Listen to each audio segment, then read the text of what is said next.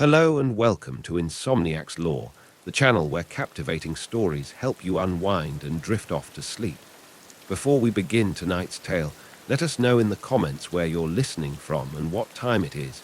I love seeing how far our community reaches. If you enjoy these stories, don't forget to subscribe and turn on notifications so you never miss a new journey. Now, close your eyes, take a deep breath, and let us guide you into a peaceful slumber. Andrew Welsh had always been more comfortable with algorithms than emotions. In the soft glow of his laptop screen, he moved chess pieces across a digital board with the kind of precision that had earned him a 2600 rating online, a fact known only to the anonymous usernames he regularly defeated. Here, in his darkened NYU dorm room, he could be brilliant without having to be seen. The autumn sun was setting over Washington Square Park, painting his sparse room in shades of amber. His economics textbooks lay untouched on his desk, his latest problem set only half completed. On his screen, another victory flashed. Grandmaster X99 has resigned. Andrew leaned back in his chair, feeling the familiar hollow satisfaction of winning without risk, of being exceptional in a void. His phone buzzed, probably Liam, his roommate, trying to drag him to another party he'd only pretend to enjoy. Andrew ignored it, opening another chess game instead. This was safer. This made sense. Here, every move had a clear consequence, every choice a logical outcome. Unlike life, unlike relationships, unlike... A knock at his door interrupted his thoughts. "Jude, you're not seriously staying in again." Liam's voice carried through the wood, tinged with equal parts concern and exasperation. "It's Friday night.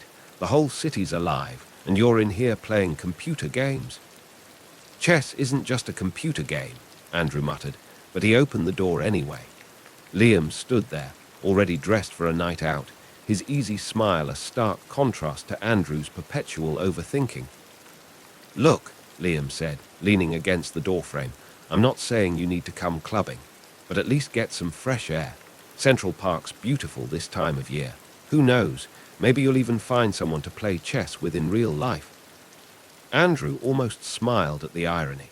If Liam only knew how good he really was, how many grandmasters he'd defeated online. But explaining would mean revealing himself, stepping out of the shadows he'd grown so comfortable in. Ever since that crushing defeat in his one and only tournament at 16, he'd learned that being exceptional came with expectations he wasn't sure he could handle. "Fine," Andrew conceded, more to end the conversation than anything else. "I'll take a walk." The crisp October air hit his face as he stepped onto Fifth Avenue, his hands tucked deep in the pockets of his navy peacoat. The city thrummed with its usual energy. Students rushing to Friday night plans, tourists snapping photos, street vendors calling out to passers-by. Andrew walked north, letting his feet carry him while his mind wandered through potential chess variations, safe in the abstract. He was halfway through Central Park when he noticed the crowd. A circle of people, phones raised, excited murmurs rippling through the gathering. Curiosity drew him closer, though he usually avoided crowds. Then he heard it, the distinctive sound of chess pieces on wood, followed by scattered applause. "Another challenger," a voice called out, bright and confident. "Come on, New York, show me what you've got." Andrew's heart skipped. He knew that voice. He'd heard it countless times in YouTube videos, watching her take on players around the world. Sky James, the chess prodigy turned content creator who'd made the game accessible to millions. He'd studied her matches, admired her aggressive style, even while telling himself he could probably beat her if they ever played. The crowd shifted, and suddenly he could see her. Blonde hair catching the late afternoon light, her blue eyes sparkling with the thrill of competition as she reset the pieces on a wooden board. She was even more striking in person, her presence magnetic in a way videos couldn't capture. She wore a cream sweater that caught the autumn light, her hands moving with practiced grace over the board. "No one else wants to try?" Sky asked, scanning the crowd with a playful smile. "I promise to go easy on you." Andrew's feet moved before his brain could stop them, pushing through the crowd until he stood at the edge of the circle. Sky's eyes met his, and for a moment, The city seemed to hold its breath. "Well," she said, her smile warming, "looks like we have a challenger. What's your name?" His throat felt dry. "Andrew," he managed, his voice steadier than he expected. "Andrew Welsh." "Nice to meet you, Andrew Welsh." She gestured to the empty chair across from her. "Fair warning, I've won my last 17 games today." As he sat down, his hands nearly trembling, Andrew noticed a detail that almost made him smile. She'd set up the board wrong. The white queen was on the wrong square. She was testing her opponents, seeing if they'd notice. Most wouldn't. Without comment, he reached out and corrected the piece's position. Sky's eyebrows rose slightly, a flash of genuine interest crossing her face. "Well," she said softly, just for him to hear, "this might be interesting after all." Their fingers brushed as they shook hands, and Andrew felt an electric current run through him, not just from her touch, but from the recognition in her eyes. She saw him, really saw him, and for the first time in years, he wasn't sure if he wanted to hide anymore. The game began, and with it, everything changed. The first game lasted exactly 27 minutes. Andrew played white, opening with the Queen's Gambit, a choice that made Sky's eyes light up with appreciation. What followed was a dance of minds, each move carrying whispers of possibility, of paths not taken. The crowd around them grew, their murmurs fading into white noise as Andrew lost himself in the game. He won with an elegant bishop sacrifice that brought a genuine smile to Sky's face. "Well," she said, leaning back in her chair, "I definitely wasn't expecting that today." The setting sun painted Central Park in shades of gold, the autumn air crisp with possibility. Sky studied him with curious intensity, as if trying to solve a puzzle. "You said you've never played in tournaments." "Just one," Andrew admitted, his fingers absently tracing the edge of a captured pawn. "A long time ago." "And yet you play like," Sky trailed off, then started resetting the pieces with practiced efficiency. "Another game." They played until darkness fell, the park lights casting long shadows across the board. With each game, their conversation flowed more freely, chess terminology giving way to personal revelations. Sky told him about growing up in Los Angeles with her poker-playing mother, about the freedom and loneliness of traveling the world for her channel. Andrew found himself sharing things he'd never told anyone, about the tournament that broke his confidence, about finding refuge in anonymous online matches. "You're hiding," Sky said during their fifth game, her knight capturing his pawn with a decisive click. "Why?" The question hung between them, heavy with implication. Andrew stared at the board, seeing not just the current position but all the games that had led him here. "Sometimes," he said finally, "it's easier to be exceptional in theory than in practice." Sky's hand paused over her bishop. "And sometimes," she countered, "the theory isn't worth anything until you test it." Their eyes met across the board, and Andrew felt something shift in his chest, a recognition of someone who saw through his carefully constructed walls. Sky wasn't just beautiful, she was dangerously perceptive. That night turned into coffee the next morning, which became daily games in Washington Square Park between Andrew's classes. Sky postponed her next trip, claiming New York had unexplored content potential. They developed a routine. She would try new opening tactics for her channel, and he would counter with strategies he'd perfected online, their games becoming increasingly personal conversations. "Your style," Sky observed one afternoon, her coffee growing cold beside the board. "It's like you're always holding something back, playing it safe, even when you could win with a riskier move." "Says the woman who turns every game into a performance," Andrew replied, surprising himself with his boldness, "always giving the crowd what they want to see." Sky's laughter caught in her throat. For a moment, her carefully maintained persona cracked, showing something vulnerable underneath. "Touché," she said softly. "Maybe we're both hiding something." The weeks blurred together, autumn deepening into winter. They played chess in cafe corners while snow fell outside, their games lasting longer as neither wanted them to end. Sky's YouTube subscribers began to notice her extended New York stay, speculating about her reasons. Andrew found himself watching her videos at night, seeing how she edited their games, how she presented herself to the world. It was a version of Sky that felt both familiar and distant, like looking at a reflection in warped glass. The breaking point came during a late-night game in Sky's hotel room, the city lights twinkling below like fallen stars. They'd been analyzing a particularly complex in-game, their heads bent close over the board, when Sky's phone buzzed with an email from her manager. "They want me in Dubai," she said, her voice carefully neutral. "There's a major tournament next month. Good content opportunity." Andrew felt the familiar tightening in his chest, the fear of being left behind, of returning to his solitary world of online matches and silent victories. But something else too, a growing certainty that if he let Sky leave without taking a risk, he'd regret it forever. "You should go," he heard himself say.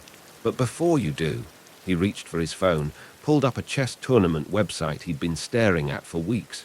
"There's a qualifier here in New York, next weekend." Sky's eyes widened with understanding. "Andrew." I think," he swallowed hard, "I think I'm ready to stop hiding." She reached across the board, her fingers intertwining with his.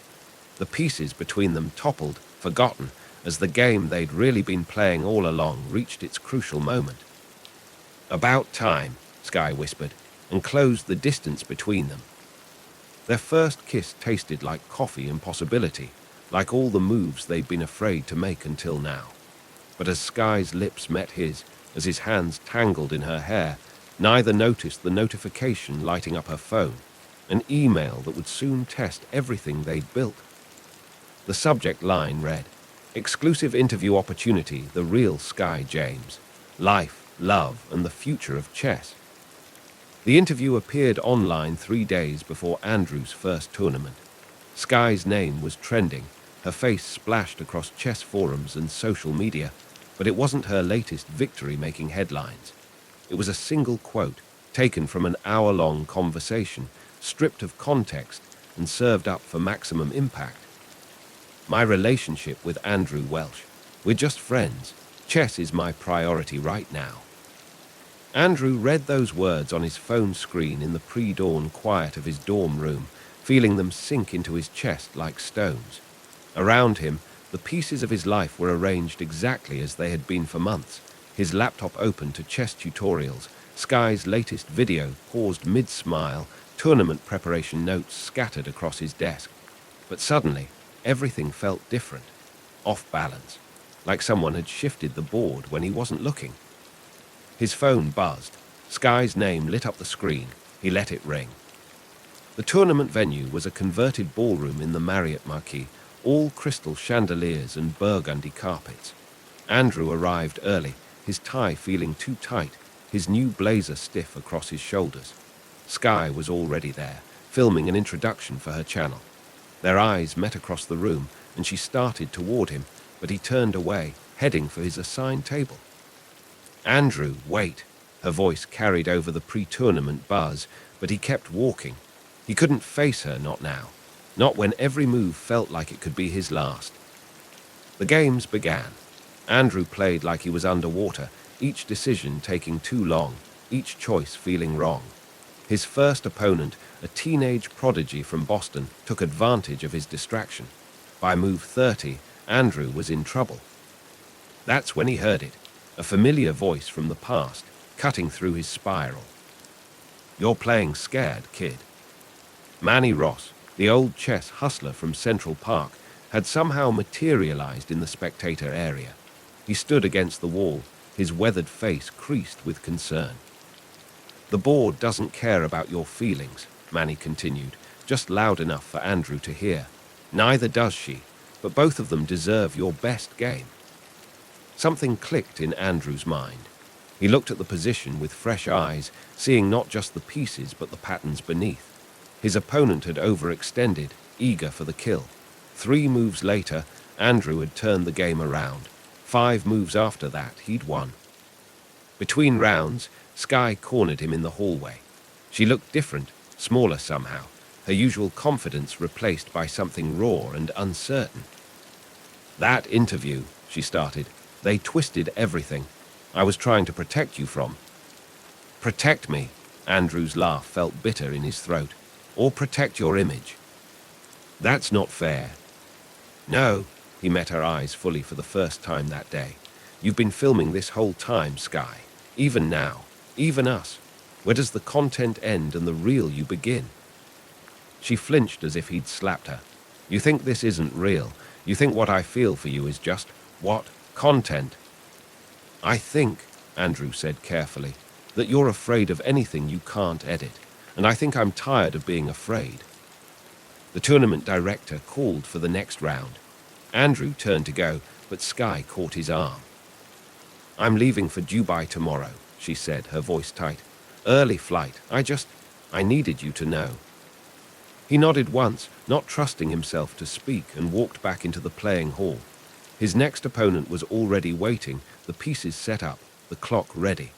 But as Andrew sat down, his hands shaking slightly, he realized something. He wasn't playing for Sky anymore. He wasn't even playing for himself. He was playing for the truth, whatever that turned out to be. The games blurred together after that. Andrew played with a clarity he'd never felt before, each move a declaration.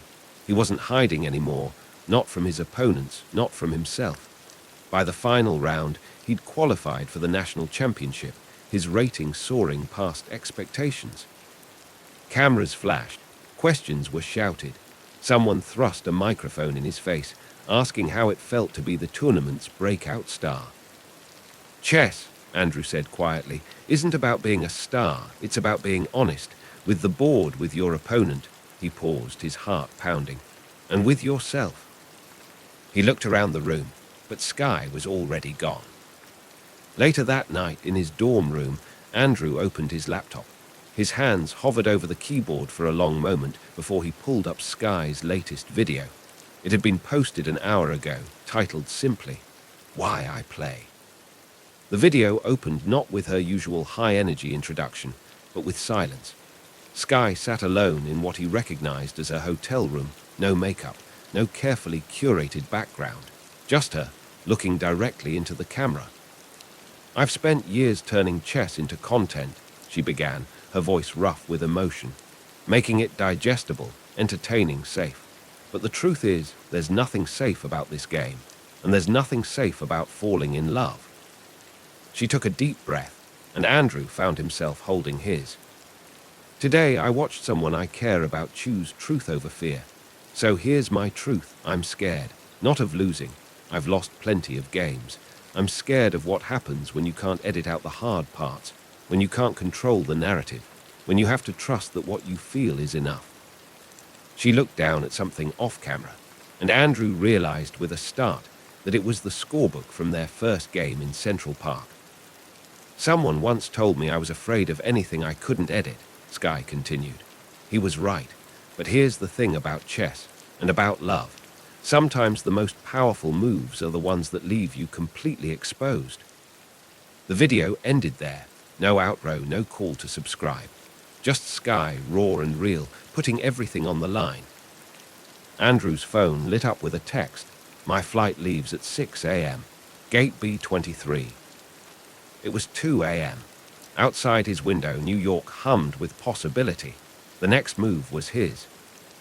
He looked at his reflection in the darkened screen, seeing not just himself, but all the versions of himself he'd hidden away. The scared 16-year-old who'd run from his first tournament. The anonymous online player who'd racked up victories in silence. The man who'd fallen for a girl who turned chess into stories. It was time for a new story. He grabbed his coat and headed for the door. There was a cab to catch, a gate to find, and a truth to tell, if he was brave enough to make the move that counted. JFK Airport hummed with pre-dawn energy, a liminal space where time felt suspended between moments. Andrew bought a plane ticket so he could meet Sky before she boarded her plane. He ran through Terminal 4, his heart pounding against his ribs, checking gate numbers as he passed. B21, B22. He saw her before she saw him. Sky sat alone at gate B23, her golden hair tied back messily, dark circles under her eyes suggesting she hadn't slept. Her camera equipment lay packed beside her, but her hands were occupied with something else, a travel chess set, the pieces arranged in a familiar pattern. Their first game. She looked up as he approached, her eyes widening with recognition, hope, and fear dancing across her face. Andrew. The Queen's Gambit, he said, gesturing to the board in her hands. That's how I opened. And I declined, Sky replied softly, her fingers touching the black pawn she'd moved that day in Central Park. We both played it safe. Andrew sat down beside her, close enough to feel the warmth of her presence, but leaving space for the words that needed to be said. I watched your video. I meant every word. I know, he took a deep breath. That's why I'm here, because for the first time since I've known you, you weren't performing, you were just you.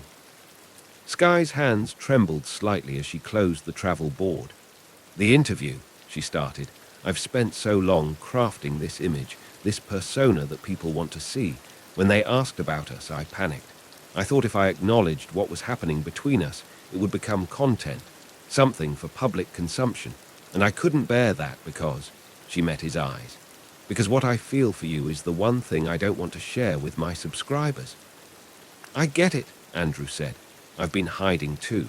Behind screens, behind ratings, behind this idea that if no one sees me fail, it doesn't count. He smiled slightly. But yesterday at the tournament, I realized something. The games I played after our fight, they were the best games of my life. Not because I won, but because for the first time I wasn't afraid of losing. The first call for Sky's flight came over the speakers, making them both flinch. Come with me, Sky said suddenly. To Dubai, we could. No, Andrew's response was gentle but firm. You need to go, and I need to stay.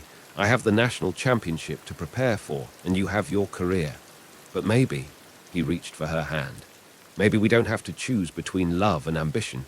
Maybe we just need to trust that what we have is strong enough to survive being real.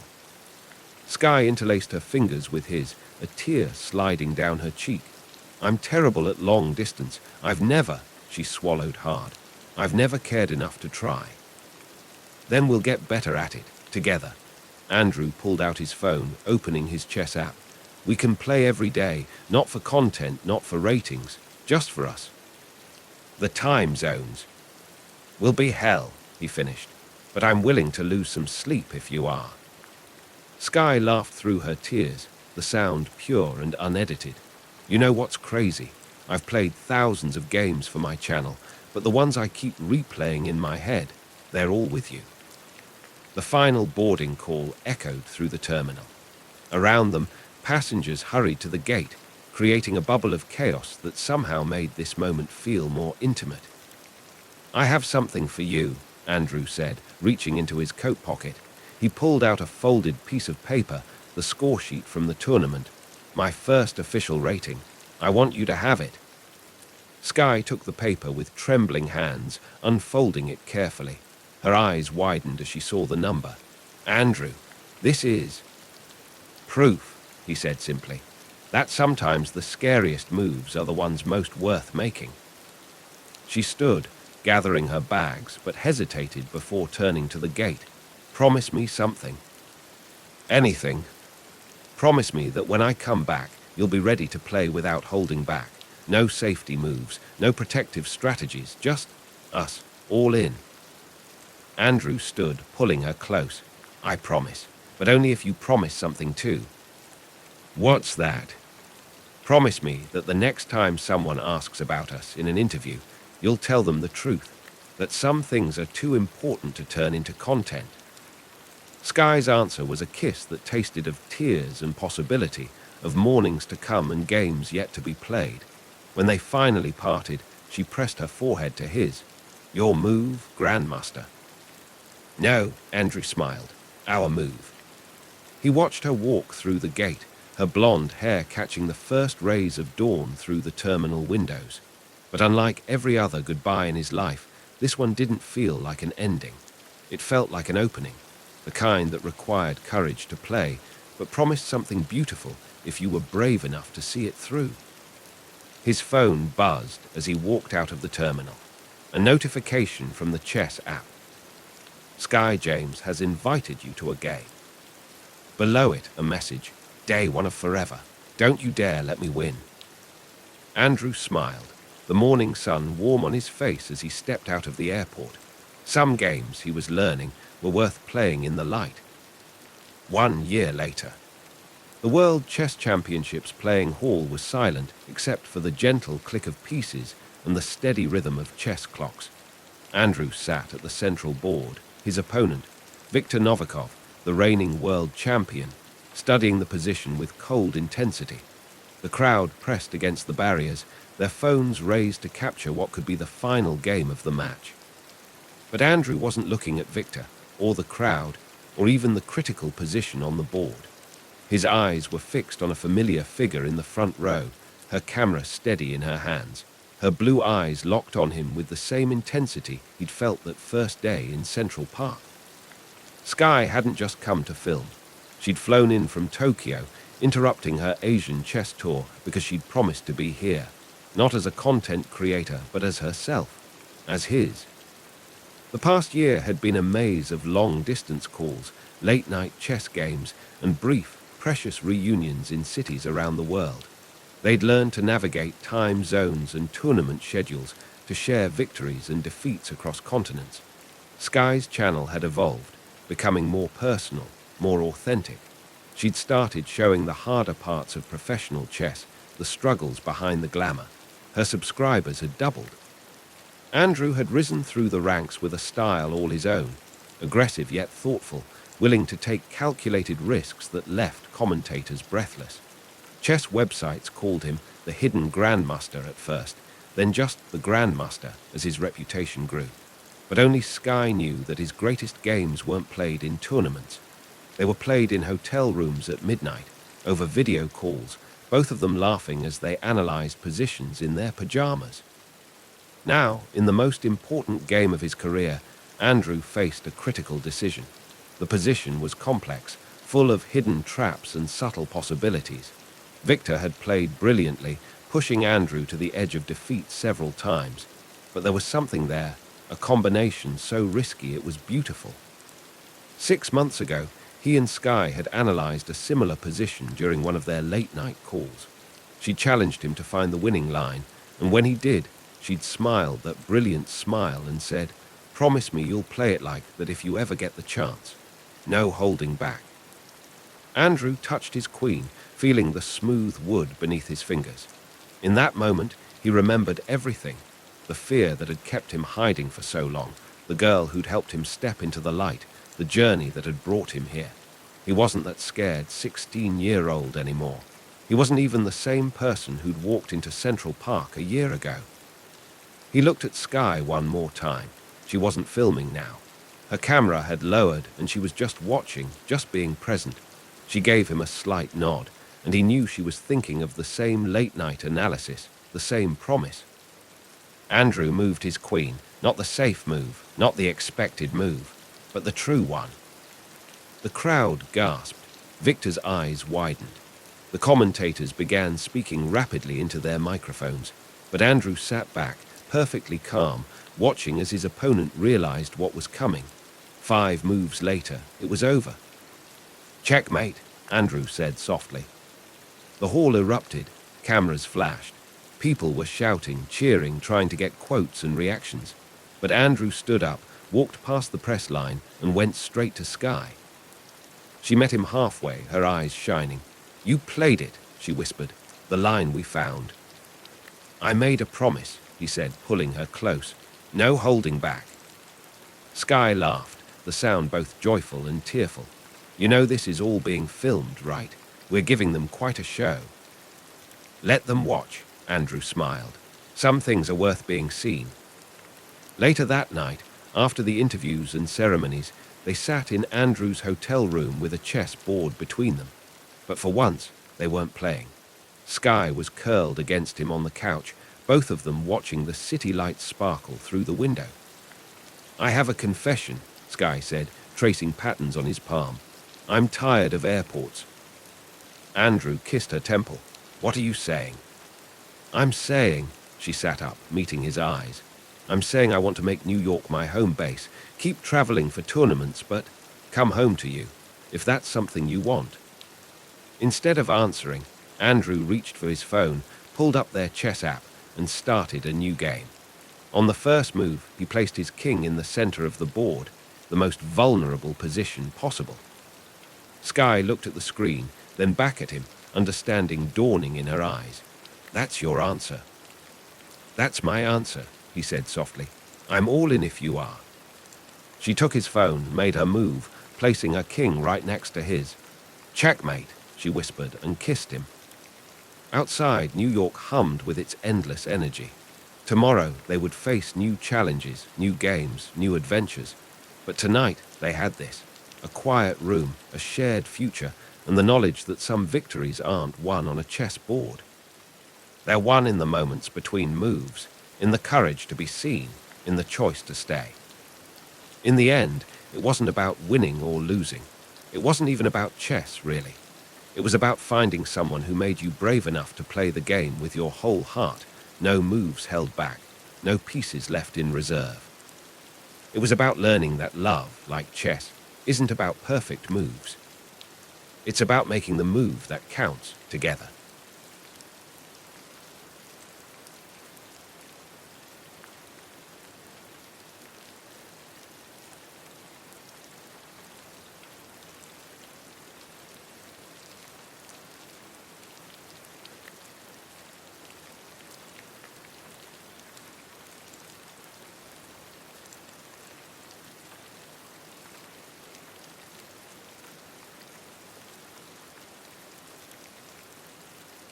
Claire Bennett had always been good at disappearing, not the magic trick kind, though sometimes she wished she possessed that power, but the art of fading into backgrounds, of being present but unseen. At 16, she had mastered the ability to move through the halls of Riverside High like a ghost, clutching her worn leather journal to her chest like armor. It wasn't that she wanted to be invisible. Rather, invisibility had become a comfortable habit, like the way she tucked her feet under her when she wrote, or how she always chose the window seat on buses so she could press her forehead against the cool glass and pretend she was somewhere else, somewhere where quiet girls who filled notebooks with half-finished stories weren't overlooked. The morning of the field trip dawned grey and drizzly, perfect weather for disappearing. Claire sat alone on the bus, watching raindrops race down the window while her classmates chatted about the museum they were headed to in the city. She barely noticed when they pulled into the train station, too absorbed in sketching out a scene in her journal about a girl who could walk through walls. "Everyone stay together," Mrs. Patterson's voice cut through the humid air as they filed onto the platform. "The train arrives in 10 minutes. Claire hung back from the group, breathing in the peculiar mix of metal and moisture that seemed unique to train stations. The platform was nearly empty at this hour, save for a few hurried commuters, and her breath caught. A boy sat on one of the wooden benches, hunched over a sketchbook. His dark hair fell across his forehead as his pencil moved across the page with quick, sure strokes. He looked up suddenly, as if sensing her gaze, and Claire found herself unable to look away from eyes that seemed to hold every shade of autumn. He smiled, and something shifted in Claire's carefully constructed world of shadows and silence. The platform beneath her feet felt less solid, as if the ground itself was conspiring to push her toward him. She clutched her journal tighter. "You're holding your breath," he said, his voice carrying across the space between them with surprising warmth. "Artist's habit. I do it too when I'm drawing." Claire realized he was right and let out a shaky exhale. She hadn't even noticed she was doing it. Before she could retreat into her well-worn silence, he held up his sketchbook, turning it toward her. On the page, rendered in swift, elegant lines, was the station platform. And there, at the edge of the scene, a girl with her head bent over a journal. He'd been drawing her. The train whistle pierced the morning air, and Claire jumped. She could hear Mrs. Patterson calling for final boarding, could feel the moments slipping away like water through her fingers. The boy stood, shouldering his backpack, and Claire noticed he wore a uniform from St. Michael's, the private school across town. "I'm Jason," he said, and there was something in the way he said it, like he was sharing a secret rather than just his name, that made Claire's heart stutter. "Claire," she managed, her voice barely above a whisper. The train doors hissed open behind them. In the chaos of her classmates boarding, Jason stepped closer. "Do you believe in fate, Claire?" She didn't get to answer. Mrs. Patterson appeared at her elbow, ushering her toward the train. As Claire stepped through the doors, she looked back. Jason still stood on the platform, sketchbook in hand, that same quiet smile playing at the corners of his mouth. The last thing she saw before the doors closed was him tearing a page from his book and folding it carefully into his pocket. Claire found her window seat, pulse racing beneath her skin. As the train pulled away from the station, she opened her journal to a fresh page and began to write, her pencil moving with an urgency she'd never felt before. She didn't notice she was smiling until she caught her reflection in the window, and for the first time in years, the girl looking back at her didn't seem quite so invisible anymore. The museum field trip passed in a blur of Renaissance paintings and marble sculptures, but Claire's mind kept drifting back to the boy from the train station. His sketch of her, the way he'd captured her in just a few swift lines, made her feel simultaneously exposed and understood. She found herself writing fragments of their brief encounter in her journal, trying to preserve every detail before it faded like a dream. She never expected to see him again on the return journey. But there he was, sitting on the same bench, as if the morning had rewound itself. This time, when their eyes met, Claire didn't look away. Instead, she did something that surprised even herself. She walked toward him. "You're back," he said, closing his sketchbook. "So are you." Claire's voice was steadier now, though her heart wasn't. Jason patted the space beside him on the bench. "I have a confession to make. I might have memorized your school's field trip schedule from the station bulletin board last week." "You planned this." He shrugged, but there was a hint of nervousness beneath his casual demeanor. "I've seen you here before, you know. Writing in your journal, lost in your own world. I wanted to know what stories you were creating." Claire clutched her journal tighter, but not from fear this time. "They're not very good stories." "I doubt that." He pulled the folded paper from his pocket, the sketch from this morning. "Here, trade you a drawing for a story." The platform around them bustled with afternoon commuters, but Claire felt suspended in a bubble of possibility. Slowly, she opened her journal to the story she'd been working on during the museum tour. "It's about a girl who can see people's memories in photographs," she said, her voice barely audible above the station noise. "But she can't remember her own past." Jason leaned closer to read, his shoulder brushing hers. The contact sent a shiver through her that had nothing to do with the cool spring air. "This is beautiful," he said after a moment. "The way you describe memory like water slipping through her fingers." He looked up at her. "You're really good, Claire." For once, she believed it. They talked until the shadows lengthened across the platform. Jason shared his own creative struggles, how his mother worried about his focus on art, how he sketched in margins of his textbooks during class. Claire found herself telling him about the weight of her parents' expectations, the suffocating pressure to be practical, to be perfect. "Sometimes I feel like I'm living someone else's life," she admitted, "like the real me is still waiting to begin." "Maybe this is the beginning," Jason said softly. He reached for her hand, his fingers brushing against her palm. The touch was electric, terrifying in its possibility. The station clock chimed 5, startling them both. Claire's heart sank. Her train would arrive in minutes, and she could see Mrs. Patterson gathering the group. "I don't want this to be the end," Jason said, standing. There was an urgency in his voice that matched the pounding in Claire's chest. "Meet me here again. 1 year from today, same time, same bench. Promise me." Claire's mind raced with all the reasons she shouldn't. Her parents' disapproval, the distance between their schools, the ridiculous romance of it all. But for once, the practical voice in her head was drowned out by the thundering of her heart. "I promise," she whispered. Jason pulled out his sketchbook, tore out a page, and quickly wrote something. He folded the paper and pressed it into her hand. "Don't read it until you're on the train." The arrival whistle pierced the air. In the chaos of boarding, Claire barely had time to look back. Jason stood watching, his expression a mix of hope and something else. Was it fear? She wanted to run back to ask for his phone number, his email, anything more concrete than this ethereal promise. But the doors were closing, and the moments slipped away.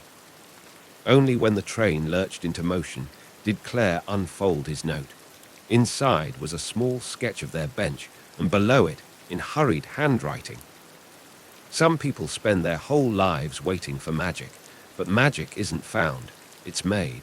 You make ordinary moments magical just by being you.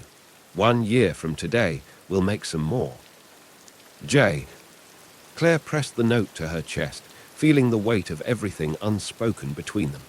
Outside her window, the station receded into the gathering dusk, taking Jason with it. But his words echoed in her mind, a promise and a warning wrapped in one. Magic, like love, required a leap of faith. She opened her journal and began to write, pouring out all her hopes and fears about the year ahead. The last line gave her pause. What if this is the beginning of my real story? What she didn't write, couldn't bring herself to acknowledge, was the whisper of doubt that threaded through her excitement. In fairy tales, promises made at train stations always came true. But this wasn't a fairy tale, and Claire knew better than most how stories could take unexpected turns. 1 year could feel like forever or like no time at all. For Claire, it was both. She arrived at the station 30 minutes early, her heart drumming against her ribs. The wooden bench, their bench, stood empty. Spring sunlight filtered through the station's high windows, casting long shadows across the platform. Claire ran her fingers over Jason's note, now worn soft at the creases from countless readings. 4:45 p.m. The same bustling crowd of commuters. No Jason. 4:55 p.m. A train arrived, disgorging its passengers. None of them had autumn-colored eyes. 5 o'clock p.m. The station clock chimed, each bell strike echoing in Claire's chest like an accusation. 5:15 p.m. She couldn't feel her fingers anymore. They'd been clutching her journal so tightly. 5:30 p.m. The sun had shifted, throwing different shadows. Still no Jason. By 6 o'clock p.m., Claire's hope had curdled into something bitter and sharp. She'd been so stupid, believing in train station promises and boys who drew girls in journals. She thought of all the stories she'd written over the past year, filling pages with fantasies of this moment. None of them ended with her sitting alone, fighting back tears while strangers hurried past. The next morning, Claire did what she'd spent a lifetime perfecting. She disappeared. She threw herself into AP classes and college applications, into being the daughter her parents always wanted. She packed away her journal, telling herself stories were for children who still believed in magic. But she couldn't stay away from the station. Every few months, she found herself drawn back, sitting on their bench, watching faces in the crowd. Each time she told herself it would be the last. Each time she returned. Years passed. Claire went to college, graduated, started writing again. Not stories about magic anymore, but quiet, aching pieces about loss and time and the weight of unspoken words. Her first published story was about a girl who made a promise she couldn't keep. She never mentioned it was autobiographical. On a rainy spring afternoon, 7 years after that first promise, Claire sat in a cafe near the station, working on her latest piece. The cafe was new, one of many changes to the area, but the view of the platform remained the same. She wasn't waiting anymore, at least that's what she told herself. But her gaze still drifted to the bench whenever someone sat down. A familiar silhouette caught her eye. Dark hair, broad shoulders, a sketchbook in hand. Claire's coffee cup clattered against its saucer. It couldn't be. But it was. Jason looked older, his jawline sharper, hints of silver threading his temples. He sat on their bench, opened his sketchbook, and began to draw. The gesture was so achingly familiar that Claire forgot how to breathe. Before she could think, she was moving. The bell above the cafe door chimed as she stepped into the rain. Her feet carried her across the platform, drawn by the same gravity that had pulled her toward him 7 years ago. He looked up. "Claire," he breathed, and her name in his voice was both a homecoming and a wound. "You never came," she said. The words she'd held back for 7 years spilled out. "I waited, and you never came." Jason's face crumpled. "I did come. I was here at 5 p.m. exactly, just like we promised, but you weren't." "What?"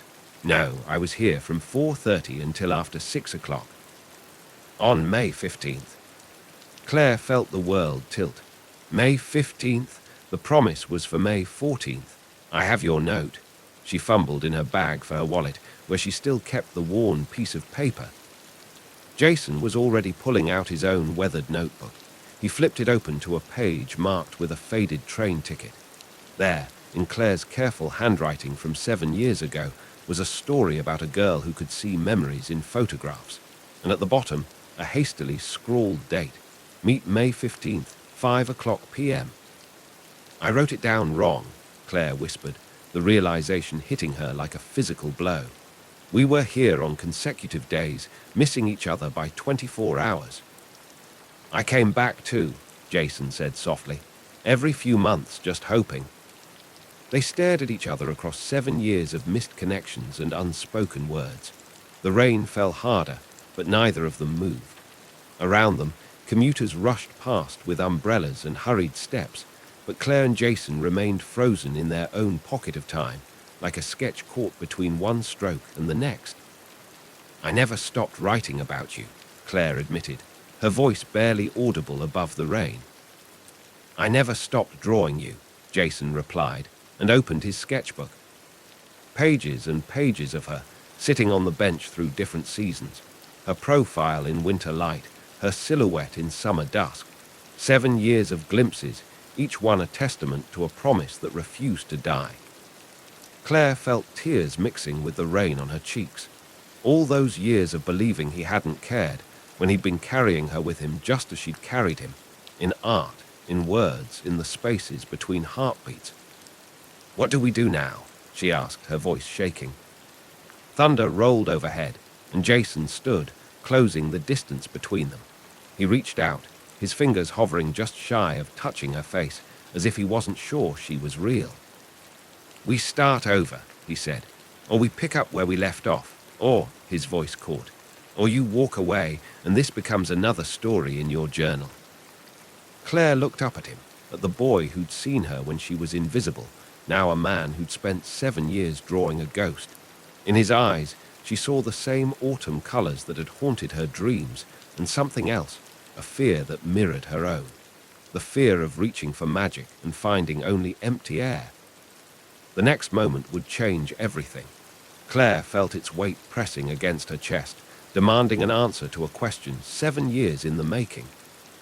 Was it braver to hold on to a beautiful dream, or to risk turning it into reality? Claire reached for Jason's sketchbook with trembling fingers.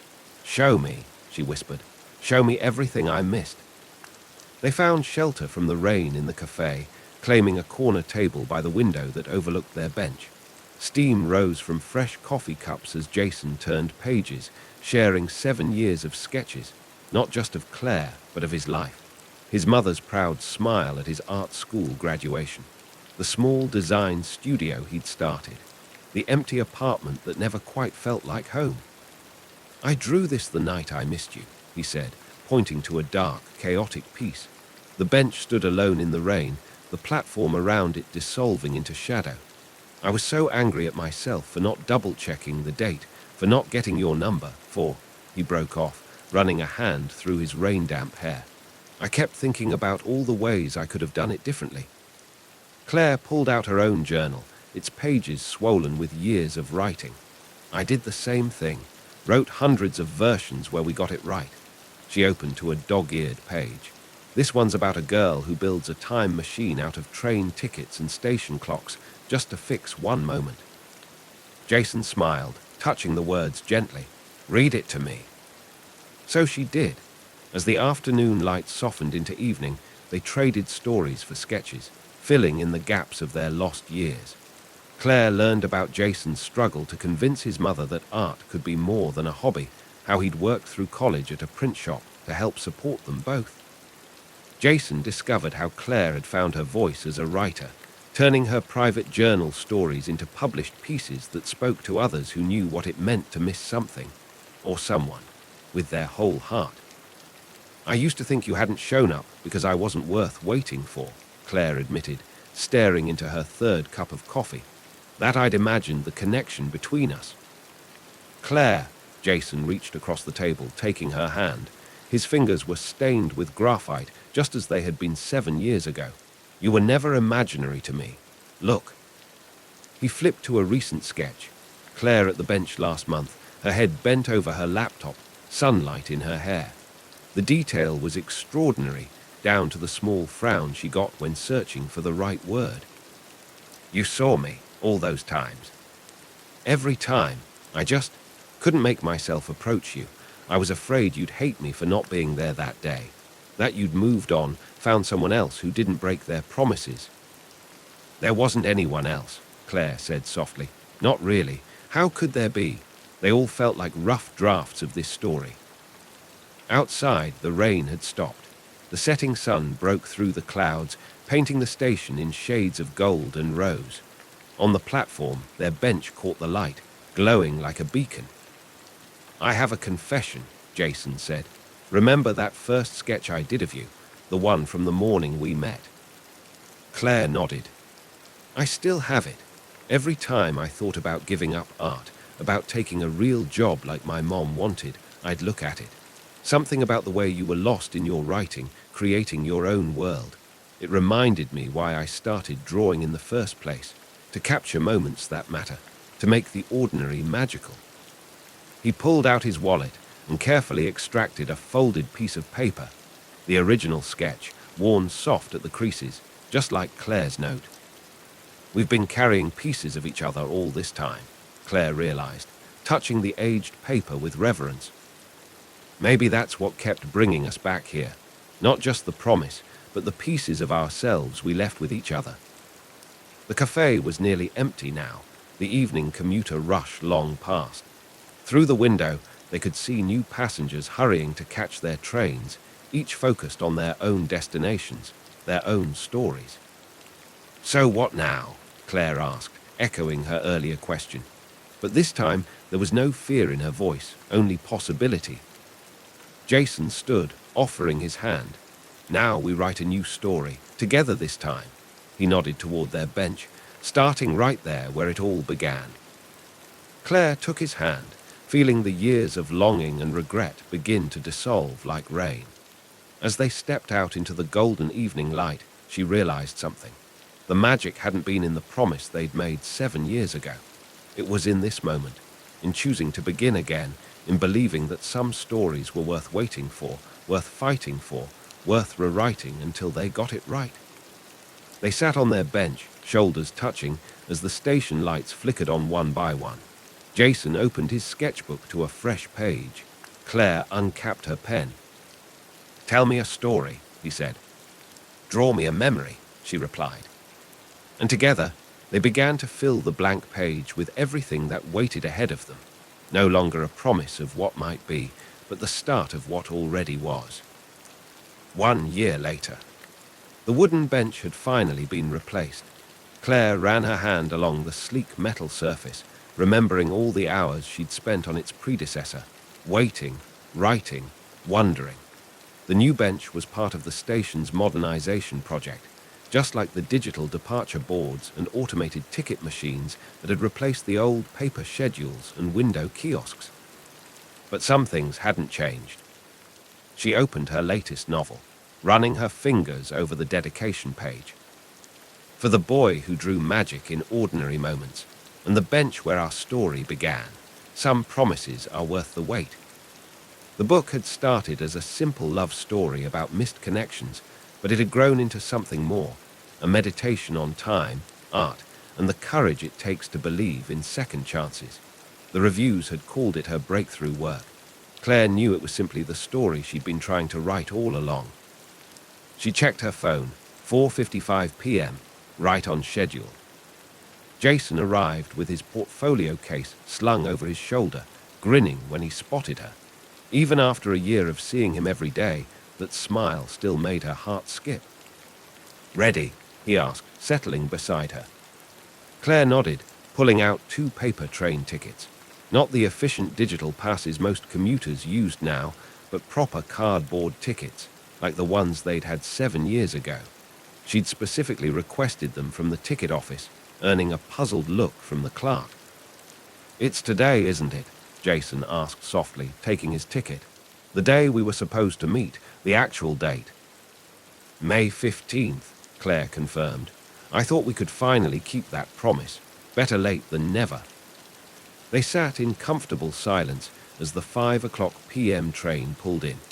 Around them, the station hummed with life. Students with backpacks, business people with briefcases, tourists with cameras. Claire wondered how many of them were starting their own stories right now, making promises they hoped to keep. "I have something for you," Jason said, opening his portfolio. He pulled out a large, framed piece, a triptych of sketches. The first panel showed Claire at 16, writing in her journal on the old wooden bench. The middle panel captured her at 23, alone and waiting in the rain.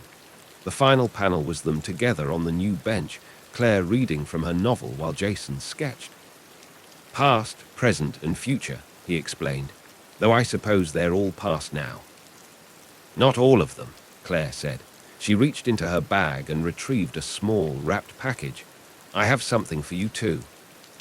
Jason unwrapped it carefully. Inside was a leather-bound journal, its cover embossed with an intricate design of train tracks and constellations. "Open it," Claire urged.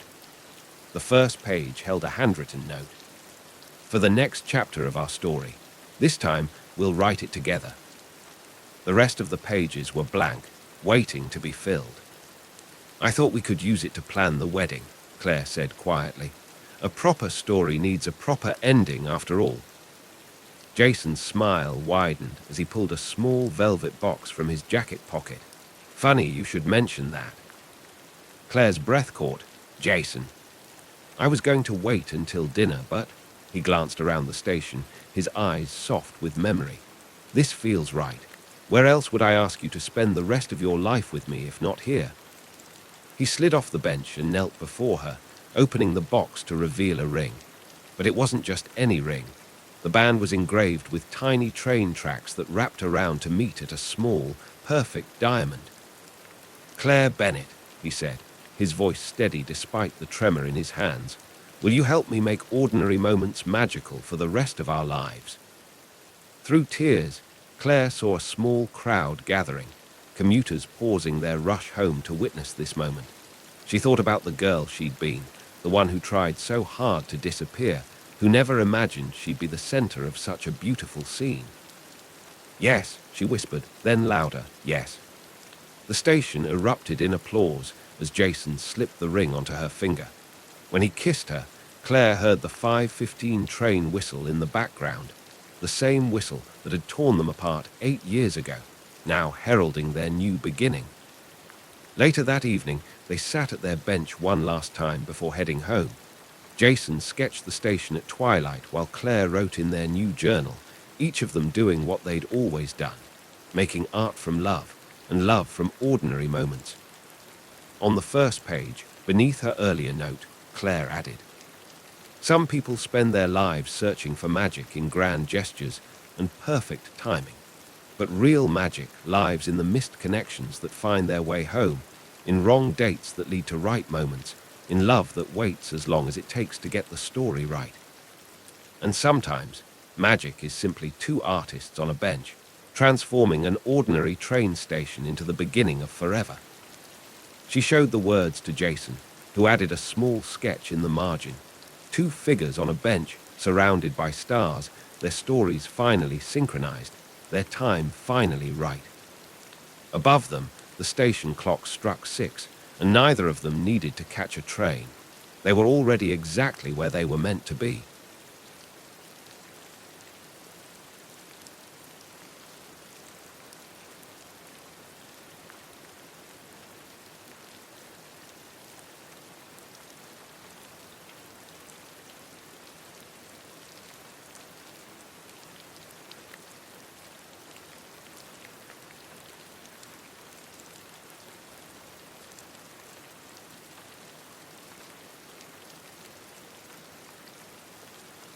The alarm sounded at 3:15 a.m. on an early June morning in 1953, though Richard Dunbar was already awake. He'd spent the night in his darkroom, studying the prints from yesterday's shoot with growing dissatisfaction. Each image was technically perfect. His work always was, but something essential remained stubbornly absent. The same emptiness that had been haunting his photographs for months now, like the ghost of something he'd forgotten how to see. He silenced the alarm and began his pre-dawn ritual. The Graflex View camera, his constant companion for 15 years, was already packed alongside 4 film holders, each containing 2 sheets of Kodak Tri-X. He'd loaded them the night before in total darkness, his fingers moving with the certainty of muscle memory.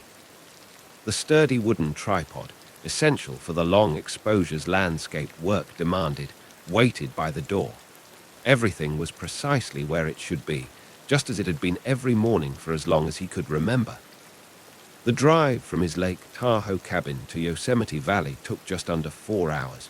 He made it in 3.5, his 49 Packard eating up the empty roads as the stars slowly faded above the Sierra Nevada. The east was just beginning to pale when he parked at the Tunnel View lookout, the iconic vista still shrouded in pre-dawn shadows. He wasn't surprised to find another car already there, a modest Ford sedan that had seen better days. Anthony Stewart's telegram had been specific about the time and place for the interview. What did surprise him was the figure silhouetted against the granite walls. A woman working by flashlight, a large format camera already mounted on a tripod. Richard watched her for a moment, noting her methodical movements as she checked her composition through the ground glass. She wore trousers and a man's work shirt with the sleeves rolled up. Practical choices that would raise eyebrows in San Francisco, but made perfect sense here in the wilderness.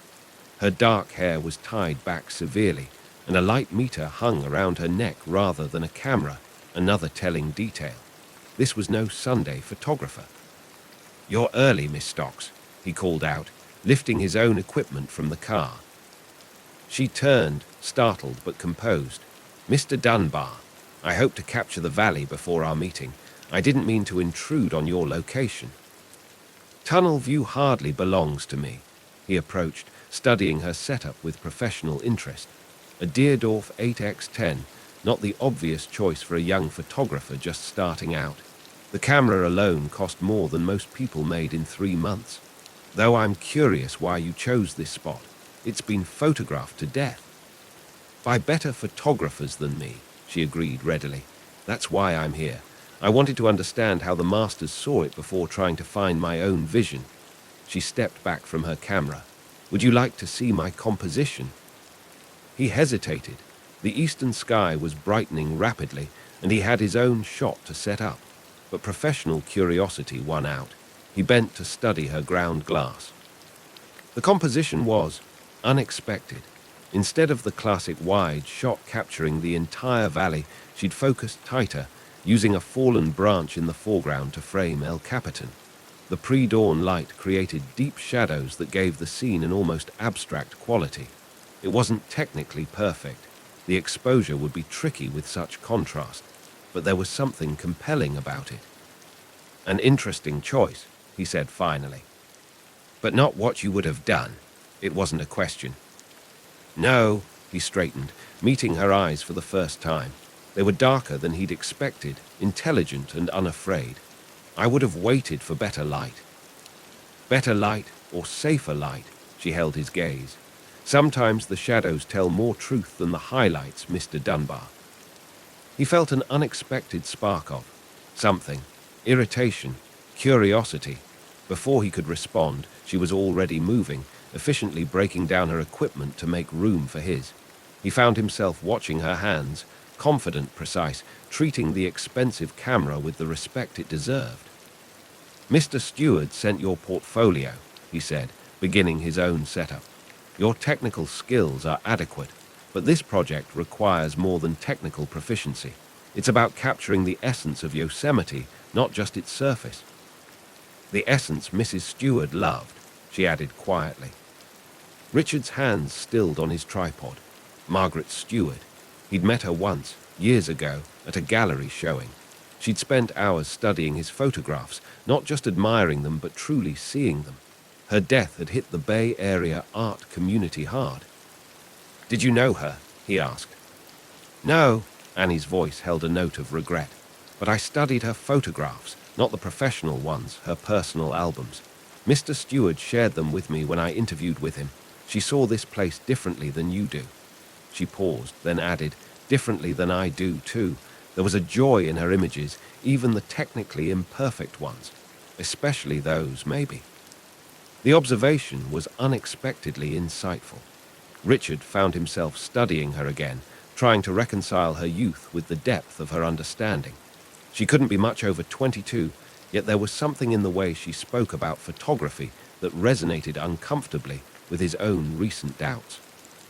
"Why do you want this position, Miss Stocks? There are easier paths for a young photographer."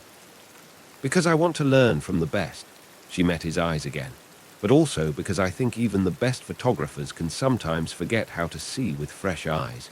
You've mastered light, Mr. Dunbar. Your work is technically flawless. But lately," she hesitated, then pressed on. "Lately, your photographs feel like they're missing something. Like you're so focused on controlling every element that you've forgotten how to let the heart of a place surprise you." The words hit him like a physical blow. They were too close to his own midnight doubts, the ones that kept him awake studying prints that grew more perfect and more empty with each passing month. "That's a dangerous observation to make in a job interview, Miss Stocks." "I'm not here for a safe job, Mr. Dunbar. I'm here because photography matters to me the same way it matters to you, and because I think this project deserves both technical excellence and emotional truth." She gestured to the valley, where the first rays of sun were beginning to paint the granite walls. "Look at that light. It's perfect, technically perfect. But what makes it beautiful is the way it struggles with the shadows, the way it reveals and conceals. That's what Mrs. Stewart saw, isn't it? The dance between light and shadow, between control and surrender." Richard felt something shift inside him, like a lens clicking out of focus. The valley was transforming in the dawn light, but for the first time in years, he found himself paying more attention to the photographer than the photograph. There was something compelling about her certainty, her willingness to challenge him even at the risk of losing the position. "The work will be demanding," he said finally. "Long hours, difficult conditions, most of it in backcountry, far from civilization." "I know," she smiled slightly. "I already bought hiking boots and had my mother let out my father's old work shirts." "Your father's shirts?" "He was a logger before the war, taught me that anything worth doing is worth doing right." She turned back to her camera, beginning to pack it away. "He also taught me that the most beautiful things in nature don't wait for perfect conditions. Sometimes you have to wade into the shadows to find them." Richard watched her work, noting the efficiency of her movements, the way she handled her equipment with both strength and grace. She was young, yes, but there was something compelling about her vision, her quiet confidence, her willingness to push beyond the safe and technically perfect. "The project starts Monday," he said abruptly. "Dawn at this location. Bring your Deerdorf and coffee." Her hands stilled on her camera case. "Strong coffee or safe coffee, Mr. Dunbar?" "Strong." He turned back to his own camera, hiding the unexpected quirk of his lips. "Very strong." The sun was fully up now, the valley awash in golden light. Richard Dunbar had spent his career pursuing technical perfection, believing that mastery meant control. But as he watched Annie Stocks pack her car, her movements sure and graceful in the morning light, he wondered if perhaps he'd been focusing on the wrong thing all along. Sometimes the most profound images emerged not from perfect light, but from the space between light and shadow, between control and surrender, between what was safely known and what remained to be discovered. The project ahead would test them both, not just their photographic skills, but their understanding of what it meant to truly see. And for the first time in longer than he could remember, Richard felt something stir in his chest that felt like anticipation, like the moment before pressing the shutter when anything, absolutely anything, seemed possible. Their first month in the field tested them both. Richard insisted on starting in the backcountry, away from the tourist-crowded valley. Mrs. Stewart loved the hidden places, he explained, studying their topographical maps by lantern light, the spots most people never see. Annie traced their planned route with her finger. 3 weeks without resupply. That's ambitious. Having second thoughts. No, she met his eyes across the map, just calculating how much film we can reasonably carry. He found himself studying her in the flickering light. She'd already proven herself more capable than he'd expected. Her technical skills were solid, but more importantly, she approached each challenge with quiet determination. When their first campsite flooded in an unexpected storm, she'd helped him move their equipment to higher ground without complaint, working through the night to keep their film dry. We'll each take 6 film holders, he decided. 12 shots per day maximum. That's not much for what we're trying to capture. It'll force us to be deliberate. Every exposure has to matter. She nodded, understanding. In the warm glow of the lantern, her face held a softness he hadn't noticed before. Like Mrs. Stewart's personal albums, some of her best shots were the ones she waited days to take. Richard looked away, uncomfortable with how often he found himself watching her. She had a habit of making observations that cut too close to the truth. The backcountry changed them both. Days began before dawn and ended long after sunset. They developed a rhythm, working in companionable silence as they scouted locations, set up shots, packed and unpacked their heavy equipment. Richard found himself increasingly relying on her eye for composition, though he was reluctant to admit it. One evening, as they waited for the light to shift over a high alpine lake, Annie surprised him by asking about his early work. "I've seen your prints from the 30s, she said, adjusting her tripod. "They're different from what you do now. Less technically accomplished. More alive," she glanced at him. "What changed?" Richard stared at the lake, remembering. "I had a shot published in Life magazine, 1939. A sunset over the Grand Canyon. Beautiful light, perfect composition. The kind of photograph that makes a career." He paused. 2 weeks later, I got a letter from a reader. She said she could feel the wind in that image, taste the desert air, said it made her cry. "That's remarkable." "It terrified me." The admission surprised him, but in the gathering dusk, it felt safe to speak truth. The idea that something I created could affect someone that deeply. I started focusing on technical perfection instead. You can't be hurt by something if you keep it at arm's length. Annie was quiet for a long moment. That's a lonely way to live. Photography is lonely work. It doesn't have to be. She turned to face him fully. Look at what we've captured this past month. Your technical precision, my instinct for emotional resonance. Together, we're creating something neither of us could achieve alone. She was right, though he wasn't ready to acknowledge it. The prints they'd developed at their last resupply stop had a depth he hadn't achieved in years. There was something about the way she pushed him to see differently, to wait an extra moment before pressing the shutter, to consider not just the light, but the feeling of a place. "The light's changing," he said instead of answering. But as they worked to capture the sunset, he found himself hyper-aware of her presence beside him, of the graceful efficiency of her movements, of how her quiet passion for photography matched his own. The storm caught them 3 days' hike from civilization. They'd been tracking a particular quality of light through the high country, following Mrs. Stewart's journals. She wrote about a moment just after sunrise, Annie had explained, reading by flashlight in their camp, when the light hits the granite walls like liquid gold. Now, huddled in a shallow cave as lightning split the sky, that golden light seemed impossibly distant. Their equipment was safe. They'd managed to protect the cameras and film, but they were soaked through, and the temperature was dropping rapidly. "We need to get warm," Richard said, assessing their situation. "There's dry wood at the back of the cave. I'll start a fire." Annie nodded, her teeth chattering. "I'll check the film holders, if any moisture got in." "The film can wait." He caught her arm as she turned toward their equipment. "You're freezing." She looked up at him, startled by the contact. Water dripped from her hair, running down her neck, and without thinking he brushed it away with his thumb. The touch felt electric, intimate in a way that had nothing to do with photography. "Richard!" Thunder crashed overhead, making them both jump. The moment broke. He turned away quickly, focusing on gathering wood, trying to ignore the lingering warmth of her skin against his fingers.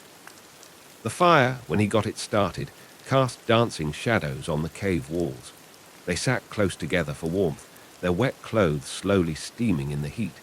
Richard was acutely aware of their isolation, of how improper their situation would appear to the outside world. But here in the wilderness, social conventions seemed as distant as the storm-hidden stars. "Tell me about your first camera," he said, needing to break the charged silence. Annie smiled, the firelight catching the angles of her face. "A brownie Hawkeye. I saved for months to buy it. My father thought I was crazy. That kind of money could have bought a new dress, shoes, all the things a proper young lady needed." She poked the fire with a stick. "But the first time I developed a print, watched the image appear in the chemicals, I knew I'd never be satisfied with being proper. And now you're here, sleeping rough in the wilderness with a virtual stranger." "You're not a stranger." She looked at him then, her eyes reflecting the flames. "Not anymore." He forced himself to look away. "Get some rest. We'll need to move at first light, try to make up lost time." But sleep proved elusive. As the storm raged outside, Richard found himself remembering the feel of her skin under his fingers, the way she'd looked at him in the firelight. It was dangerous territory. They had a job to do, a commitment to Mrs. Steward's memory. He couldn't afford to let personal feelings complicate their working relationship. And yet, as he listened to Annie's breathing even out in sleep, he couldn't deny that something had shifted between them, like a photograph slowly developing, revealing depths and shadows he hadn't expected to find. The incident at Mirror Lake changed everything. They'd been working since dawn, trying to capture the perfect reflection of Half Dome in the still water. Richard had insisted on using the 8x10 Deerdorf for its superior detail, despite the challenge of maneuvering the heavy camera in the muddy shoreline. "The composition needs something," Annie said, studying the ground glass. "It's technically perfect, but..." "But what?" There was an edge to his voice. They'd been at this spot for hours, and frustration was setting in. "It feels empty, like we're so focused on the reflection that we've forgotten what we're really trying to capture." "And what exactly are we trying to capture, Miss Stocks?" He fell back on formality when annoyed, and immediately regretted it when he saw the hurt flash across her face. "The way Mrs. Stewart saw this place." Annie's voice was quiet but firm. "Not just as a perfect mirror, but as a living thing. Here," she stepped closer, reaching past him to adjust the camera angle slightly. "If we include that fallen log, the way the morning mist is rising around it." Her proximity was suddenly overwhelming. He could smell the rosewater scent she somehow maintained even in the wilderness, could feel the warmth of her body next to his. Without thinking, he turned his head toward her, and for a moment they were inches apart, sharing the same breath. Annie went very still. "Richard." The crack of a branch breaking made them both jump. A young deer had wandered into the frame, stopping to drink at the lake's edge. Without speaking, they both shifted into professional mode, adjusting the composition to include this unexpected gift. But something had changed. As they worked through the morning, Richard found himself hyper-aware of every accidental touch, every shared glance.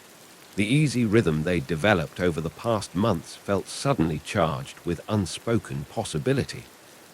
That evening, developing prints in their makeshift darkroom tent, the red safe-light cast everything in shades of shadow and suggestion. Richard watched Annie work, her hands sure and graceful as she moved prints between chemical baths. She'd rolled up her sleeves, and a drop of fixer solution ran down her forearm like a tear. "You were right," he said abruptly. She looked up, startled. "About what?" "The composition, the deer, everything." He stepped closer, drawn despite his better judgment. "You see things differently. You make me see things differently." "Is that such a bad thing?" Her voice was barely a whisper. It's terrifying.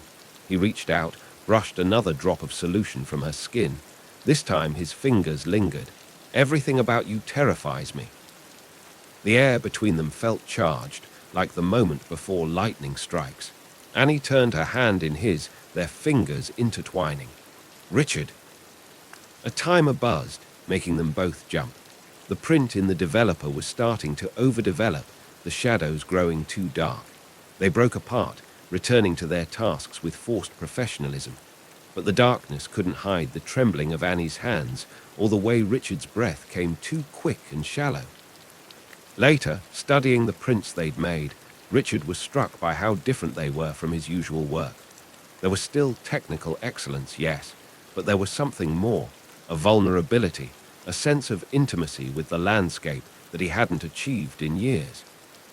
They're beautiful, Annie said softly, looking over his shoulder.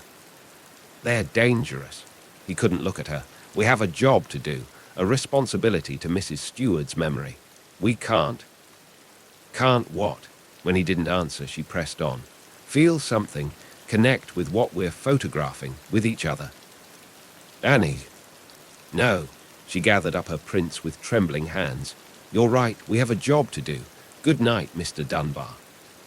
She left him alone in the darkroom tent, surrounded by images that revealed too much truth. Richard stared at the prints, seeing in them everything he'd been trying to avoid: vulnerability, emotion, the dangerous beauty of letting someone behind his carefully constructed walls. The project was barely half finished. They had 6 more months of working together, of shared dawns and wilderness camps and darkroom sessions. 6 months of trying to maintain professional distance while every instinct urged him closer. Richard Dunbar had built his career on control, on keeping emotion at arm's length. But as he studied the prints before him, he was forced to acknowledge that control was slipping away, and the images were better for it. The question was, could he survive letting his heart be as exposed as his photography? October came to Yosemite in a blaze of color. The valley maples turned fierce gold, aspens shimmered silver, yellow against granite walls, and the late afternoon light took on an almost ethereal quality. It was the kind of light photographers dreamed about, the kind Margaret Stewart had written about in her journals. They'd returned to Richard's cabin near Lake Tahoe to develop the autumn series. The project was nearly complete, just a few months left to capture winter's transformation of the park. Their work had exceeded expectations. Anthony Stewart, reviewing their preliminary prints, had been moved to tears. Margaret would have loved these, he'd said, touching one image with trembling fingers. She always said Yosemite was most beautiful when seen through eyes of love. Now, in the close confines of Richard's darkroom, those words haunted him. Annie worked at the enlarger, her movements precise as she adjusted the focus. They'd been dancing around each other for days, the tension between them growing with each shared glance, each accidental touch. The contrast needs adjustment, she murmured, not looking at him. We're losing detail in the shadows. Richard moved closer, studying the projected image. It was one of their best, half-dome at sunrise, with early snow dusting its face. But something in the composition struck him suddenly, making his breath catch. This isn't my shot, he said slowly. Annie's hands stilled on the enlarger. No. When did you? That morning after the storm, when you were breaking camp. The light was, she trailed off, then squared her shoulders. I know we agreed to focus on your compositions, but something about the way the shadows played across the snow. It's extraordinary. The admission came unbidden. The image captured everything they'd been trying to achieve, technical excellence married to raw emotional power. Why didn't you show me sooner? She finally looked at him, her eyes dark in the safe light's glow. Because I saw how you looked at me when I took it, like I'd crossed a line, like I'd stopped being your assistant and become, she swallowed hard, something else. The darkroom suddenly felt too small, too intimate. Richard could hear his heart pounding in the silence. You've never been just my assistant. Then what am I, Richard? Her voice was barely a whisper. What are we doing here? He reached for her before he could stop himself, his fingers brushing her cheek. She leaned into the touch, and something inside him broke. The kiss was inevitable, months of tension finally spilling over. She tasted like coffee and darkroom chemicals, her hands clutching his shirt as he backed her against the enlarger. The safe light cast everything in shades of blood and shadow, turning the moment surreal. "Richard," she gasped against his mouth. "Please." The timer buzzed, harsh and insistent. They jumped apart. The print in the developer was ruined, the image degraded beyond salvation. Reality crashed back like a bucket of cold fixer. Richard stepped away, horror rising in his throat. What had he done? They had a contract, obligations. This project wasn't about them. It was about Margaret's memory, about creating something pure and true. "We can't," he said roughly. "This isn't. We have to stay professional." "Professional?" Annie's voice cracked. "Is that what you call what's been growing between us? Just professional collaboration?" "The project." "To hell with the project." She grabbed one of their prints, thrust it at him. "Look at this. Really look at it. Everything that makes these images powerful is because of what's happening between us. The tension, the emotion, the way we see differently together than apart. That's exactly why it has to stop." He forced himself to meet her eyes. "We're losing objectivity. The work. The work is better because of it. Why can't you see that? Why are you so afraid of letting someone in?" "Because I can't lose control," the words echoed in the small space. "Not of the work, not of myself, not with you." Annie went very still. When she spoke, her voice was cold. "Control, is that what you think love is about?" The word, love, hit him like a physical blow. He turned away, unable to bear the hurt in her eyes. "I see." She began gathering her things with trembling hands. "Well, don't worry, Mr. Dunbar. Your precious control is safe. I quit." "Annie." "No." She yanked her coat from its hook. "You want technical perfection. Fine. But remember what Anthony said about Margaret's vision. She saw Yosemite through eyes of love. All you see is light and shadow, and you're too afraid to admit there might be something more." She slammed out of the darkroom, leaving him alone in the red-tinged darkness. Through the wall, he heard her gathering her things from the cabin's main room. The front door opened, then closed. A car engine started, faded into distance. Richard sank onto his stool, surrounded by their prints. In the safe light, every image seemed to mock him. Here was the alpine lake where they'd first talked about fear and art. The meadow where she'd taught him to wait for emotion before pressing the shutter. The storm-swept granite where she'd fallen asleep beside him, trusting him completely. And there, newly developed, her shot of half-dome. It was the kind of photograph he'd spent his career trying to create, technically perfect yet emotionally raw. The kind of image that could make a stranger cry. The kind of art that only came from letting go. Outside, snow began to fall, tiny flakes caught in the porch light. Winter was coming to the Sierras. The project's final season stretched ahead, impossible now without her. Richard stared at her ruined print in the developer, watching the image fade to black, and realized that in trying to maintain control, he'd lost the only thing that truly mattered. The timer buzzed again, insistent in the darkness, but Richard didn't move to silence it. He sat in his perfectly controlled darkroom, surrounded by images of a love he'd been too afraid to grasp, and finally understood what Margaret Stewart had known all along. Some things were beautiful precisely because they couldn't be controlled, and sometimes the most perfect moments came not from technical precision, but from letting your heart be as exposed as your film. Snow fell for 3 days after Annie left. Richard spent them in his darkroom, developing and redeveloping prints until his fingers were stained with chemicals. Each image seemed to hold a piece of her, the way she'd frame a shot differently than he would, how she'd wait for emotional resonance before pressing the shutter, her intuitive understanding of what made a photograph more than merely perfect. On the 4th day, Anthony Stewart arrived unannounced.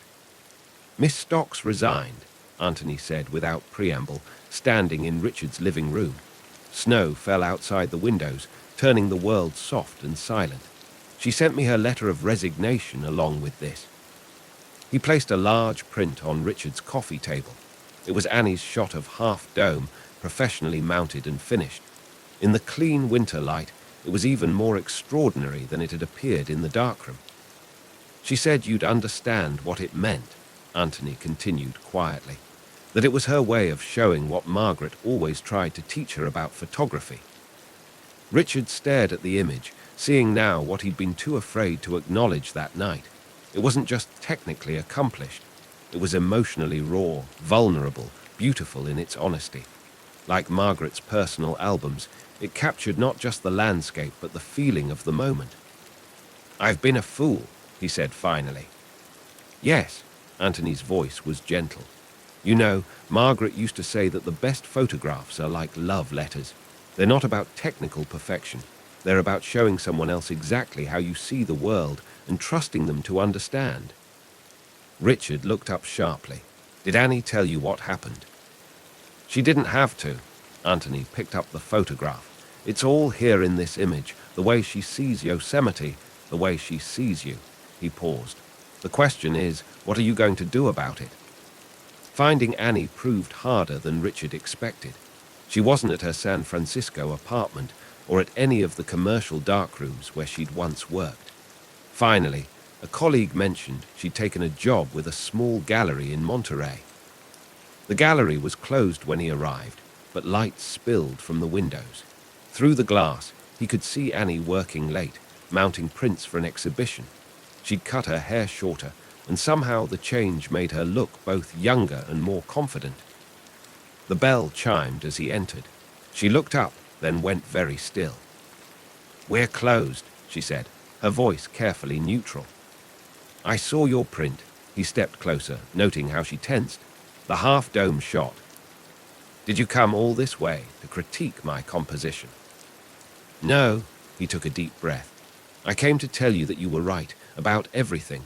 About control, about vulnerability, about what makes a photograph and a photographer truly great." She set down her mounting tools, but didn't speak.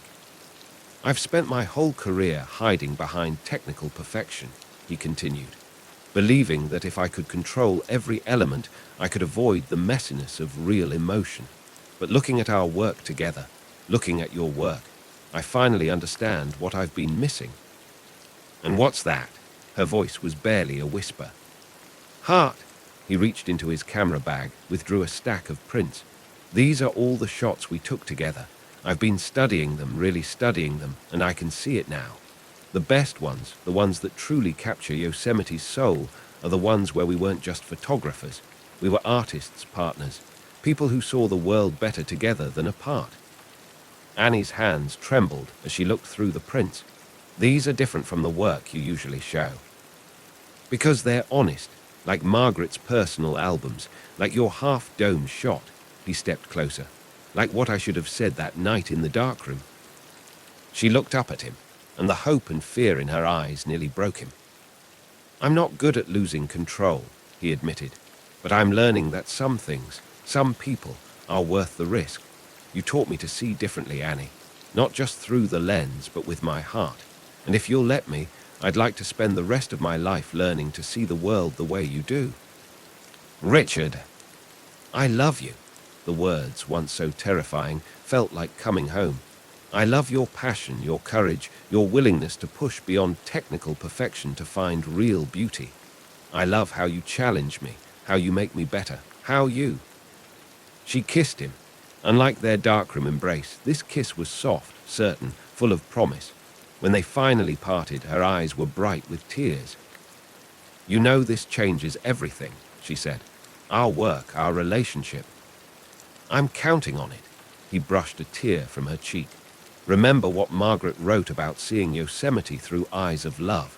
I think maybe that's the only way to see anything that matters."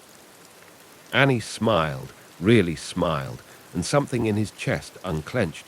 "We still have the winter series to shoot," she said, "if you're interested in a partner rather than an assistant." "I was thinking something more permanent." He took her hand, marveling at how right it felt. "There's a gallery in Lake Tahoe interested in showing our work, not just the Yosemite series. everything we want to create together, as equals. Her eyes widened. The Morrison Gallery, but they never show landscape work. They do now. Apparently our style is uniquely emotional while maintaining technical excellence. He grinned. Their words, not mine. Our style, she repeated softly. I like the sound of that. Outside, fog rolled in from the bay, softening the harsh edges of the world. Through the gallery windows, Richard could see their reflection. Not two separate people anymore, but a single image, perfectly composed. So, he said, partners. Annie reached up, straightened his ever-present tie with familiar hands. In photography and life. Everything. She smiled, and it was like watching the sun break through storm clouds. Then I suppose we should get back to Yosemite. Winter light waits for no one, Mr. Dunbar. Just Richard, he corrected, pulling her close. After all, perfect formality is overrated. Her laughter, warm and real, was better than any photograph he'd ever taken. And as they began planning their return to Yosemite, this time as true partners, Richard finally understood what Margaret Stewart had been trying to teach them all along. The most beautiful images, like the most beautiful moments in life, came not from controlling every detail, but from having the courage to let love change how you see the world. Winter in Yosemite, 1954. The pre-dawn air bit cold and sharp as Richard and Annie made their way up to Glacier Point. It was their last shoot for the project, over a year after their first meeting at the tunnel view. Fresh snow blanketed the valley, transforming the familiar landscape into something new and pristine. Careful with the tripod, Annie called, her breath visible in the darkness. Ice under that snow. Richard smiled, remembering how she'd corrected his composition that first morning. Now they moved in perfect sync, setting up their equipment with the ease of long practice. His Graflex and her Deerdorf stood side by side, their wooden bodies gleaming in the starlight. Margaret wrote about this view in winter, Annie said, checking her light meter. About how the snow makes everything quiet, like the whole world is holding its breath. Richard paused in his preparations, watching her work. The past 3 months had transformed them both. After their reconciliation in Monterey, they'd approached the winter series as true partners, each bringing their own vision while strengthening the others. The results had exceeded even their highest hopes. You're staring, she said without looking up from her camera. I'm composing. Now she did look up, smiling. And what do you see? Everything that matters. The eastern sky began to lighten, painting half-dome in subtle shades of purple and gold. They worked in comfortable silence, each finding their own angle on the emerging day. When the sun finally crested the horizon, they were ready. Richard watched Annie as she worked, marveling at how she seemed to dance with her camera, responding to each shift of light with intuitive grace. Her technical skills had always been excellent, but now there was something more, a confidence, a joy that transformed mere expertise into artistry. Got it, she breathed, stepping back from her camera. Want to see? He moved to study her ground glass, their shoulders touching naturally. The composition was extraordinary, half-dome emerging from dawn shadows, the fresh snow creating patterns of light and dark that spoke of renewal, of beginnings. Perfect, he said softly. No, she turned to face him, her eyes bright in the growing light. Not perfect, true. He understood then what he needed to do. Reaching into his camera bag, he withdrew a small package wrapped in dark cloth. I have something for you, an early wedding gift. Richard, open it. Inside was a photograph he'd taken the day after their engagement, printed and mounted with meticulous care. It showed Annie at work, her face lit by winter sunshine as she adjusted her camera. But it wasn't just a portrait. It was a love letter in silver and light, showing her exactly as he saw her. Brilliant, passionate, absolutely essential to his world. Oh, she breathed, touching the print gently. You've never shown me your portraits before. I've never taken one that mattered this much. He took her hand, marveling at how perfectly it fit in his. I spent so many years trying to capture technical perfection that I forgot what Margaret knew all along, that the most beautiful photographs come from loving what you see. Annie's eyes filled with tears, but she was smiling. And what do you see now? My future, my partner, the woman who taught me that real art, like real love, isn't about control, it's about trust. She reached up to brush snow from his collar, her touch lingering. Speaking of trust, I have something to show you too. From her own bag, she produced a small envelope. Inside was a letter from the Morrison Gallery. Richard read it quickly, his eyes widening. They want to represent us, permanently. As partners, her voice was soft but certain. They want the Yosemite series first, but after that, they're interested in everything we want to create together. No restrictions, no limits on subject matter. Just us seeing the world our way. Richard pulled her close, surprising them both with a kiss that tasted of snow and possibility. When they parted, the sun had fully risen, turning the valley into a wonderland of crystal and light. We should start heading back home soon, Annie said eventually. The reception's tomorrow at 2, and I still need to finish mounting the final prints for the exhibition. Let me help with that. She laughed. You, the man who once spent 3 hours adjusting a single print's contrast. I've learned a few things about letting go of perfection. He began packing up their equipment, movements sure despite the cold. Besides, I have a vested interest in making sure my wife's exhibition opening is everything she deserves. Our exhibition, she corrected gently. Everything we create now, we create together. The following afternoon, as their friends and colleagues gathered at the Morrison Gallery, Richard stood with Annie before the centerpiece of their exhibition. It was a diptych, his view and hers of the same Yosemite dawn, mounted side by side. Different perspectives combining to create something greater than either could achieve alone. Anthony Stewart studied the images with tears in his eyes. Margaret would have loved these, he said. She always said that the best photographs, like the best marriages, come from two people seeing the same thing differently, but loving it equally. Richard squeezed Annie's hand, feeling the simple gold band that now matched his own. Next month, they would return to Yosemite for a new project, their first as husband and wife. But for now, surrounded by their work and their loved ones, they simply stood together, watching as others discovered what they had learned.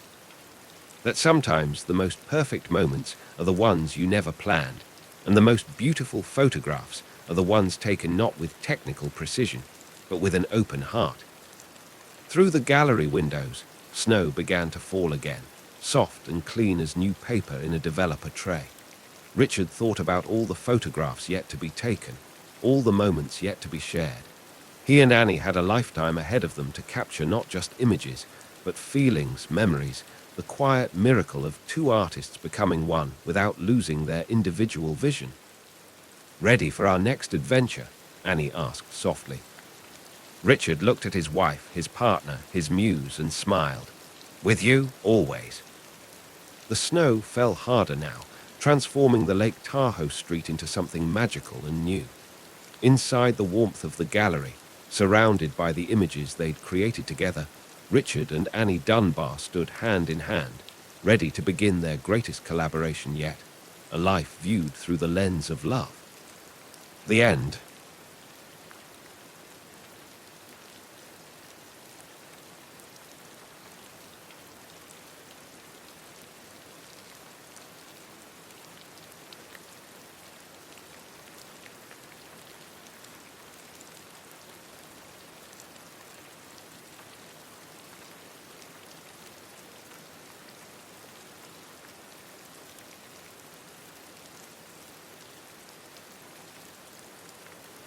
Brittany Lang was running on coffee and spite, a combination that had served her well in her meteoric rise at the San Francisco Chronicle. At 26, she was the youngest journalist on the investigative team, a fact her colleagues never let her forget. But today, watching her latest exposé on local corruption roll off the presses, their whispers about her age felt more like victory bells than criticism. The early morning sun slanted through the newsroom's windows, catching dust motes and casting long shadows across her desk.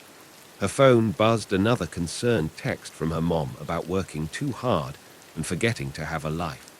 Brittany ignored it, just like she ignored the dating app notifications that had been piling up since her last half-hearted attempt at romance 3 months ago. The wonderkind strikes again. James from the city desk dropped today's paper on her keyboard. Though I hear marketplace is more your speed these days. Brittany's head snapped up. What? Carter's looking for you. James waggled his eyebrows. Something about a profile piece. Her heart sank. Profile pieces were for junior reporters, not investigative journalists who just exposed a chain of illegal senior living facilities. She found Carter, her editor, in his office, reading glasses perched on his nose as he studied his computer screen. Tell me this is about the pharmaceutical price gouging story, she said, dropping into the chair across from his desk.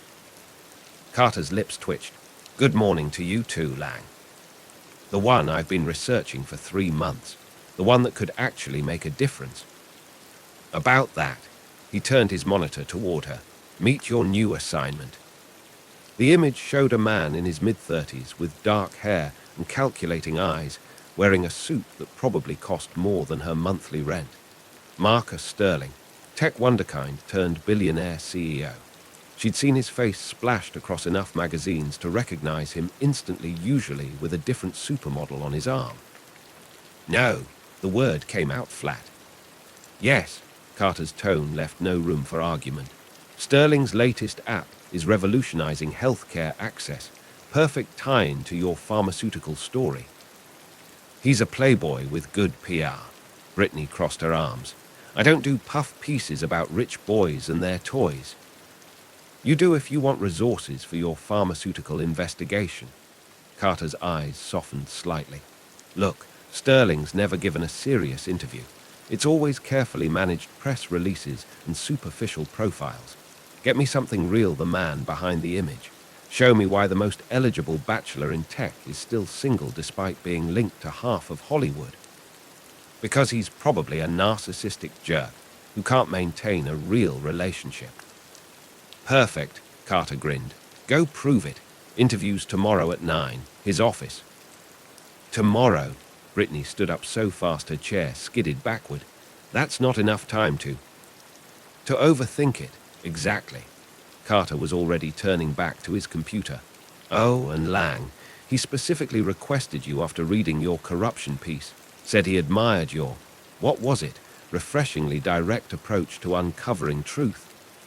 Brittany's retort died in her throat. She walked back to her desk in a daze, sinking into her chair as she pulled up everything she could find on Marcus Sterling. Articles painted him as brilliant but arrogant, innovative but ruthless. In every photo, his smile looked calculated, his eyes guarded despite their intensity. A video clip caught her attention. Sterling at a tech conference, fielding questions about his latest acquisition. He moved with the easy confidence of someone who'd never heard the word no, his charm practiced but lethal.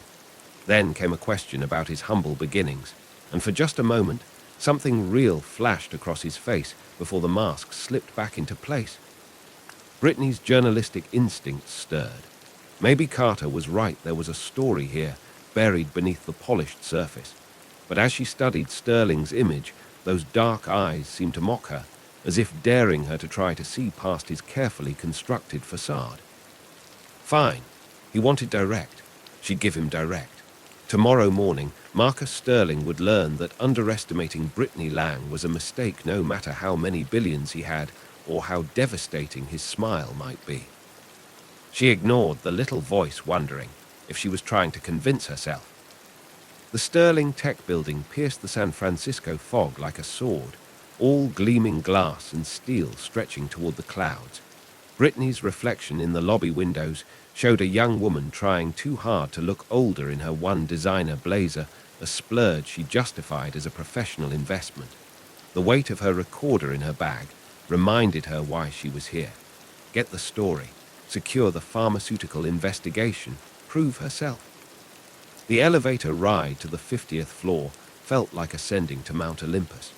When the doors opened directly into Marcus Sterling's office suite, she found him exactly as expected, lounging behind a massive desk, radiating the kind of confidence that only came with a 10-figure bank account. "Miss Lang," he didn't stand. "Younger than I imagined." "Mr. Sterling," she matched his tone. "Exactly as arrogant as I imagined." Something flickered in his dark eyes, surprise, maybe amusement. He gestured to the chair across from him. "Shall we begin?" The interview went exactly as she'd expected, right up until it didn't. Her questions about his playboy reputation met practiced deflection. Her probe into company policies earned careful corporate responses. But when she mentioned the foster care system's technology gap, his mask slipped. "You've done your research." His voice held a new edge. "That's my job," she leaned forward. "Just like it's your job to maintain this carefully crafted image. The question is why?" Their eyes locked. For a moment, the spacious office felt too small, the air too thick. Then his intercom buzzed, shattering the tension. "Board meeting in 5, Mr. Sterling." "We're done here." He stood abruptly. "Are we?" Brittany gathered her things slowly. "Or are we just getting started?" His laugh held no humor. "You have no idea what you're getting into, Miss Lang." "Story of my life, Mr. Sterling." She headed for the elevator, then paused. "Oh, and next time, try answering a question honestly. You might surprise yourself." The doors closed on his unreadable expression. The flowers arrived the next morning, an elaborate arrangement that probably cost more than her rent. The card read simply, "Round 2. She sent them back with her own note, "Try harder." The next day, a first edition of her favorite journalism book appeared on her desk.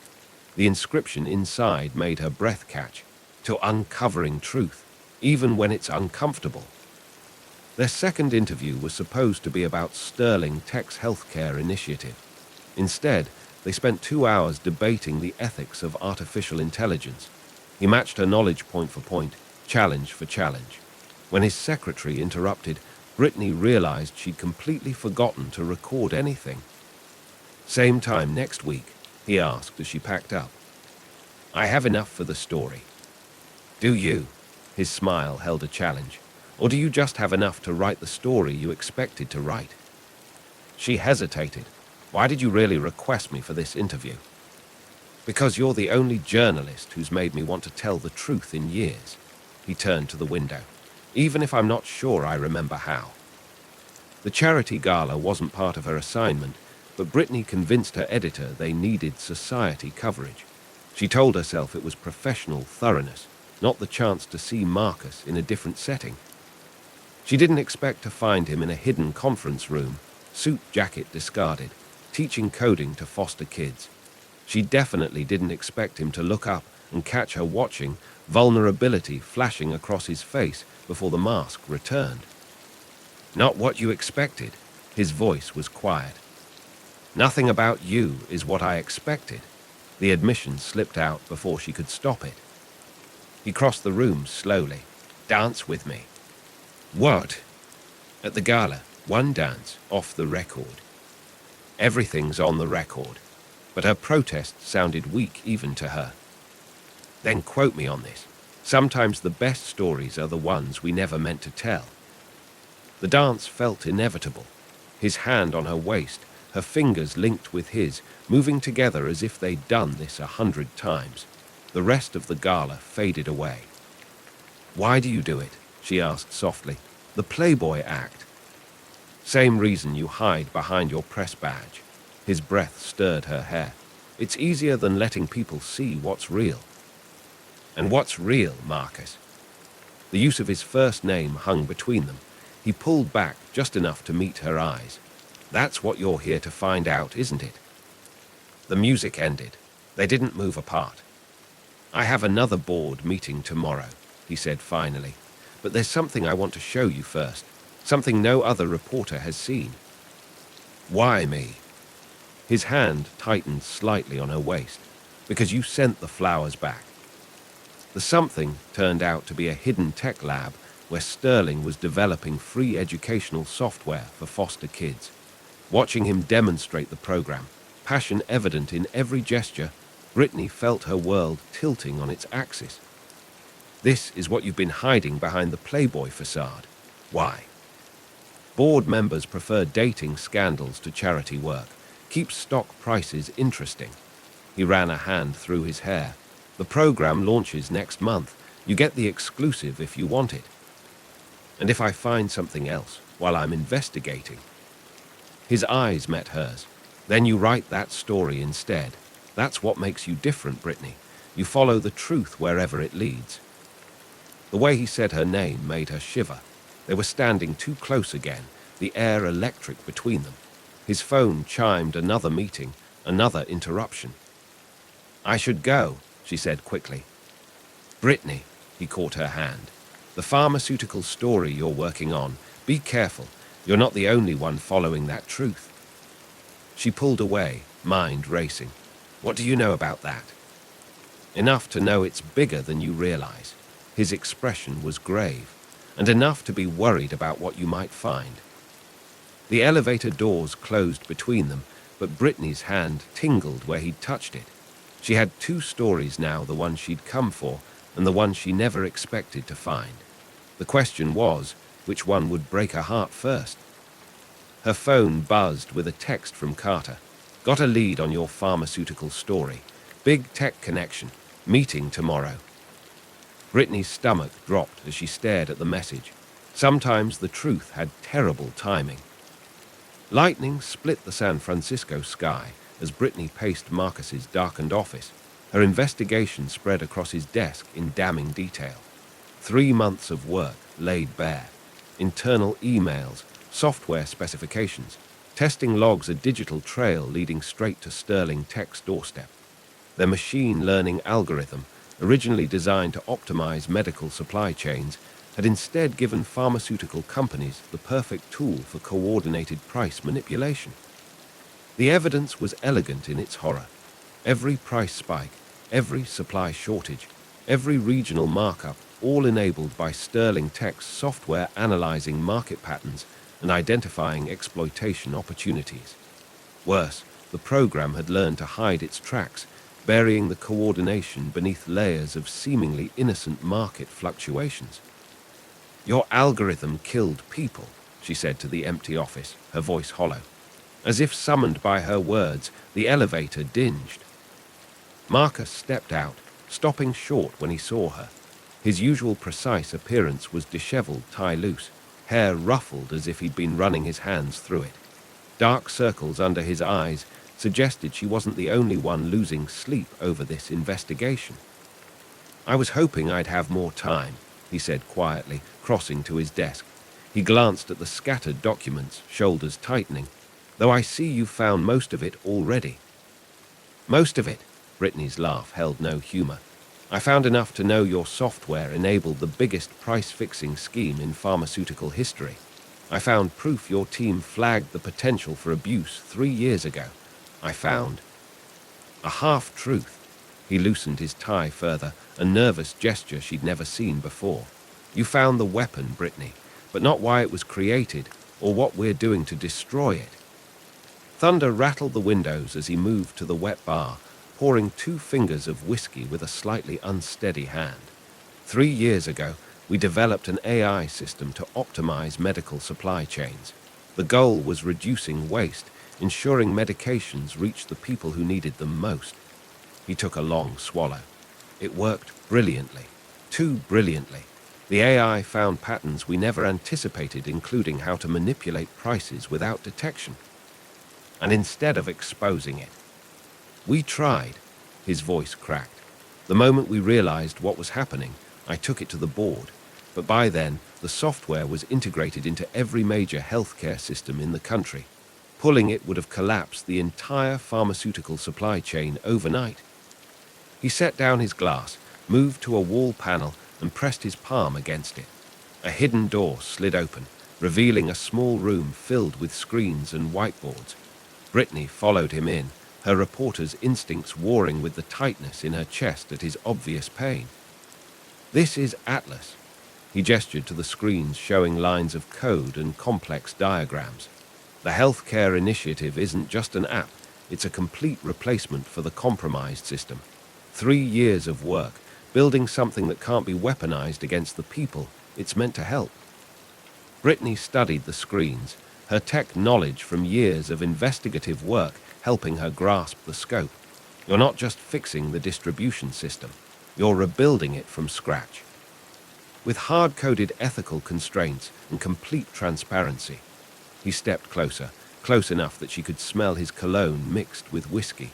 The Playboy act, the dating scandals, they kept attention away from what we were really doing.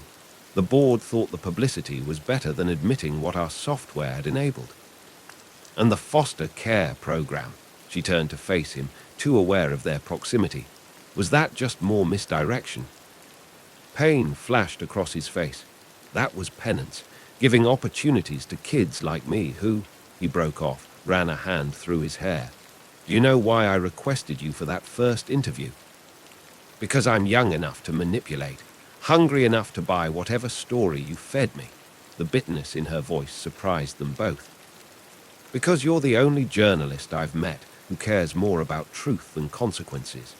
His hand lifted to her face, hesitated without touching.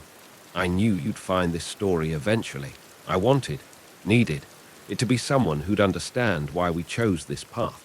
Someone who'd see that sometimes the right thing isn't the obvious thing. Right, her voice cracked.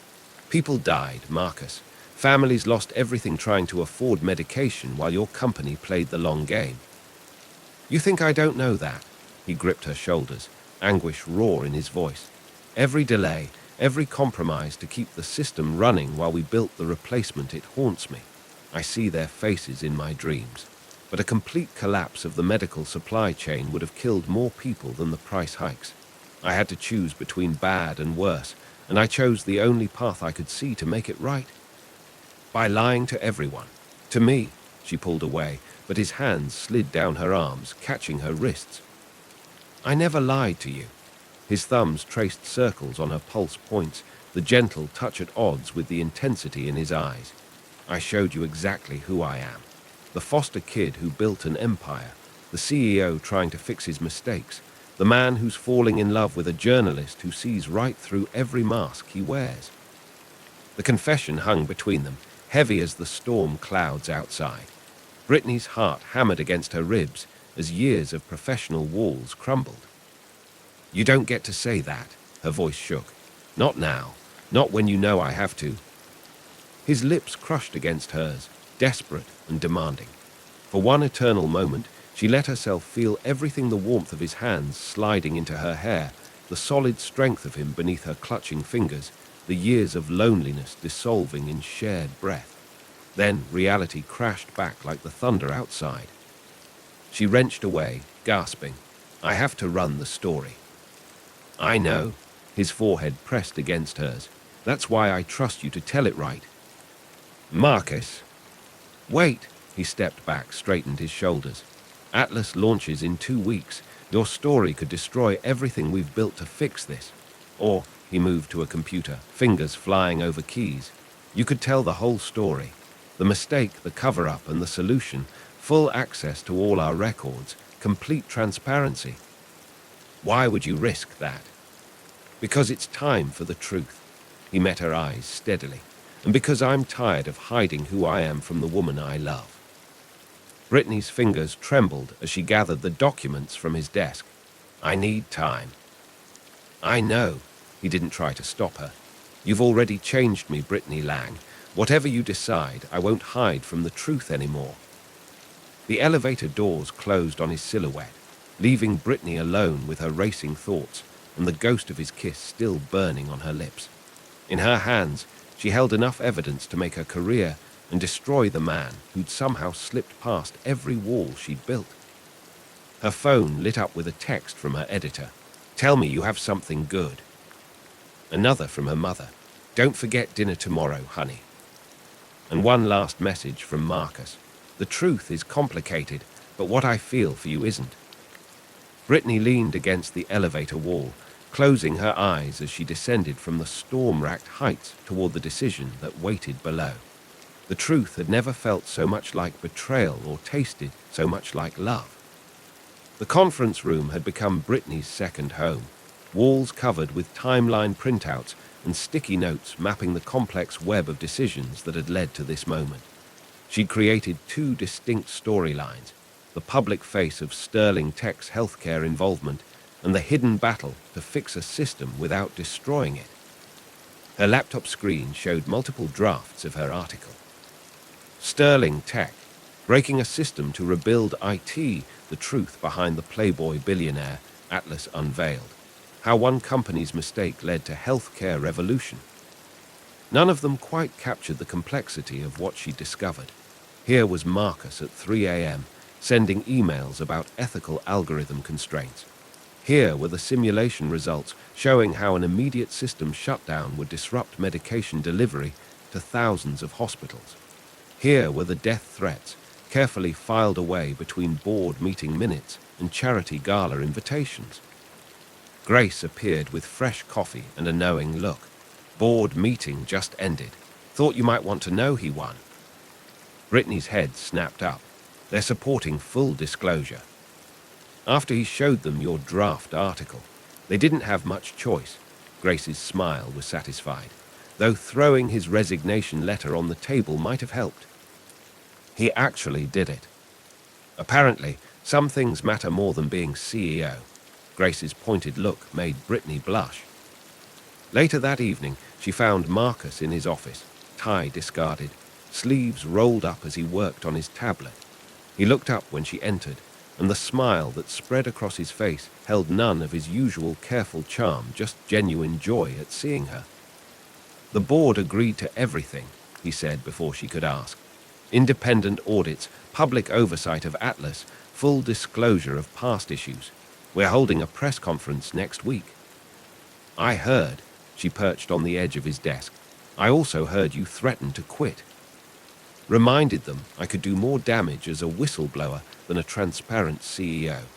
His hand found hers, fingers intertwining naturally. Besides, I meant what I said about being done with hiding. Speaking of hiding, she pulled out her phone, showing him her final headline. Sterling Tech's hidden hero. How a foster kid built an empire and fought to fix it. His breath caught. Brittany. The world should know who you really are, Marcus. Not just the mistakes and the fixes, but the reason behind everything you do. The foster kid who never stopped trying to protect others. The man who chose the hard right over the easy wrong. They worked out the details over late-night Chinese food in his office. The press conference would come first, then her article giving the full context of both problem and solution. Sterling Tech would establish an independent ethics board for Atlas with regular public reports, and Brittany would step back from covering the company directly. Carter's already assigned me to train the new tech reporter, she said, stealing a piece of his orange chicken. No more conflicts of interest. Speaking of conflicts, Marcus set down his chopsticks. The board wants to know if you'll consult on our new transparency initiatives. Paid position, completely separate from your journalism work. Trying to keep your watchdog on a leash. Trying to keep your brilliant mind involved while respecting professional boundaries. He caught her hand, kissed her palm. Besides, someone needs to keep us honest. The city lights sparkled below as they stood on the roof garden later, his jacket draped over her shoulders against the fog's chill. I got another death threat today, he said quietly. She stiffened, but he just pulled her closer. The difference is, I'm not facing them alone anymore. His chin rested on her head. You've taught me that truth is stronger than fear. And you've taught me that truth isn't always black and white. She turned in his arms. Sometimes it's finding the right path through impossible choices. Speaking of impossible choices, he smiled against her hair. My foster care foundation is hosting a gala next month. Would my girlfriend like to be my date? Officially, publicly, no hiding. The word girlfriend made her heart skip. What happened to keeping our relationship private? I think we've both had enough of hiding. His hands framed her face. I want everyone to know that the brilliant journalist who exposed my biggest mistake is also the woman who taught me to be brave enough to fix it." "Careful," she teased, even as she leaned into his touch. "People might think you've gone soft." "Let them," he kissed her forehead. "I'm more interested in being real than being perfect." They still had obstacles to face. The press would have a field day with their relationship. Competitors would try to use Atlas's troubled history against them. There would be more threats, more challenges, more difficult choices ahead. But as Brittany put the finishing touches on her article that night, Marcus sleeping on the office couch behind her after she'd insisted he rest, she knew they'd face it all together. Their love story wasn't perfect, it was messy and complicated and real, just like the truth they'd fought so hard to tell. She added her final line. "In the end, the biggest story wasn't about software or scandals or stock prices. It was about two people who discovered that real love, like real truth, doesn't hide from the hard parts. It faces them, fixes them, and grows stronger in the process." Marcus stirred on the couch, reaching out in his sleep. Brittany saved her article and went to him, letting him pull her close. "Stay," he murmured, still half asleep. "Always," she whispered back, finally ready to say the words that had been writing themselves in her heart. "I love you too." His arms tightened around her, and Brittany smiled, knowing that tomorrow would bring new headlines, new challenges, and new chapters in their story. But for now, in the quiet of their private truth, they were exactly where they needed to be. 3 months after the Sterling Tech Exposé broke, Brittany stood in the back of a crowded auditorium, watching Marcus command the stage as he announced Atlas's official launch. Gone was the calculated charm of the playboy billionaire. In its place was something far more powerful, authentic passion, as he explained how the new system would transform healthcare access. She smiled, remembering the first time she'd seen that genuine side of him, teaching coding to foster kids in a hidden conference room. Now the whole world was seeing it. The press had been skeptical at first. A CEO voluntarily exposing his company's mistakes seemed too good to be true. But Marcus had never wavered, facing every hard question with the same honest vulnerability he'd shown her that stormy night in his office. Her article had won her the Pulitzer nomination Carter had always promised. But watching Marcus now, she knew she'd gained something far more valuable than professional acclaim. He found her eyes in the crowd as he wrapped up his speech, the corners of his mouth lifting in that private smile that still made her heart skip. The audience erupted in applause as he announced that Sterling Tech would be open-sourcing Atlas's code, ensuring that no single company could ever control or corrupt the system again. Later, they slipped away to their spot in the rooftop garden. The fog was rolling in, wrapping the city in familiar silver mystery. "Open-sourcing Atlas wasn't in the original plan," she said, leaning against the railing beside him. "Plans change."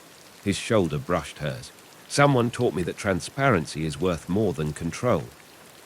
"Careful, Mr. Sterling. People might actually start to trust you." "Good." He turned to face her, expression serious. "Because I need them to trust me when I tell them I'm stepping down as CEO." Brittany straightened. "Marcus." "To focus on the foundation." He caught her hands before she could protest. "The foster care program has grown bigger than we ever imagined. After your article, we've had tech companies across the country wanting to partner on educational initiatives. It needs full-time leadership. And running a multi-billion-dollar company doesn't. The company needs someone focused on business." His eyes held hers. "I need to focus on making things right. Really right, not just fixing past mistakes." Understanding dawned. The foster kid who became a billionaire, going back to help more kids do the same. With help from a brilliant journalist who specializes in keeping people honest. He pulled her closer. "The Foundation's board wants to establish a journalism scholarship program for foster kids. We need someone to oversee it who understands both worlds." "Are you offering me a job, Mr. Sterling?" "I'm offering you a partnership." He reached into his pocket, withdrew a small velvet box. "In every sense of the word." Brittany's breath caught as he opened it, revealing a simple but elegant ring. "I thought about doing this somewhere fancy," he said softly, "but this felt right, where we first started being honest with each other, where you taught me that real love, like real truth, doesn't need elaborate disguises." Tears blurred her vision as he knelt. Behind him, the fog parted just enough to show the city lights, as if San Francisco itself was bearing witness. "Brittany Lang, you walked into my office expecting to expose a story, and instead you exposed my heart. You taught me that being real is better than being perfect. That truth is worth the risk. That love doesn't hide from the hard parts." His voice roughened. "Will you marry me and keep teaching me these things for the rest of our lives?" She pulled him to his feet, laughing through her tears. "Only if you promise to keep surprising me with who you really are." "Is that a yes?" "It's a headline." She drew him down for a kiss. "Tech billionaire finally gets the story right." His laugh rumbled against her lips. "I love you, Miss Lang." "I love you too, Mr. Sterling." She held out her hand, letting him slide the ring onto her finger, "even if you did bury the lead." Later that night, they sat in his office, soon to be his former office, as Brittany drafted the press release about his career change. On her other laptop, she was working on a new story about educational access in foster care. "What?" she asked, catching his thoughtful look. "Just thinking about that first interview. How sure you were that you had me figured out." "I was right about one thing." She smiled at his raised eyebrow. "You did turn out to be a story worth telling." Marcus pulled her away from the laptops and into his arms. Outside, fog and city lights created a familiar glow, the same view that had witnessed their first honest moments. But now there were no masks, no walls, no stories left untold between them. "So," he murmured against her hair, "what's our next chapter?" Brittany closed her eyes, feeling the steady beat of his heart against her cheek. "I think we're just getting to the good part." In the end, it wasn't the story either of them had expected to write. It was better. It was real. It was truth and love and second chances, all wrapped up in headlines and heartstrings. And it was only the beginning.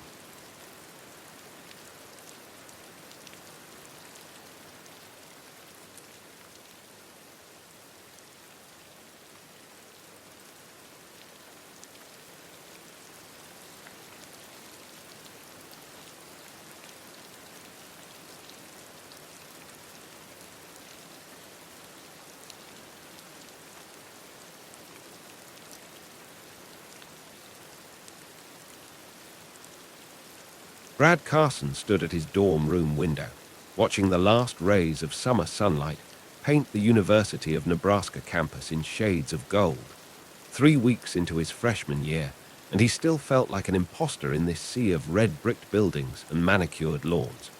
The familiar ache of homesickness twisted in his chest as his mind drifted to the wheat fields back home, where his father would be finishing the day's harvest under that same setting sun. "You coming to the party or what, farm boy?" His roommate Tyler adjusted his collar in the mirror. "Coach said team bonding's mandatory." Brad suppressed a sigh. Another party. Another night of feeling out of place among the endless faces of students who seemed to navigate college life with an ease he couldn't quite grasp. But Tyler was right. As one of only 2 freshman wide receivers to make the starting lineup, Brad couldn't afford to skip team events. "Yeah, give me a minute." He turned from the window and pulled on his lucky red flannel shirt, the one his mother had pressed and packed for him with tears in her eyes. The familiar cotton against his skin felt like armor. The walk across campus was alive with Friday night energy. Students sprawled on blankets beneath ancient oaks, their laughter carrying on the September breeze. Brad's cleats had carved paths across these same lawns during morning practices, but tonight the grounds felt foreign again, as if the setting sun had transformed the university back into the intimidating maze it had been on day one. "Look alive, Carson." Tyler clapped him on the shoulder as they approached the 2-story house that belonged to their senior quarterback. Music pulsed through open windows, and clusters of people spilled onto the front lawn. Time to see if those farmer muscles can handle a little partying. Brad forced a smile, following Tyler through the front door into a press of bodies and beat-heavy music. The air was thick with the smell of cheap beer and perfume. He recognized a few faces from the team, nodding as he made his way toward the kitchen. If he could just grab a drink and find a quiet corner, maybe he could. That's when he saw her. She stood by the living room window, partially turned away from the chaos of the party. The soft glow of fairy lights strung across the ceiling caught in her dark hair, creating a halo effect that made Brad's breath catch. But it wasn't just her beauty that held him transfixed, it was the way she stood slightly apart from the crowd, as if she too felt like an observer rather than a participant in the revelry around them. Then she turned, and their eyes met across the room. Brad had caught countless footballs under stadium lights, but none had ever hit him with the force of those clear blue eyes. She held his gaze for a moment, and the hint of a smile touched her lips, not the practiced party smile he'd seen 100 times tonight, but something more genuine, almost conspiratorial, as if they shared a secret about the absurdity of it all. Before he could second-guess himself, Brad's feet were moving. He navigated through the crowd with the same instinct that guided him across the football field, barely registering the faces he passed. The closer he got, the more details emerged: the elegant slope of her neck, the way she held herself with unconscious grace, the subtle accent in her voice as she excused herself from a conversation with another party-goer. "Hi," Brad said, surprising himself with the steadiness in his voice. "I'm Brad Carson." She turned to face him fully, and that smile broadened. "Tamsin Prescott," she replied, and her English accent wrapped around the words like silk. She extended her hand, and Brad took it. The moment their hands touched, an electric current seemed to pass between them. It wasn't just static electricity or his imagination. He could see in the slight widening of her eyes that she felt it too. For a heartbeat, the pulsing music and chattering voices faded away, leaving only the warm pressure of her hand in his and the knowing look they shared. "You're not much for parties either, are you, Brad Carson?" Tamsin asked, withdrawing her hand but maintaining that connection with her eyes. "That obvious, huh?" He laughed softly, relaxing despite himself. "What gave me away?" "The way you're standing," she said, gesturing with her glass, "like you're ready to run a defensive play against the whole room." Brad blinked in surprise. "You know football?" "I've learned a few things since coming to Nebraska." There was something in her tone, a hint of a larger story, but before Brad could pursue it, she continued, "Though I must admit, American football still seems needlessly complicated compared to proper football, what you lot insist on calling soccer." Their conversation flowed easily after that, moving from sports to their respective adjustments to college life. Brad found himself sharing things he hadn't told anyone about the weight of his scholarship, the pressure to prove himself, the way he missed the simple clarity of life on the farm. Tamsin listened with genuine interest, asking questions that showed she understood more than she let on about feeling out of place. But there were moments when something flickered behind her eyes, especially when the conversation turned to her own background. She spoke of England in broad strokes, steering away from specifics about her family or her life before Nebraska. Once, when a phone notification lit up her screen, Brad caught a glimpse of tension crossing her features before she quickly composed herself. "Would you like to get some air?" she asked suddenly, nodding toward the back door. "I find I can barely hear myself think in here." The back porch was mercifully empty, the music muffled enough to allow for comfortable conversation. A crisp autumn breeze carried the scent of approaching rain. They stood side by side at the railing, looking out over the darkened yard where fireflies danced like distant stars. "Sometimes," Tamsin said softly, "I watch those little lights and imagine they're carrying messages between two worlds." Brad turned to study her profile, struck by the poetry of the thought and the touch of melancholy in her voice. In that moment, she seemed both present and somehow far away, like she was straddling two realities. He had the strangest urge to reach out and anchor her to this one, to ensure she wouldn't fade away like the fireflies themselves. What kind of messages? He asked instead. She smiled, but it didn't quite reach her eyes. Oh, impossible things, reminders of who we are beneath all our circumstances. She turned to face him then, and something in her expression made his heart skip. Tell me, Brad Carson, do you believe in fate? I believe, he started, choosing his words carefully, that sometimes life puts certain people in our path for a reason, even if we don't understand that reason right away. Tamsin's eyes softened, and for a moment, Brad thought he saw a flash of vulnerability beneath her composed exterior. Rather wise for a freshman, she teased, but there was warmth in her voice. Must be all that fresh farm air, he replied with a grin. She laughed then, a real laugh that seemed to surprise her with its freedom.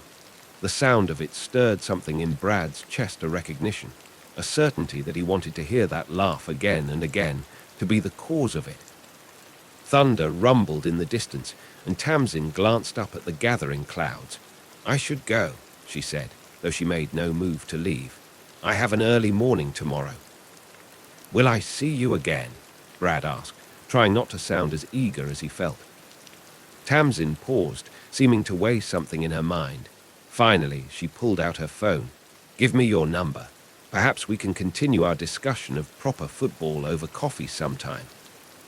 As Brad watched her disappear back into the party, he couldn't shake the feeling that his life had just shifted on its axis.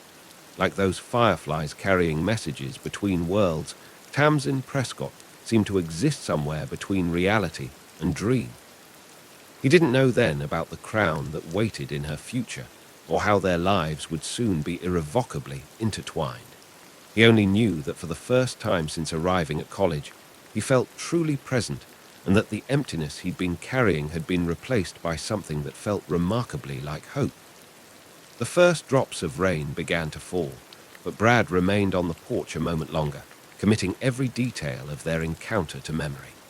In the years to come, he would look back on this night as the moment his ordinary world began to transform into something extraordinary, though even his wildest dreams couldn't have prepared him for just how extraordinary it would become. Their coffee date turned into dinner.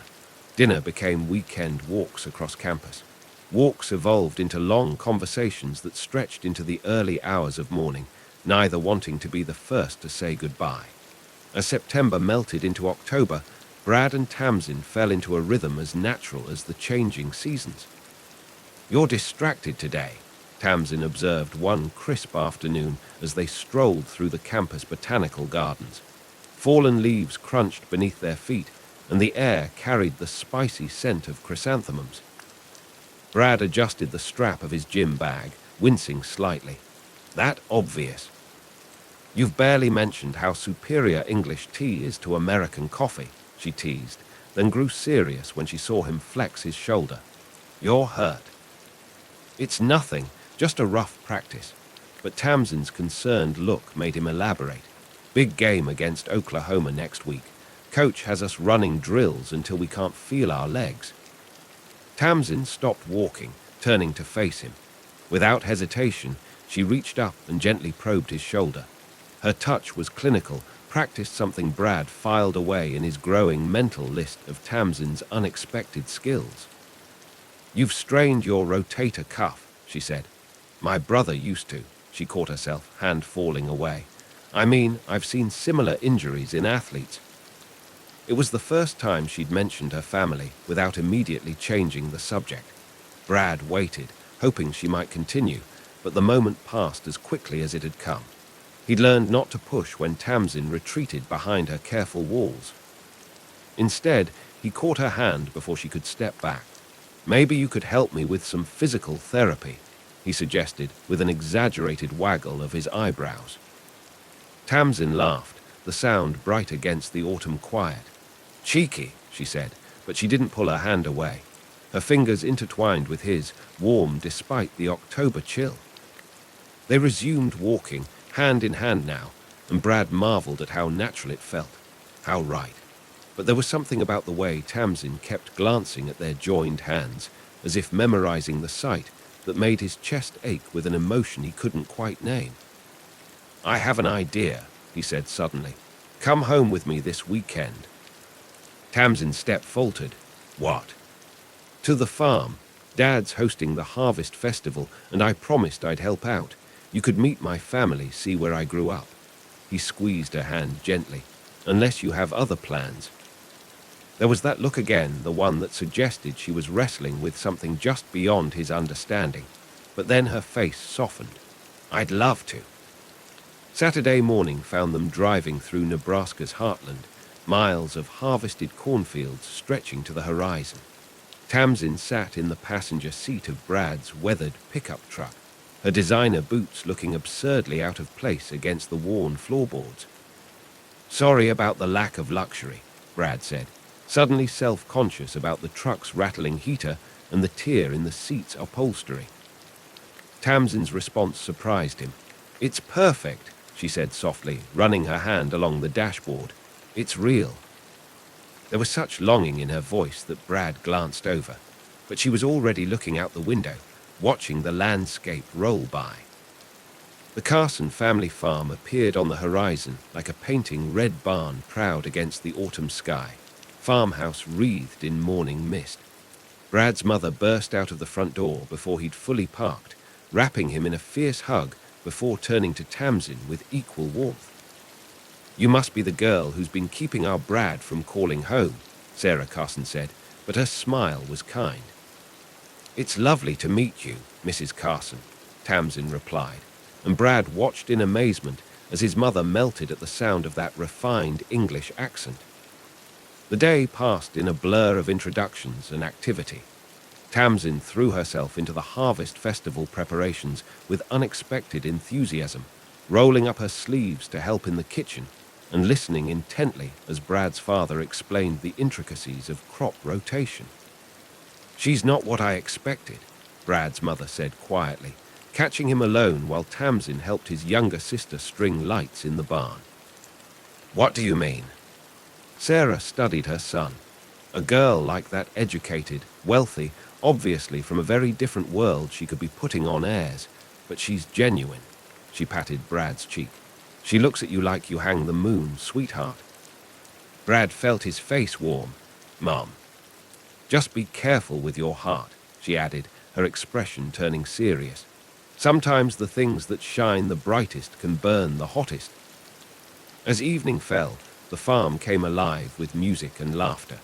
Neighbors and friends filled the barn, children darted between hay bales, and the air was rich with the smell of Sarah Carson's famous apple pie.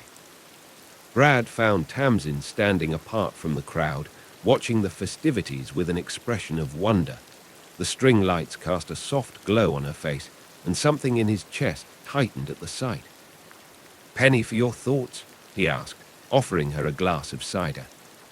"I was just thinking," she said, accepting the drink, "how remarkable this all is. Everyone here knows each other, supports each other. They're connected by something real, not by—" She trailed off, taking a sip of cider. "Not by what?" Tamsin shook her head. "It doesn't matter. Thank you for bringing me here, Brad, for sharing this with me." Before he could respond, the band struck up a familiar tune, an old country love song his parents had danced to at their wedding. "May I have this dance, my lady?" he asked with an exaggerated bow. Tamsin's laugh caught in her throat at his choice of words, but she took his offered hand. As he led her onto the makeshift dance floor, Brad was struck by the contradictions in her movement, the formal grace of what was clearly years of dance training, softening into something more natural as she relaxed in his arms. "I should warn you," she murmured against his shoulder. "I'm not very good at following someone else's lead." "Good thing I'm not trying to lead," Brad replied. "Just dancing with you." They swayed together as the music played, and Brad felt Tamsin gradually let go of her perfect posture, melting into him until he could feel her heartbeat against his chest. In that moment, all his doubts about their different backgrounds, all his questions about her mysterious past, faded away. There was only the warmth of her in his arms, the smell of hay and apples in the air, and the feeling that something extraordinary was building between them. But later that night, as they sat on the farmhouse porch watching stars emerge in the vast Nebraska sky, Brad caught Tamsin wiping away tears. Tamsin, he reached for her hand. What's wrong? Nothing's wrong, she said quickly, but her smile was brittle. Everything's perfect. That's what makes it so. She took a shaky breath. Brad, there are things about me, about my life, that I haven't told you. His heart thundered in his chest. You can tell me anything. Tamsin turned to him then, her eyes bright with unshed tears. Can I? What if it changes everything? Hey! Brad cupped her face in his hands, thumbs brushing away the moisture on her cheeks. Nothing could change how I feel about you. She leaned into his touch for a moment, then pulled back. You can't promise that. Try me. Tamsin opened her mouth as if to speak, then closed it again. After a long moment, she whispered, Not yet. Please, can we have this?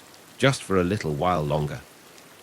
Brad wanted to press her, to unravel the mystery that surrounded her like a cloak, but something in her pleading expression made him nod.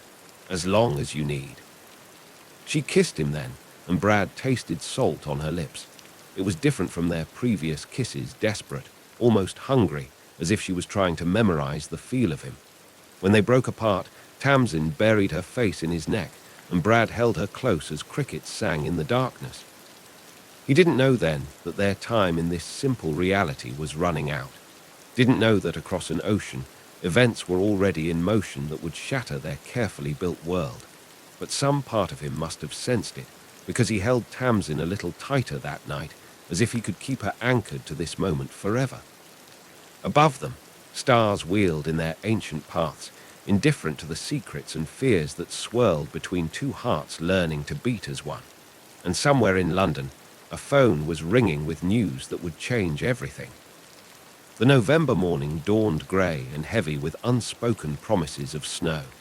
Brad sat in the campus coffee shop where he and Tamsin had shared their first date, turning his phone over and over in his hands. Her text had been uncharacteristically brief. We need to talk, please. Something had shifted in the weeks since their visit to the farm. Tamsin had grown distant, distracted. She'd missed their usual coffee dates, citing vague commitments. When they did meet, he often caught her checking her phone with increasing anxiety, her face paling at whatever messages she received. The bell above the door chimed, and Brad looked up to see Tamsin. His greeting died in his throat.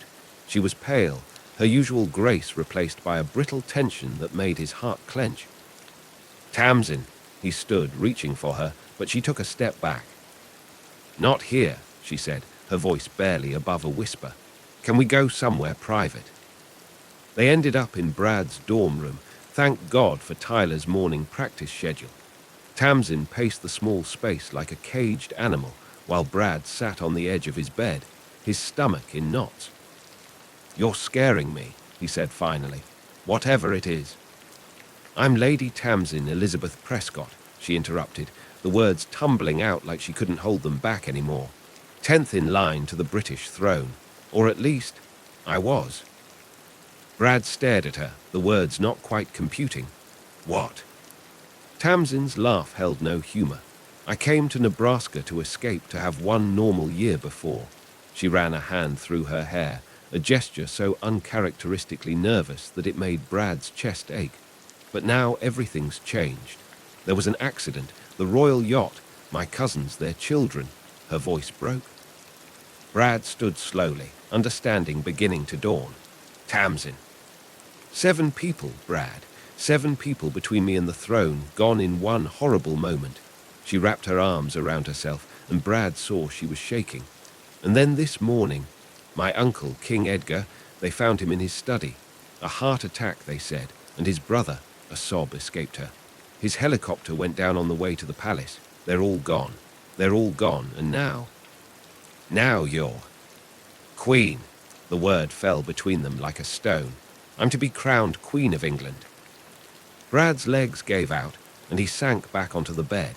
His mind raced, trying to piece together all the little clues he'd missed: her perfect posture, her diplomatic way of speaking, the way she'd sometimes slip and reference places and experiences far beyond a normal college student's reach. God, he'd been so blind. Say something, Tamsin whispered. Please. He looked up at her, this woman he'd fallen in love with, who now seemed both achingly familiar and suddenly, terrifyingly unknown. "Why didn't you tell me?" "Because with you, I could just be Tamsin." Her voice cracked.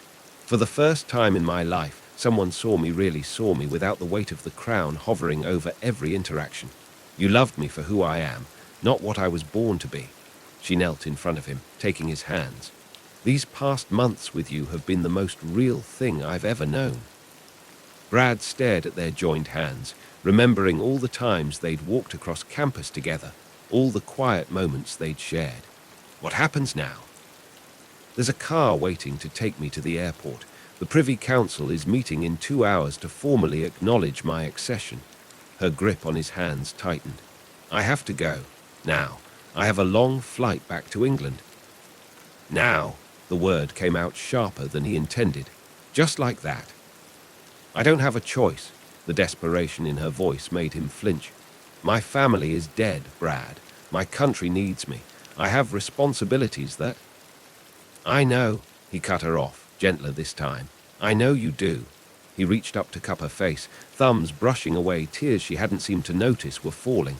"But what about us?" Tamsin leaned into his touch, her eyes closing. "That depends on you." "What do you mean?" She opened her eyes, and Brad saw in them a vulnerability that broke his heart. "I'm not just asking you to accept that I'm royal. I'm asking you to accept that I'm about to become one of the most visible people on the planet. Every move you make, every word you speak will be scrutinized. Your life will never be truly private again." She took a shaky breath.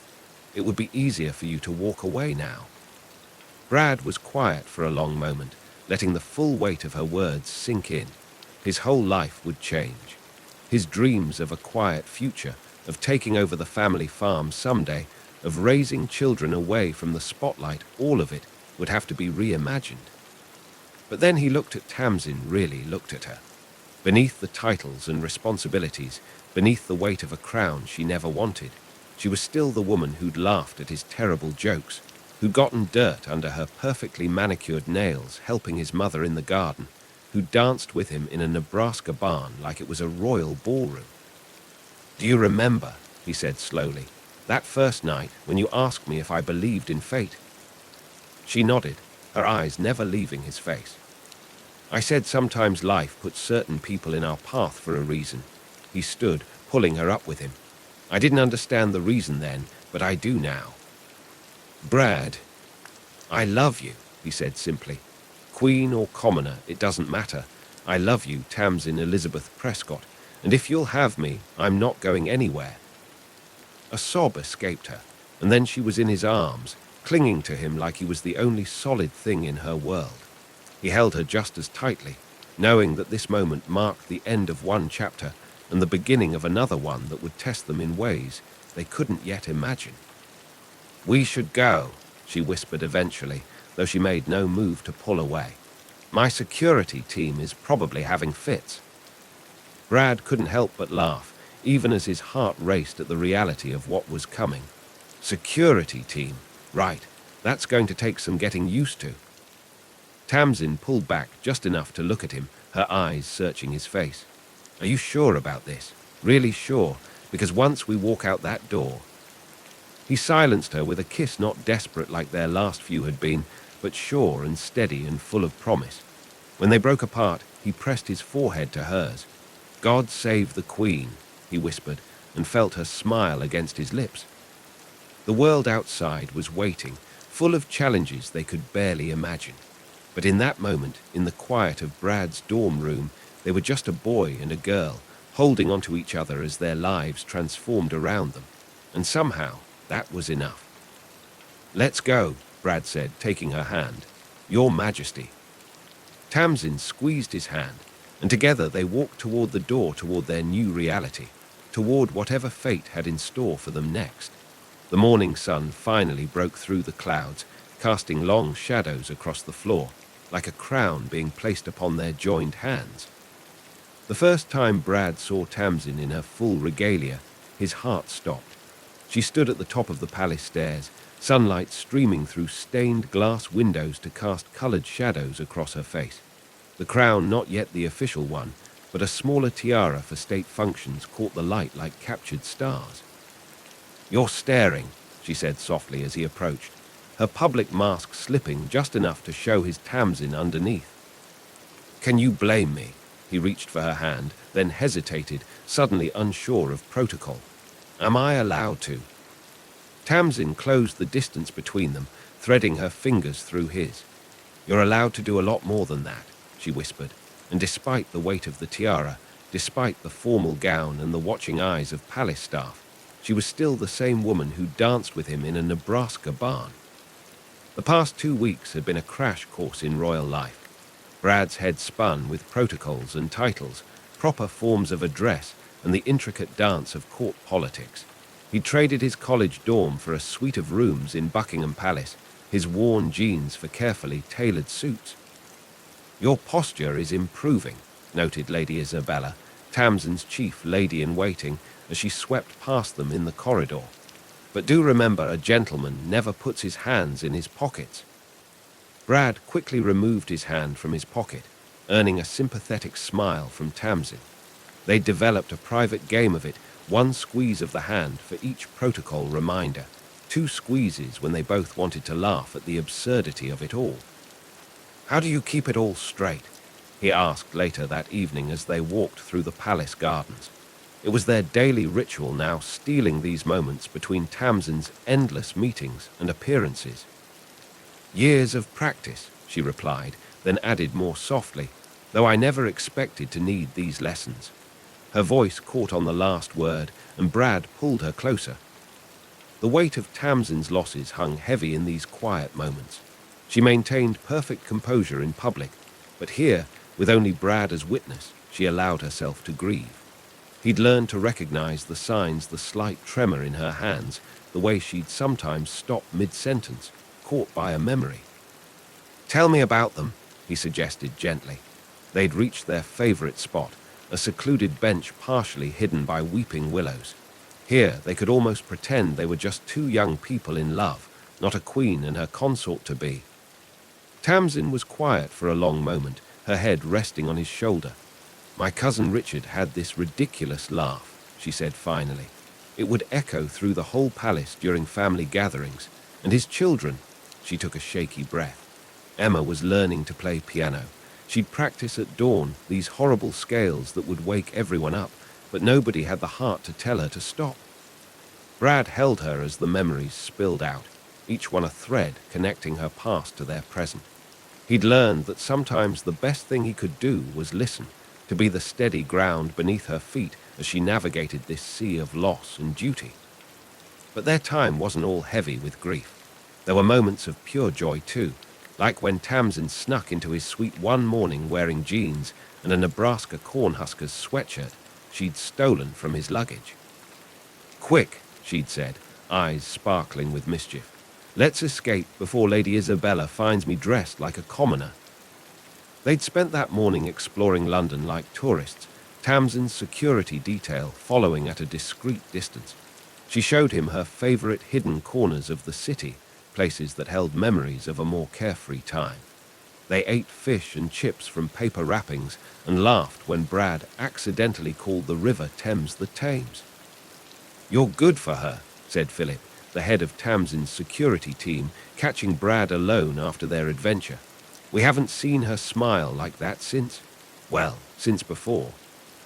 The comment warmed Brad, but he couldn't shake his lingering doubts about his place in this world. They surfaced again during his first official public appearance when he heard the whispers. American farm boy, not suitable, political liability. Tamsin found him afterward in the palace library, slumped in one of the ancient leather chairs. "I heard what Lady Ashworth said," she said without preamble. "Tamsin." "No, listen to me." She knelt in front of his chair, taking his hands in hers. "You know what my uncle, the king, told me the last time I saw him? He said that the crown's greatest weakness is its isolation from the real world, that we become so wrapped in tradition and protocol that we forget how to connect with our people." She reached up to cup his face, making him meet her eyes. "You, Bradley Carson, with your farm boy charm and your Nebraska values, are exactly what this monarchy needs. More importantly, you're exactly what I need, even when I accidentally bow to the footman. Especially then. Her smile was soft, private. You make me remember who I am beneath all this. When I'm with you, I'm not just the queen, I'm still that girl who fell in love in a college party in Nebraska. The moment was interrupted by a knock at the door. Your Majesty, Tamsin's secretary called. The Prime Minister has arrived for your meeting. Tamsin sighed, the weight of her role settling back onto her shoulders. But before she stood, she leaned in to kiss Brad softly. Stay strong, my love. We're in this together. As Brad watched her go, back straight and head high, he felt something shift inside him. The whispers and sideways glances didn't matter. The protocols and traditions he could learn. What mattered was the woman who carried the weight of a nation on her shoulders, who somehow managed to balance duty and love with grace he couldn't fathom. Later that night, unable to sleep, Brad found himself on the palace balcony overlooking the city. London sprawled before him, a tapestry of lights and shadows, so different from the starlit fields of home. A soft footfall behind him announced Tamsin's presence. I couldn't sleep either, she said, wrapping her arms around him from behind, thinking about tomorrow's Privy Council meeting. Actually, he turned to face her, I was thinking about us, about how far we've come from that first night at the party. Tamsin's face softened. Do you regret it, any of it? Not for a second, he pulled her closer. Though I do have one request, Your Majesty. Oh, when we get married, and yes, that's when, not if I want us to have 2 ceremonies. The big royal wedding that protocol demands, and a small one, just us and my family, in that barn back home. Tears welled in Tamsin's eyes, but her smile was radiant. In that case, I have a request too. Anything. Dance with me, she held out her hand, just as she had that night in Nebraska, right here under the stars. And so they danced, the Queen of England and her American farm boy, while London slept below. No music played except the rhythm of their hearts, no crown adorned Tamsin's head except the stars above. In that moment, they were simply Brad and Tamsin again, 2 souls who had found each other against all odds, learning to balance love and duty, past and future, farm and palace.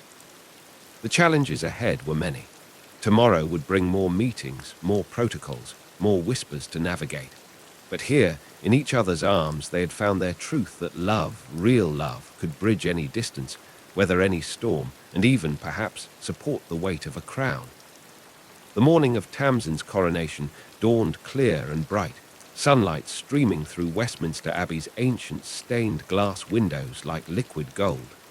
Brad stood in a side chamber, adjusting his ceremonial uniform for the 100th time, when a familiar voice made him turn.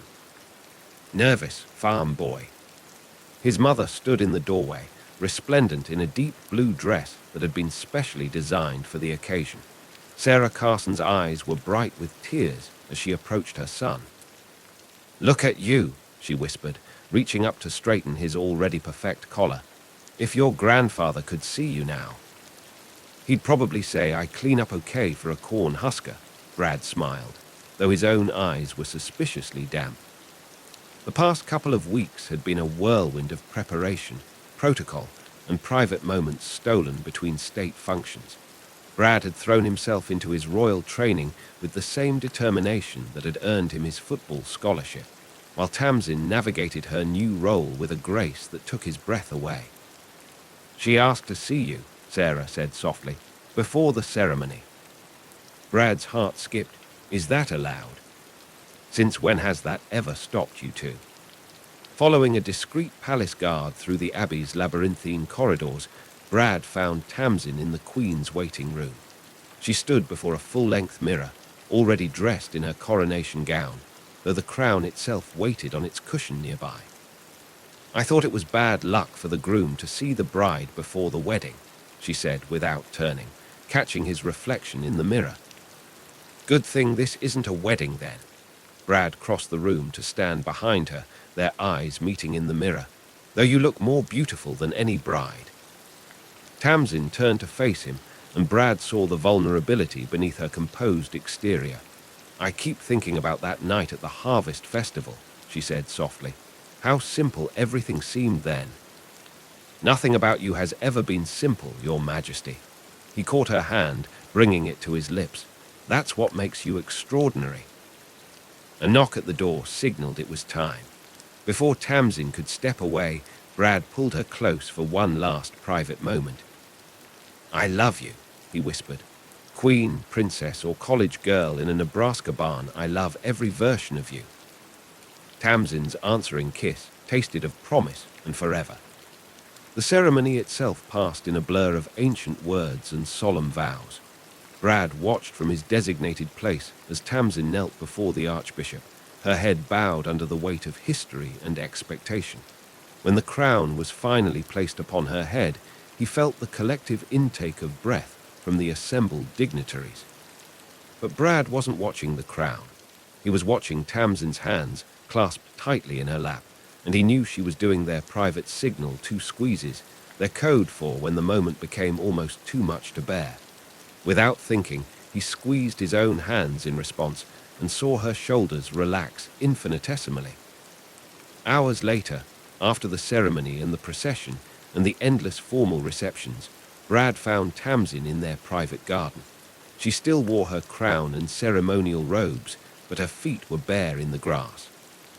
There you are, he said softly, shrugging off his jacket to wrap around her shoulders. The Prime Minister is looking for you. Let him look. Tamsin leaned back against his chest, tilting her head to see the stars emerging in the darkening sky. Just give me 5 more minutes of being just yours. Brad chuckled. You're never just mine anymore. You belong to history now. No, she turned in his arms, her eyes fierce despite her exhaustion. Everything out there, the crown, the duty, the history that belongs to Queen Tamsin Elizabeth Regina.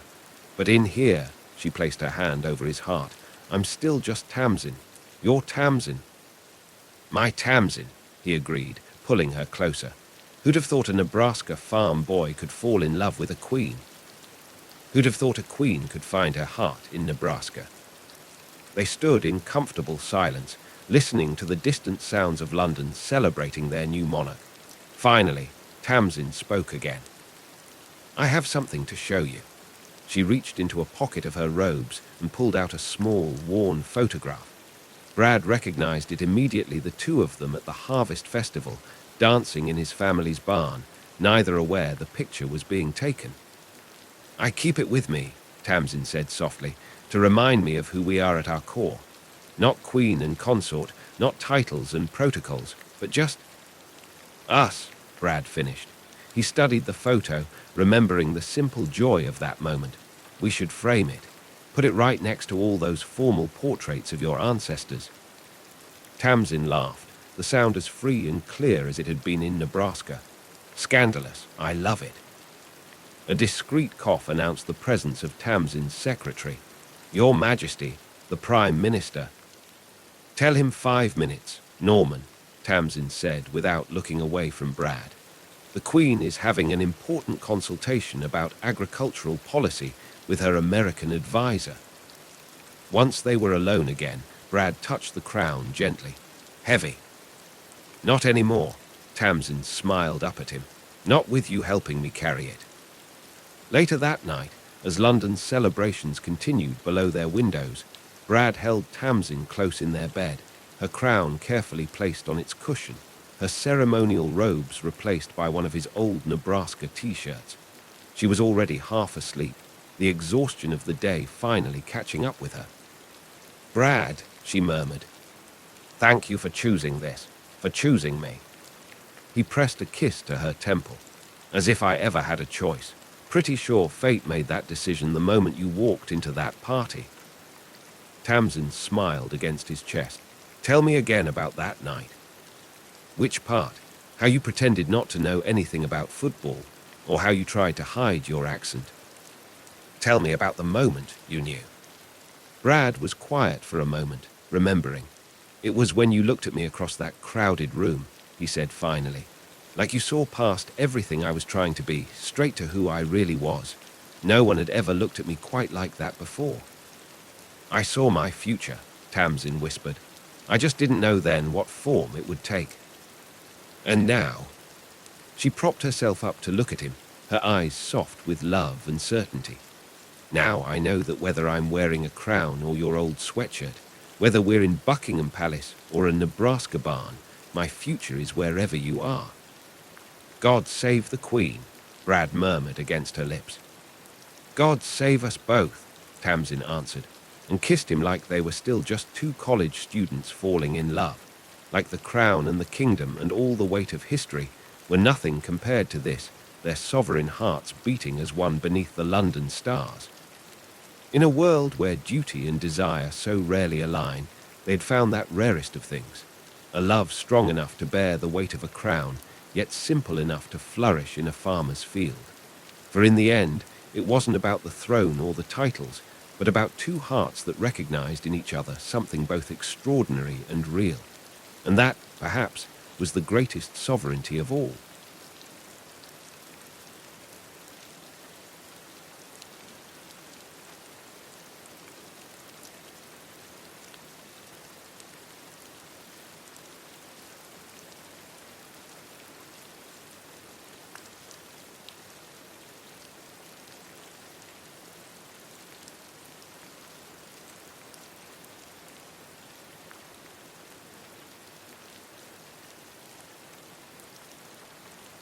The lavender stalks whispered secrets to the morning breeze as Claire traced her familiar path through the fields.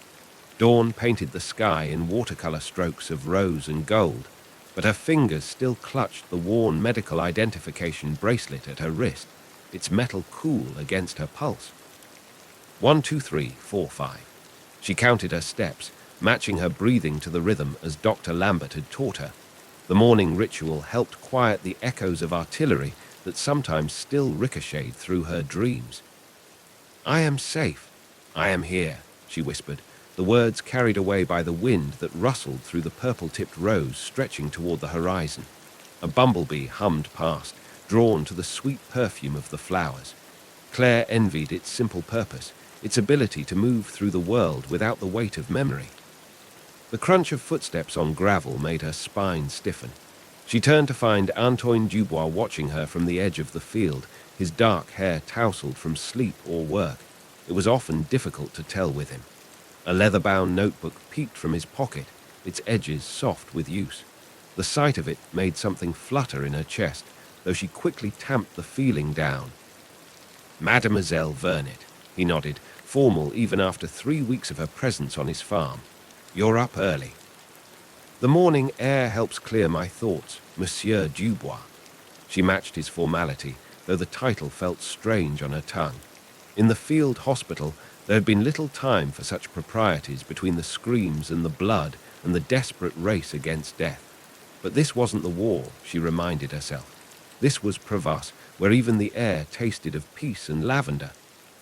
Antoine shifted his weight, one hand absently touching the notebook in his pocket. The bank inspector arrives tomorrow. His voice was quiet, but carried an undercurrent of tension she recognized all too well, the sound of someone trying very hard to maintain control. I trust our arrangement is still acceptable. Claire's fingers found her bracelet again. The cool metal grounded her as she considered their strange bargain, her presence as his supposed wife, allowing him access to aid reserved for veterans' families in exchange for sanctuary among his lavender fields. Of course, she said, I gave you my word. He nodded once, sharp and quick, then turned toward the barn, but he paused after a few steps, looking back over his shoulder. Your morning walks, they help. With the...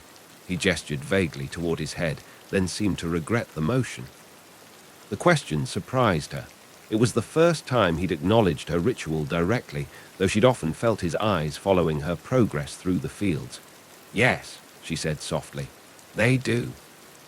Something flickered across his face, understanding, perhaps, or recognition. But before she could be certain, he was striding away, his shoulders set in that two straight lines she'd come to recognize, the posture of a man carrying a burden too heavy to share. Claire watched him disappear into the barn, where the morning light painted the weathered wood in strokes of gold. A rooster crowed from the direction of the farmhouse, and she could hear Madame Dubois, Vivienne, beginning her own morning routine, the clatter of pots and pans, a domestic symphony that still felt foreign after years of artillery fire and ambulance sirens. She looked down at her hands, steady now in the growing light. They had once been instruments of healing, certain in their purpose. Now they would learn new work among the lavender, and perhaps, though she barely dared think it, they might also learn to build something beyond survival. The sun crested the distant hills, setting the fields ablaze with purple fire. Claire took one more deep breath of the lavender-scented air, then turned toward the farmhouse. There was work to be done, appearances to maintain, and somewhere between the truth and their necessary fiction, a path forward to find. The kitchen smelled of fresh bread and memories when Claire stepped through the farmhouse door. Vivienne Dubois stood at the weathered wooden table, her fingers working the dough with practiced grace despite the slight tremor Claire's nurse's eye couldn't help but notice. Morning light streamed through the window, catching the silver threads in the older woman's dark hair. "Ah, there you are," Vivienne said without looking up. "The bread will be ready soon. Antoine takes his with lavender honey." She paused, hands stilling in the dough. "But of course you'd know that, being his wife." The words hung in the air like dust motes in the sunlight. Claire's throat tightened as she moved to wash her hands at the pump sink. The cool water couldn't wash away the weight of the lie they were living. I'm still learning," she managed, hating how the words stuck in her throat. In the field hospital, she'd never hesitated, never stumbled over what needed to be said. But there, truth had been as sharp and clear as a surgeon's blade. Vivienne's hands resumed their rhythm in the dough, but her voice softened. "We all are, my dear, every day." She glanced toward the window, where Antoine's figure was visible crossing the yard, that familiar notebook in his hands. He sketches, you know, like his father used to, solutions to problems that haven't even appeared yet. Claire followed her gaze. Antoine had stopped by the lavender field's edge, pencil moving across paper with quick, decisive strokes. The morning light caught his profile, and for a moment she could see the boy he must have been before the weight of the farm's future settled onto his shoulders. A sharp rap at the kitchen door scattered her thoughts like startled birds. "Madame Dubois," Paulette Martin's voice carried through the wood, bright as the copper pots hanging on the wall. "I've brought those soap samples we discussed." Vivienne quickly wiped her hands on her apron. Coming. But as she turned, her foot caught on the uneven flagstone.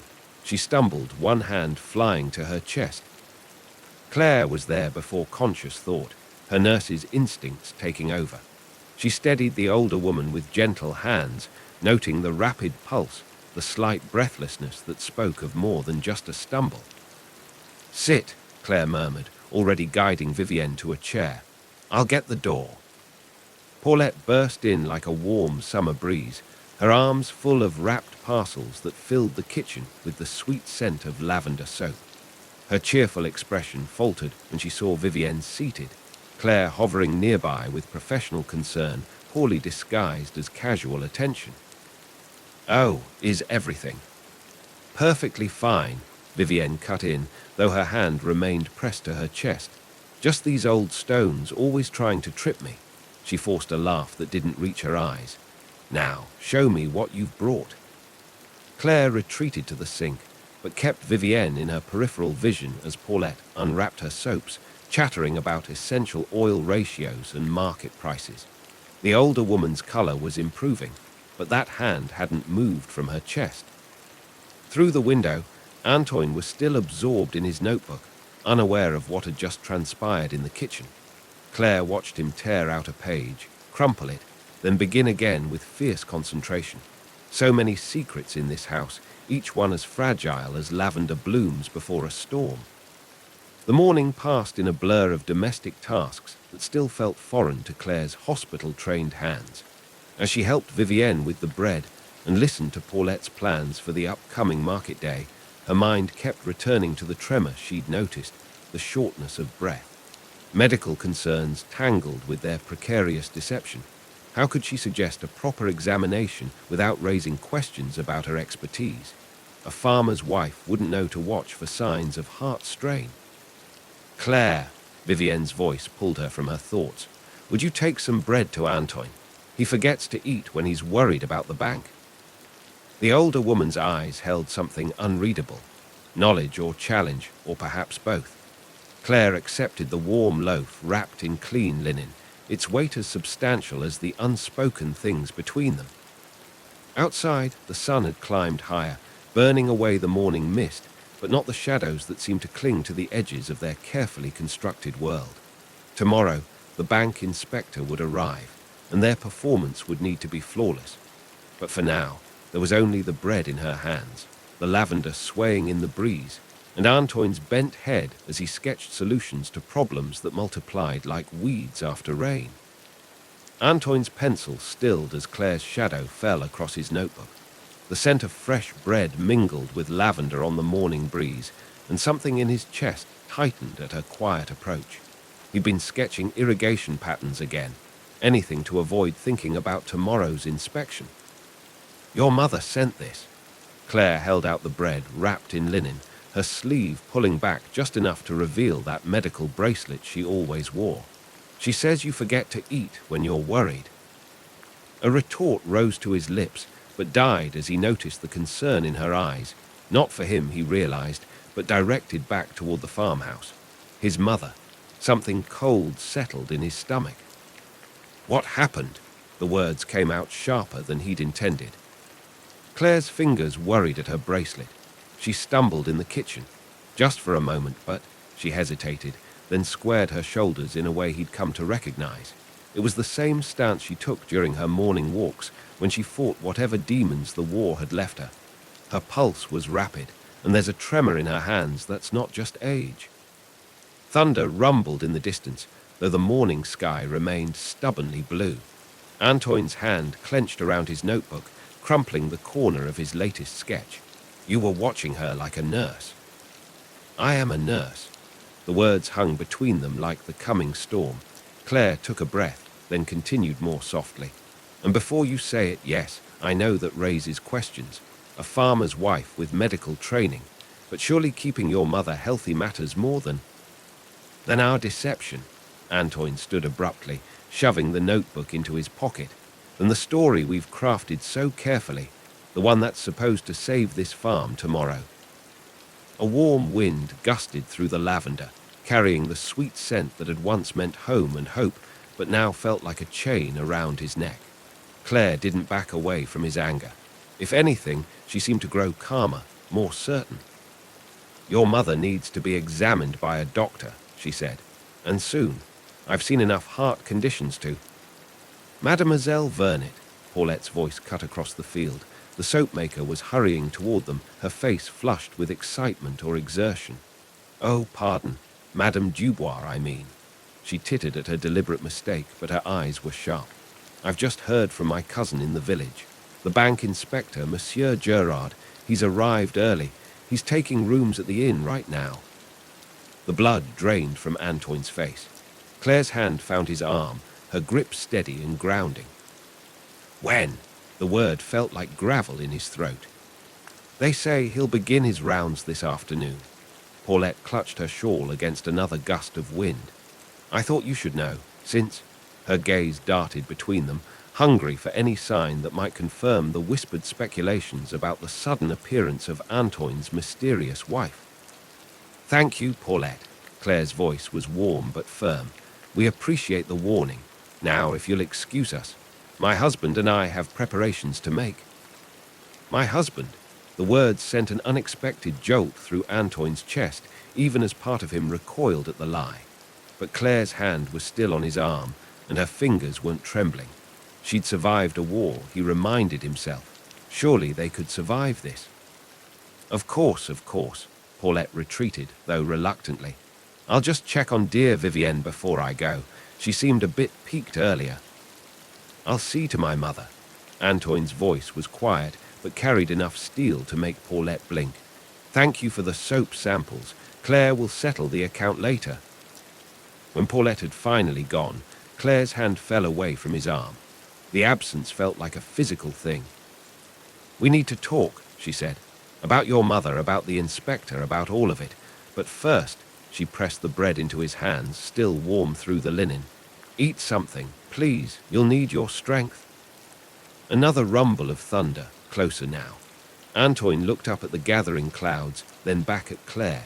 She'd already turned toward the farmhouse, her back straight, her steps measured.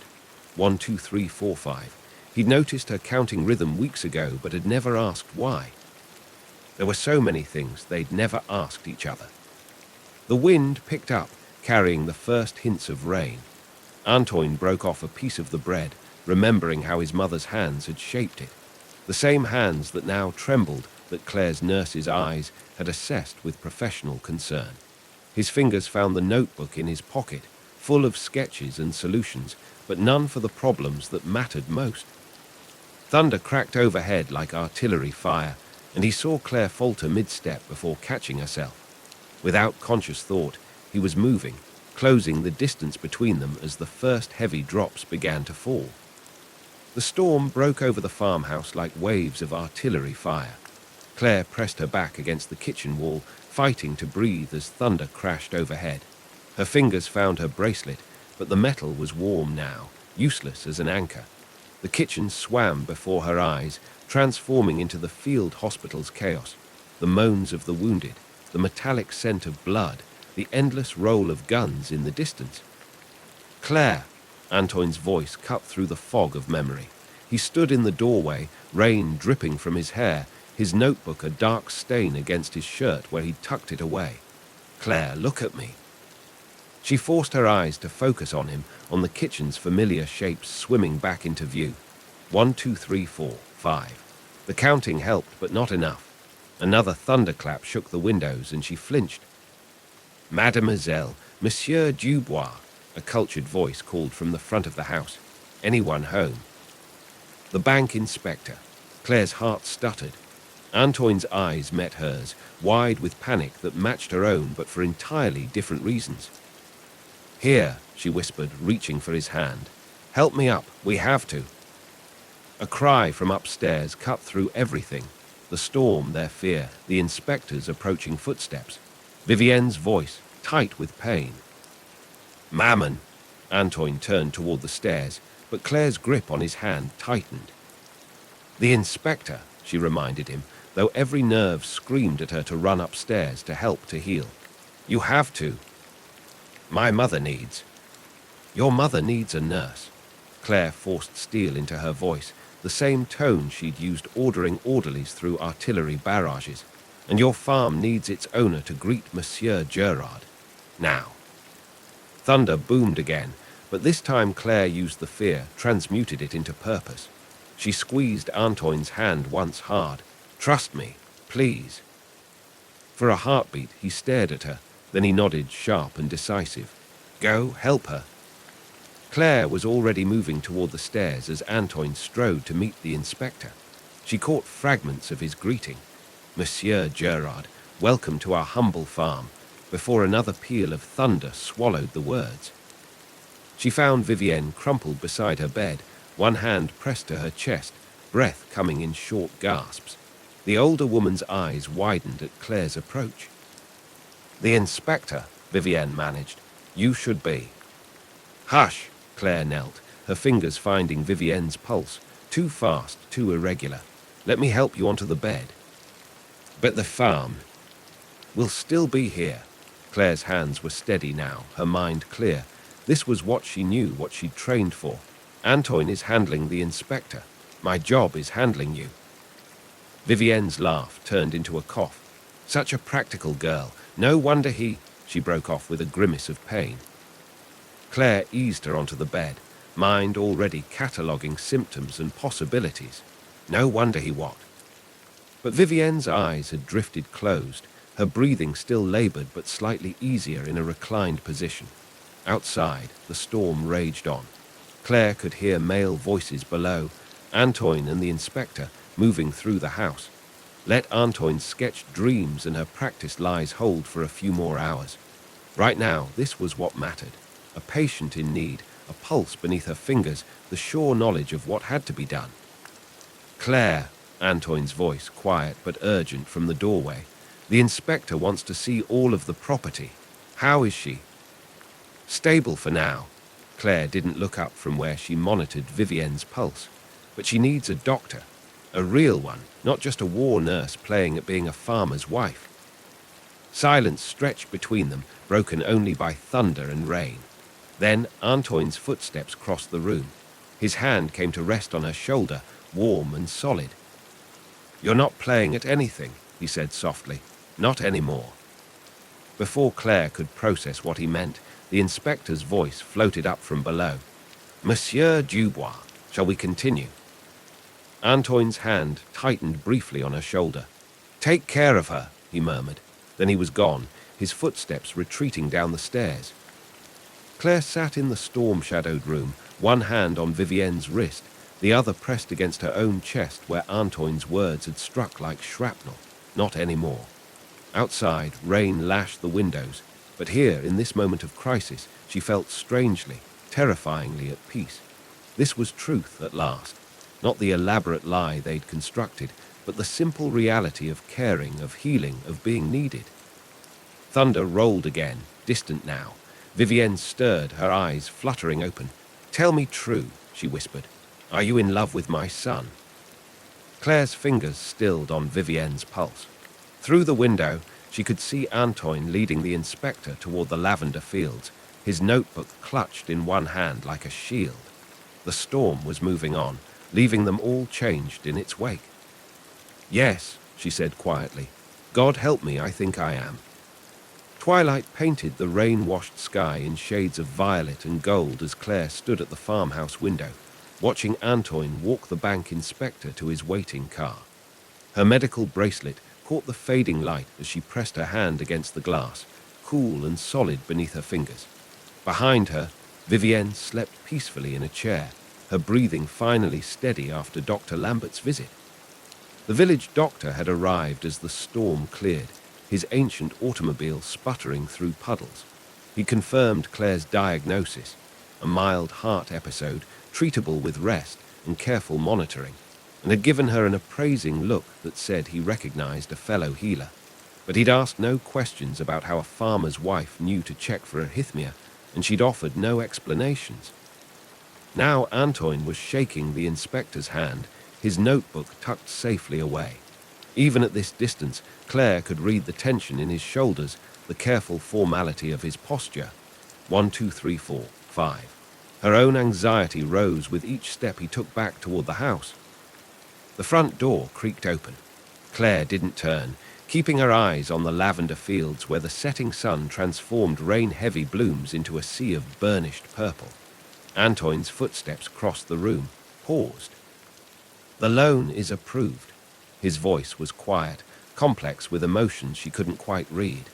He was particularly impressed by our dedication to maintaining traditional methods while exploring innovative improvements. Claire's breath caught. "Your sketches and your organizational systems for the distillery," a step closer. He said it showed exactly the kind of forward-thinking approach they want to support. Finally, she turned. Antoine stood in the center of the room, his hair still damp from the rain, his father's ledger clutched in one hand. He looked exhausted, triumphant, and somehow younger without the weight of imminent failure pressing down on him. "So the farm is safe," she said softly. "Yes." He glanced at his sleeping mother, then back to Claire. "Thanks to our deception." "Antoine, I heard you." The words were gentle, but they stopped her cold. "Earlier, with Mammon, I came back to check on her and I heard what you said." Heat bloomed in Claire's cheeks. Her fingers found her bracelet again, but Antoine stepped forward, catching her hand before she could retreat into the familiar ritual. "When I first saw you walking through the lavender," he said, "counting your steps each morning, I thought you were trying to find your way back to yourself.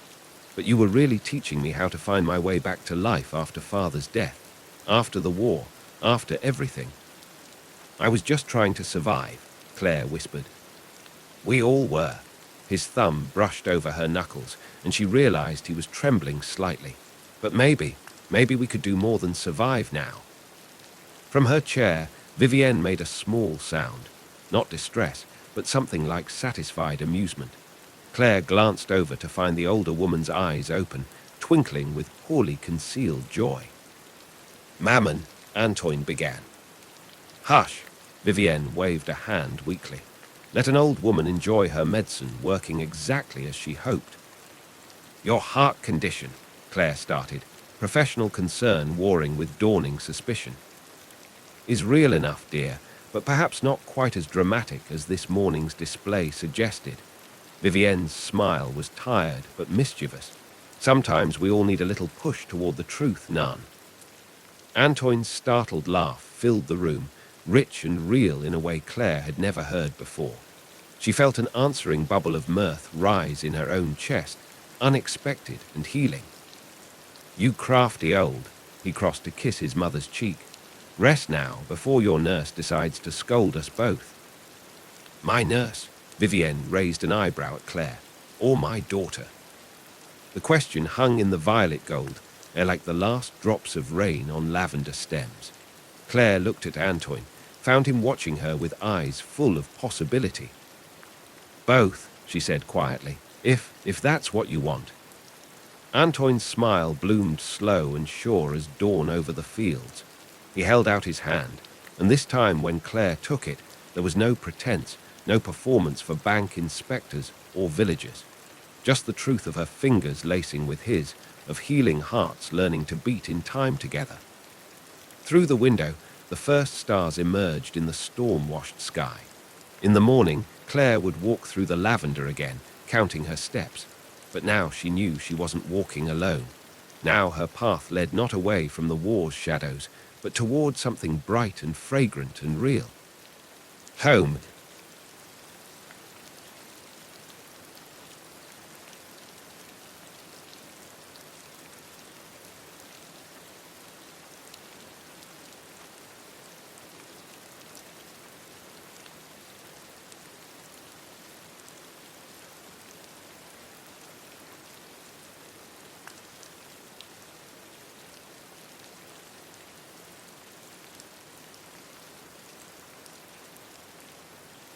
The problem with fairy tales, Mandy Parker decided as she stared at her phone's blank screen, was that no one warned you about the part where Prince Charming ghosted you after 3 seemingly perfect dates. At 30, she'd mastered the art of brushing off dating disappointments with the same determination she applied to her cutthroat career in marketing. Her motto, "Just keep swimming," a phrase that earned her more than a few eye rolls from colleagues who didn't appreciate the profound wisdom of Finding Nemo. Another one bites the dust. Lisa, her best friend and fellow marketing executive, leaned against the doorframe of Mandy's corner office, wearing the knowing smirk of someone who'd witnessed too many of these moments. He said he needed to focus on his spiritual journey. Mandy made air quotes with her perfectly manicured fingers, which apparently means unfollowing me on Instagram and hitting up yoga instructors half his age. Lisa's eyes drifted to the army of Pixar merchandise, surrounding them a collection that transformed Mandy's otherwise sophisticated office into what some might call a shrine to animated storytelling. A massive Finding Nemo poster dominated one wall, while Buzz Lightyear kept watch from her desk, positioned next to a framed Harvard MBA diploma that cost more than her first car. "You know," Lisa ventured carefully, "maybe the problem isn't the guys. Maybe it's that you're looking for a Disney prince in a world of," she gestured vaguely, "finance bros and tech startups." "I'm not looking for a prince," Mandy protested, absently straightening her Toy Story coffee mug. "I'm looking for someone who gets that you can be a grown-up and still believe in magic. Someone who understands that quoting Pixar movies in serious meetings isn't weird, it's strategic." She paused, thinking of her last boyfriend who'd called her childish for crying during up. Is it really too much to ask for a guy who's ambitious but not soulless, who can rock a suit but also geek out over animation? "In Los Angeles, probably," Lisa's phone buzzed. "Speaking of soulless, we've got that call with the Netflix team in 30. Try not to quote Finding Nemo this time." "That was one time," Mandy called after her retreating friend. And P. Sherman, 42 Wallaby Way, Sydney is a perfectly valid metaphor for brand recognition. Alone again, Mandy turned to her window, taking in the sprawling Los Angeles skyline. At 30, she had everything she dreamed of as a kid, well, everything except someone to share it with. Someone who'd understand why she kept a beaten-up Nemo plush on her desk, a reminder of the day her parents told her they were divorcing, and 7-year-old Mandy found comfort in a story about never giving up, about family being worth fighting for. With a sigh, she opened Instagram, her fingers automatically scrolling through her latest post, a video about balancing professional success with personal authenticity, featuring her infamous office decor. The comments were rolling in, most of them from fellow marketing professionals asking about her campaign strategies. But one caught her eye, stopping her mid-scroll. Mark Bennett, an office that perfectly balances professionalism with personality, love the Pixar touches, especially the Nemo collection. Remember, fish are friends, not food. P.S. You've got a friend in me. Something about the comment made her pause. Most guys either ignored her Pixar obsession or tried to mansplain animation to her. But this felt different. Curious, she tapped on his profile. Mark Bennett, 32, corporate attorney. His profile picture showed a man in a crisp suit with an unexpected warmth in his smile, the Manhattan skyline behind him. Only a few posts, mostly skylines and coffee shops, but his bio made her laugh out loud. NYC attorney by day, secretly convinced my life is a Pixar movie. To infinity and beyond, or at least to the next court date.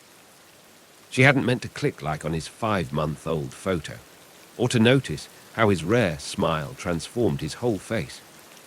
And she definitely hadn't meant to spend the next 20 minutes scrolling through his sparse feed, picking up clues like she was preparing for a client presentation.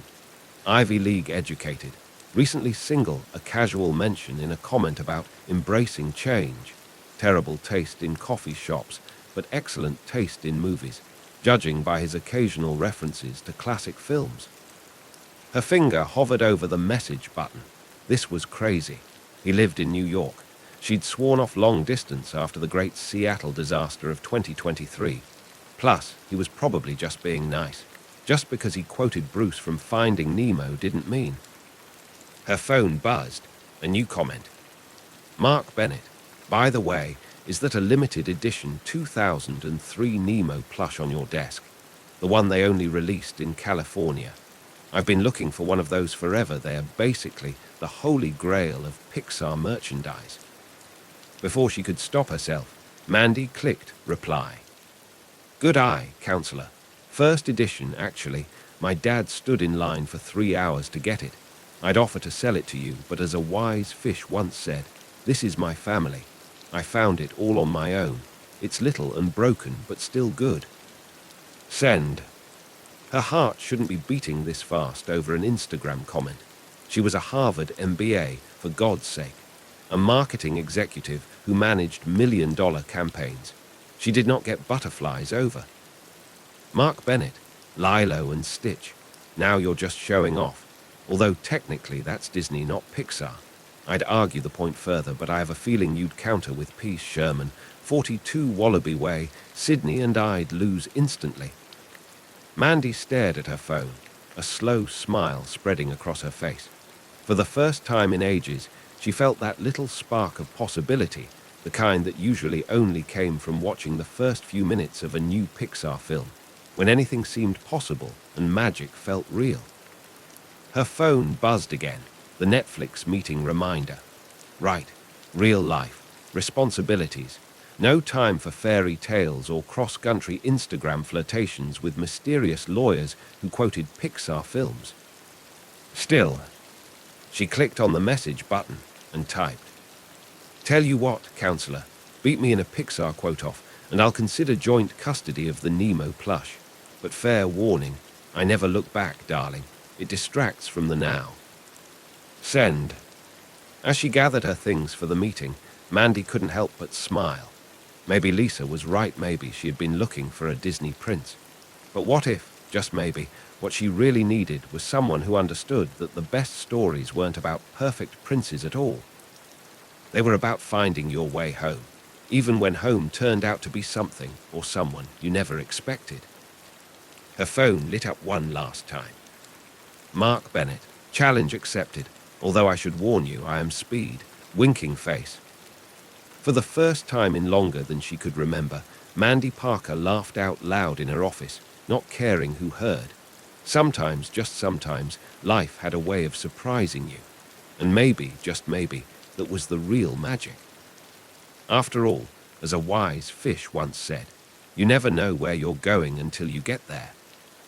1 month, 342 Instagram messages, and countless Pixar references later, Mandy found herself doing something she'd sworn she'd never do again, falling for someone she'd never met in person.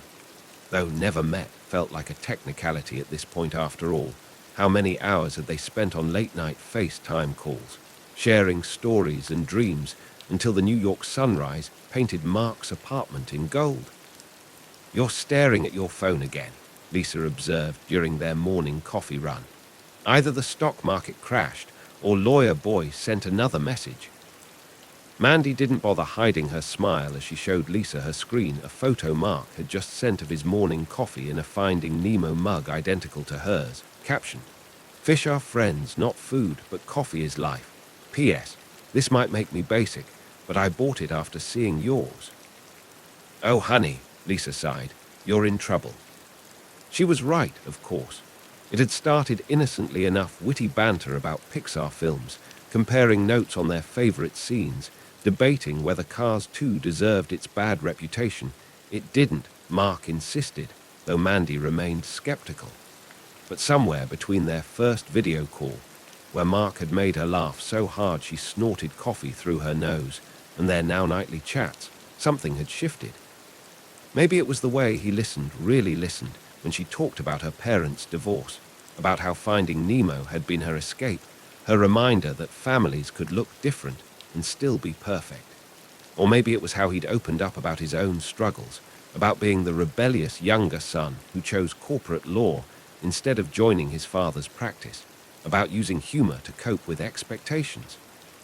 "My ex used to hate my Pixar references," he'd admitted one night, his voice soft in the darkness. "Said they were unprofessional, that I needed to grow up." "What did you tell her?" "That growing up doesn't mean growing cold." He'd paused, and even through the screen, Mandy felt the weight of his next words. "You're the first person who's ever really gotten that." It was dangerous, this feeling.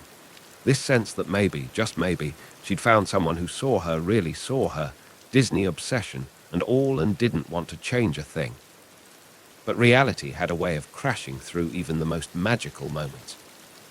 "I have to be in LA next month," Mark announced during one of their calls, trying and failing to sound casual. "Some depositions for the Morgan case. I was thinking." Mandy's heart skipped. "That's funny, because I was thinking too." "Oh yeah," his smile was soft, hopeful.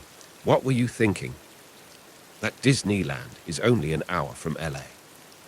"Miss Parker, are you asking me on a date?" "Depends, counselor. Are you saying yes?" His laugh was warm, sending shivers down her spine. To infinity and beyond. The next few weeks were torture. Every text, every call felt charged with anticipation. Mandy threw herself into work, launching a major campaign that had her team working overtime. But even in her most stressed moments, her phone would buzz with a message from Mark. "Remember, just keep swimming. P.S. I practiced my evil Emperor Zurg voice for our Disney trip. Prepare to be impressed." But as the day approached, doubt began to creep in. What if the chemistry wasn't the same in person? What if she'd built this connection up in her head? What if you're overthinking this? Lisa interrupted her spiral during their weekly wine night. The man bought a matching coffee mug, Mandy. He quotes Finding Nemo in legal briefs. His firm's partners hate that, Mandy smiled, remembering Mark's story about sneaking to infinity and beyond into a contract's footnotes. "See, that smile right there.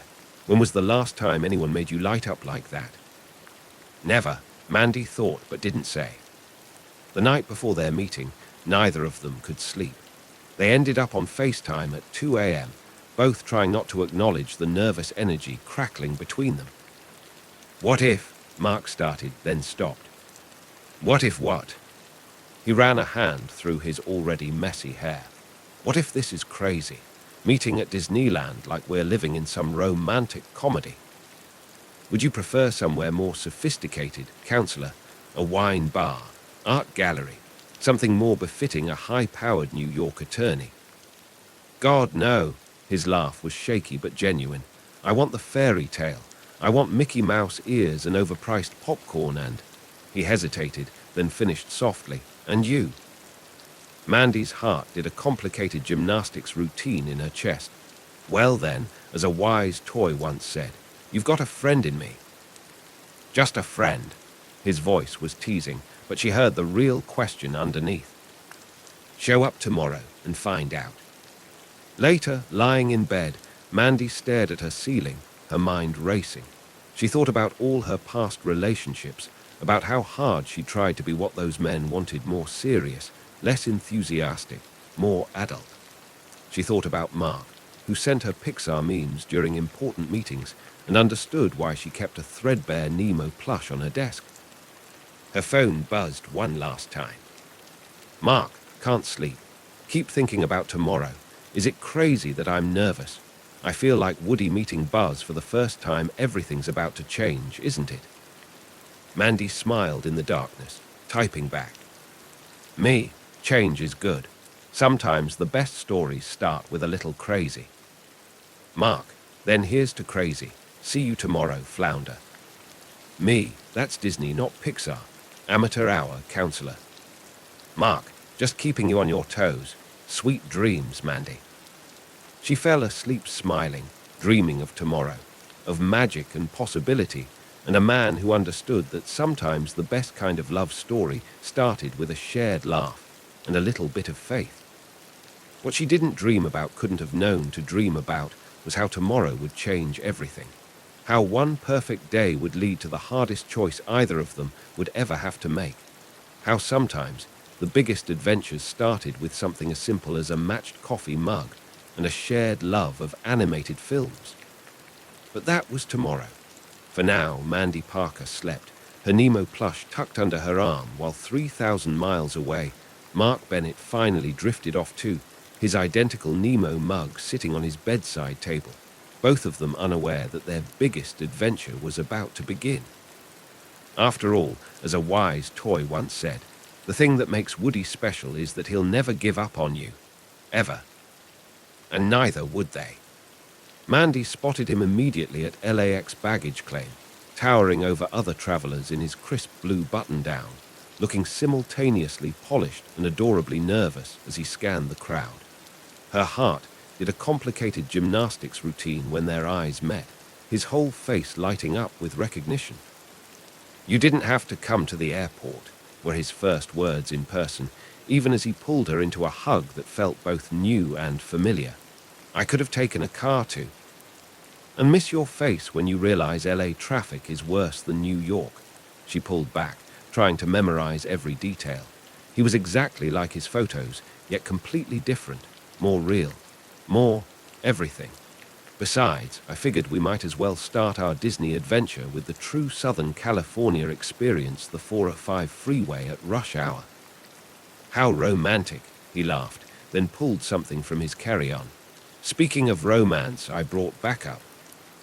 It was a Buzz Lightyear pin, vintage, the kind they only sold in the parks in the early 2000s. Mandy's eyes widened. "How did you?" "eBay, 2 in the morning after our third video call. I figured." He rubbed the back of his neck, a gesture she'd seen through screens but never in person. "Well, to infinity and beyond, right?" Mandy laughed, reaching into her own bag. "Great minds think alike, counselor." The vintage Nemo plush she handed him was worn but perfect, its colors slightly faded from years of love. Mark cradled it like it was made of gold. "Is this?" "Not my original," she clarified quickly, "but same edition. Found it at a collector's shop in LA last week. Figured it was time you had your own, since joint custody seemed a bit complicated with 3,000 miles between us. Their eyes met, and suddenly those 3,000 miles felt like nothing at all. All the anxiety, all the what-ifs, dissolved in the simple reality of being here, together, holding pieces of each other's childhood dreams.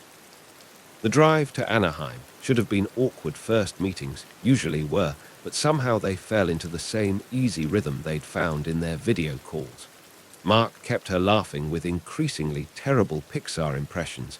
I've been practicing my crush voice for weeks, while Mandy gave him a running commentary on LA landmarks, complete with movie references.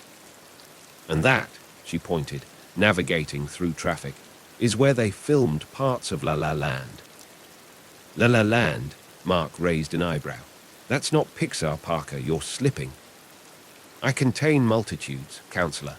Plus, she grinned, the La La Land Observatory is right next to where they recorded the vocals for When She Loved Me from Toy Story 2. Now you're just showing off. Always. They arrived at Disneyland just as the morning crowd was building. Mark insisted on paying for parking. You drove, I park. It's only fair. And they both pretended not to notice how naturally their hands found each other as they walked from the lot to the park entrance. So, Mark said softly, squeezing her hand, what's the plan, Miss Marketing Executive? I assume you've got our day mapped out with military precision. Actually, Mandy bit her lip, I thought maybe we could just wing it. I know that sounds crazy coming from me, but sometimes the best adventures are unplanned. Mark finished, his eyes twinkling, like meeting someone through an Instagram comment about a stuffed fish. Exactly, she hesitated, then added, though I did make one reservation, for lunch, at that restaurant that looks like Gusto's from Ratatouille, because anyone can cook, he grinned. See, this is why you're the perfect woman. The words hung between them, heavy with possibility. Mandy felt her cheeks flush. Perfect is a strong word, counselor. I stand by my statement. He pulled her closer as they approached the gates. Shall we begin our adventure, my lady? I believe Space Mountain awaits. Space Mountain, not Finding Nemo first. Save the best for last, he winked. Plus, I figured we should establish my bravery early on. I'm terrified of roller coasters. Mandy stared at him. Then why? Because you mentioned it was your favorite in our second call. The one where you talked about how your dad used to hold your hand through the whole ride when you were little. He shrugged, trying to look casual and failing magnificently. I figured maybe you could hold mine. In that moment, looking at this successful New York lawyer who'd bought a vintage pin at 2 a.m. and was willing to face his fears just to make her smile, Mandy realized she was in serious trouble. The kind of trouble that started with an Instagram comment and ended with, well, that remained to be seen. Counter-proposal, she said, squeezing his hand. We start with It's a Small World. Easy, classic, gives us time to talk, then we work our way up to Space Mountain. Baby steps. Like Nemo learning to swim again. Exactly, she pulled out their tickets. Just keep swimming, right? His answering smile was better than any Disney magic. Lead the way, Parker. As they walked through the gates, Mandy noticed how perfectly their hands fit together, how natural it felt to fall into step beside him. They passed families and couples, all headed toward their own adventures, but this one felt special. Sacred, almost. Hey, Mark. I'm really glad you commented on my post. He pulled her closer, dropping a kiss on her temple that felt both surprising and inevitable. Me too, though I have to confess something. What's that? I spent 20 minutes drafting that comment, deleted it 4 times, almost went with a Cars quote instead. Mandy laughed, the sound carrying across the morning air. Thank God you didn't. I have standards, counselor. Noted, he grinned, though I maintain Cars 2 is underrated. And I maintain that this conversation is grounds for immediately ending this date. Ah, but you won't. His voice was teasing, but his eyes were soft. because then you'd miss finding out what other Disney sins I'm harboring. True. She tugged him toward It's a Small World, heart light with possibility. Plus, you still owe me that Space Mountain scream. I bet it's impressive. Only one way to find out. And as they disappeared into the crowd, two people who'd found each other through a shared love of animated films and the courage to believe in magic, the day stretched before them like a blank page in an adventure book, waiting to be filled. After all, as a wise toy once said, you've got a friend in me. Though friendship, they were both beginning to suspect, was just the beginning of their story. Their first date together at Disneyland had been perfect, almost too perfect. That was 2 months ago. Now, sitting in her office at midnight, Mandy stared at the email that threatened to shatter everything. Partnership Track New York office, dear Mr. Bennett. We are pleased to offer you the position of junior partner. Mark had forwarded it to her without comment, just a single question mark. She knew what he was asking new because they'd spent the last 2 months flying back and forth, building something that felt terrifyingly real, something that made her previous relationships look like pale imitations of love. Her phone buzzed. Mark's face appeared on FaceTime, looking as exhausted as she felt. Hey, he said softly. Hey yourself, counselor. She tried for lightness, failed. Congratulations on the promotion. Junior partner by 33, that's impressive. Mandy. It's everything you've worked for, she continued, her voice steady even as her hands shook. Your father will be thrilled. Finally, a Bennett-making partner, even if it's not at his firm. Stop, Mark's voice cracked. Just stop analyzing this like it's one of your marketing campaigns. Talk to me, really talk to me. The thing was, Mandy had gotten good at talking. Great, even. She could talk about her feelings, about her fears, about all the ways past relationships had left her scared of trusting too deeply.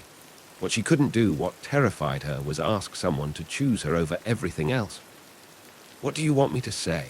She swallowed hard. That I've fallen in love with you. That these past 2 months have been like living in a fairy tale. That every time you fly back to New York, it feels like someone's ripping my heart out. Yes, Mark said simply. That's exactly what I want you to say, because that's how I feel too. Then, why did you forward me that email? Because I needed you to know what we're facing. Because I'm tired of pretending this is sustainable, the flights, the time zones, the goodbye kisses that hurt more each time. He ran a hand through his hair, a gesture she'd come to love. Because I need to know if you're all in like I am. All in, Mandy laughed, but it came out more like a sob. Mark, they're offering you partnership in New York. That's your dream. No, he said quietly. That was my father's dream for me. My dream. He paused, and she saw him gather his courage. My dream is waking up next to you, making you laugh with terrible Pixar impressions, building a life with someone who gets all of me, not just the suit and tie version. So what are you saying? I'm saying I found some law firms in LA that are hiring. I'm saying I could transfer, start over. No, the word burst out before she could stop it. No, I won't let you give up everything for me. I can't be responsible for. For what? His voice sharpened. For making me happy. For being the first person in my life who makes me feel like I don't have to choose between success and joy. You don't understand, Mandy whispered. Everyone leaves eventually. At least if you take the partnership, it'll be for a good reason. The silence that followed was deafening. Do you remember, Mark finally said, his voice dangerously quiet, what Woody says to Buzz? You've got to understand, these are Andy's toys. And Buzz responds. In a few years, he'll cast us aside for other toys, other diversions. Why should I care? Mandy quoted automatically. Because you're his. Mark's eyes were intense, even through the screen. That's what love is, Mandy. It's choosing to care even when it's scary, even when there are no guarantees. Mark, I love you. The words hung between them, electric. I love your Pixar obsession and your brilliant mind and the way you light up when you're excited about something. I love that you understand why I keep making these stupid movie references, because sometimes it's easier to say hard things through other people's words. Tears were flowing freely down Mandy's cheeks now. I can't ask you to give up your dream for me. You're not asking, I'm choosing, but I need you to choose too. He took a deep breath. I need you to be brave enough to believe that sometimes people stay. That love doesn't have to end just because all your other stories did. Mandy stared at his face on her screen, this man who turned her world upside down with an Instagram comment about a Nemo plush. Who understood why she kept Disney movies playing in the background when she worked late? Who looked at all her walls and quirks and imperfections and somehow saw magic? I'm scared, she whispered. I know, but you know what Dory says. When life gets you down, you know what you gotta do. They finished together. Just keep swimming. Mark smiled, soft and sure. I'll turn down the partnership. I'll move to LA, but only if you're ready to stop swimming away. Mandy looked around her office at the Pixar posters and plush toys, at all the ways she tried to hold on to childhood magic while building adult success. She thought about all the times she'd chosen safety over risk, control over vulnerability. I need time, she said finally, to be sure this isn't crazy. Something flickered in Mark's eyes, hope or hurt. She couldn't tell. How much time? The partnership offer. When do you have to decide? Friday, 3 days. I'll be on a flight tomorrow. Have dinner with me. One last time before everything changes. Mandy nodded, her throat too tight for words. Hey, Mark said softly. Remember what Buzz says. This isn't goodbye. It's just so long for now. After they hung up, Mandy sat in her darkened office, holding her threadbare Nemo plush. On her desk, next to her Harvard diploma and company awards, sat a framed photo from their day at Disneyland, both of them laughing, Mickey ears askew, looking at each other like they'd discovered something precious and rare.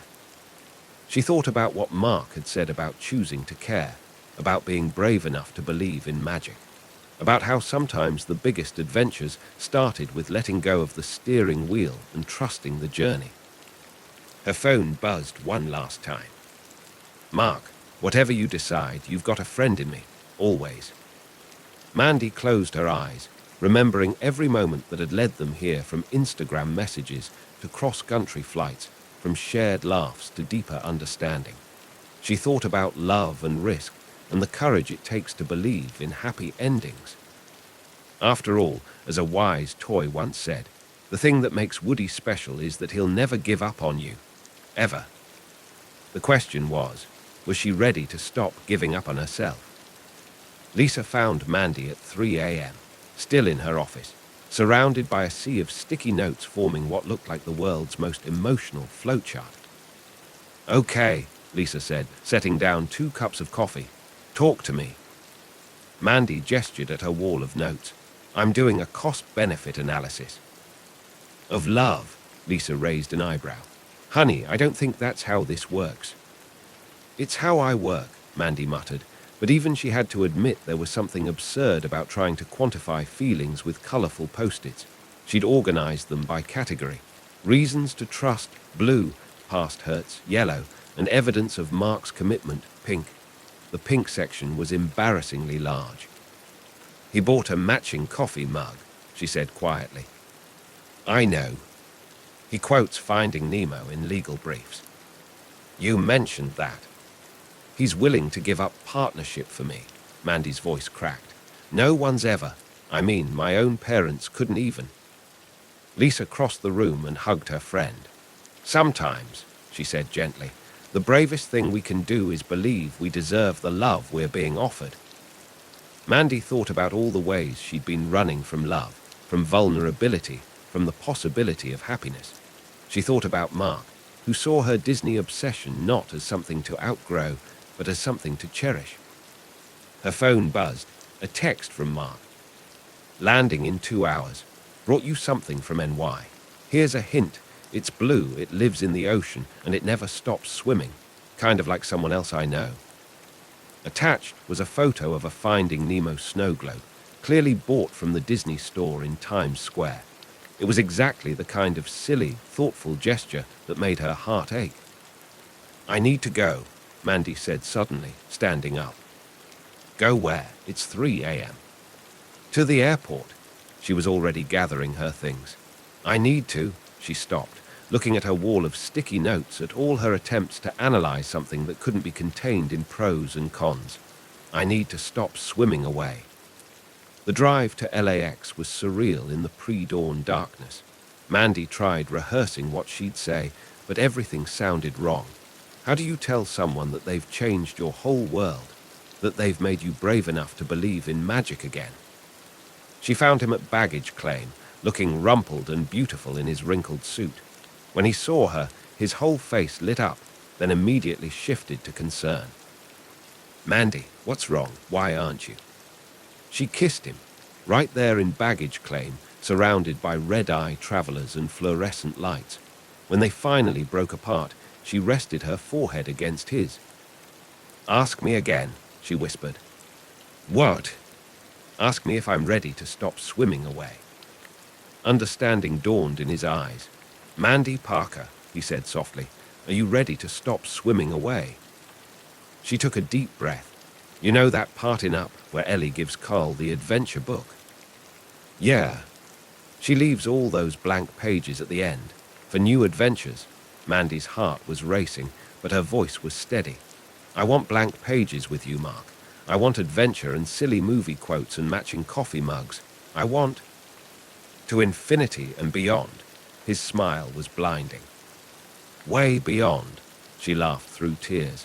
"But first, we need to talk about logistics.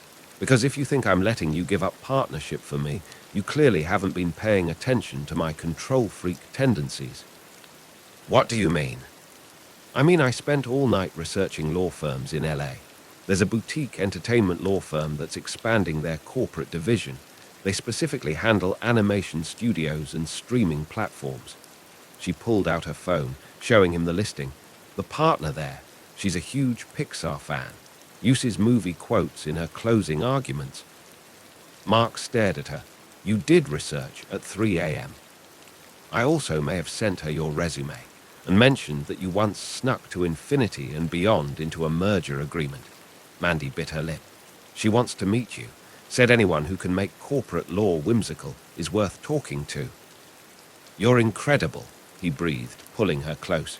"Terrifying and incredible." "That's not all." She took a deep breath. "I also looked at real estate listings. Found a place halfway between my office and the firm. It has," she smiled, "it has a room perfect for a home theater, for movie nights." "Mandy." "I'm tired of being scared," she interrupted. "I'm tired of waiting for things to go wrong. You make me want to be brave, Mark. You make me want to believe in happy endings." He kissed her again, soft and sure. "You know what my favorite Pixar quote is?" he murmured against her lips. "Thanks for the adventure, now go have a new one." His eyes were bright with promise. "What do you say, Parker? Ready for a new adventure?" Mandy looked at this man who turned her world upside down, who'd made her believe that sometimes the biggest leaps led to the softest landings, who understood that love wasn't about perfect moments, but about choosing each other every day, through every challenge and change. "You know what Dory would say," she teased. They finished together. "Just keep swimming." And there, in the fluorescent glow of LAX's baggage claim, with a Finding Nemo snow globe in his carry-on and matching coffee mugs in their futures, Mandy Parker and Mark Bennett began their next adventure. Not with a dramatic declaration or a grand gesture, but with simple truth. Sometimes the best stories start with a little faith, a lot of love, and just enough crazy to make magic real. After all, as a wise toy once said, "You've got a friend in me." And sometimes, if you're very lucky, you get a whole lot more than that. 1 year later, Mandy stood in Tokyo Disneyland, watching cherry blossoms dance on the evening breeze. Behind her, the Finding Nemo ride glowed in the twilight, casting ripples of blue light across the pavement. Mark had insisted on this trip, their first real vacation together since he'd moved to LA and joined the entertainment law firm. "We need an adventure," he'd said. with that smile that still made her heart skip. "Close your eyes," Mark called from behind her. "Why do I feel like you're up to something, counselor?" "Because you're eerily perceptive, and I'm terrible at surprises. Eyes closed, Parker." She complied, listening to his footsteps approach. Something soft pressed into her hands, a book. "Okay, open them." Mandy looked down and gasped. In her hands was a handmade replica of Ellie's adventure book from Up, but this one was labeled Our Adventure Book in careful gold letters. "Mark, open it."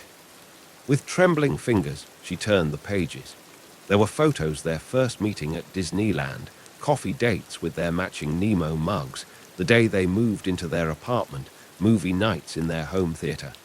Each page had ticket stubs, restaurant receipts, little mementos of their life together. And beneath each photo, a Pixar quote that captured the moment. Their first kiss, "You've got a friend in me." The day Mark won his first case at the new firm. To infinity and beyond. Moving day, both of them exhausted but happy. Just keep swimming. But it was the last filled page that made her breath catch. A photo from that morning, cherry blossoms in her hair, unaware she was being photographed. And below it, in Mark's handwriting, "Thanks for the adventure now. Will you go have a new one with me?" When she looked up, Mark was on one knee, holding a ring box with a small Nemo plush, attached the same one she'd given him the day they first met. "Mandy Parker," he said softly, "you once told me that the best stories start with a little faith and just enough crazy to make magic real. You were right, but you forgot one thing: the best stories never really end. They just keep finding new ways to be magical." Tears blurred her vision as he continued. "This past year has been the greatest adventure of my life. Moving to LA, building a home with you, learning that sometimes the scariest leaps lead to the softest landings. You make me brave enough to be myself, to believe that success isn't about following someone else's path, but about creating your own."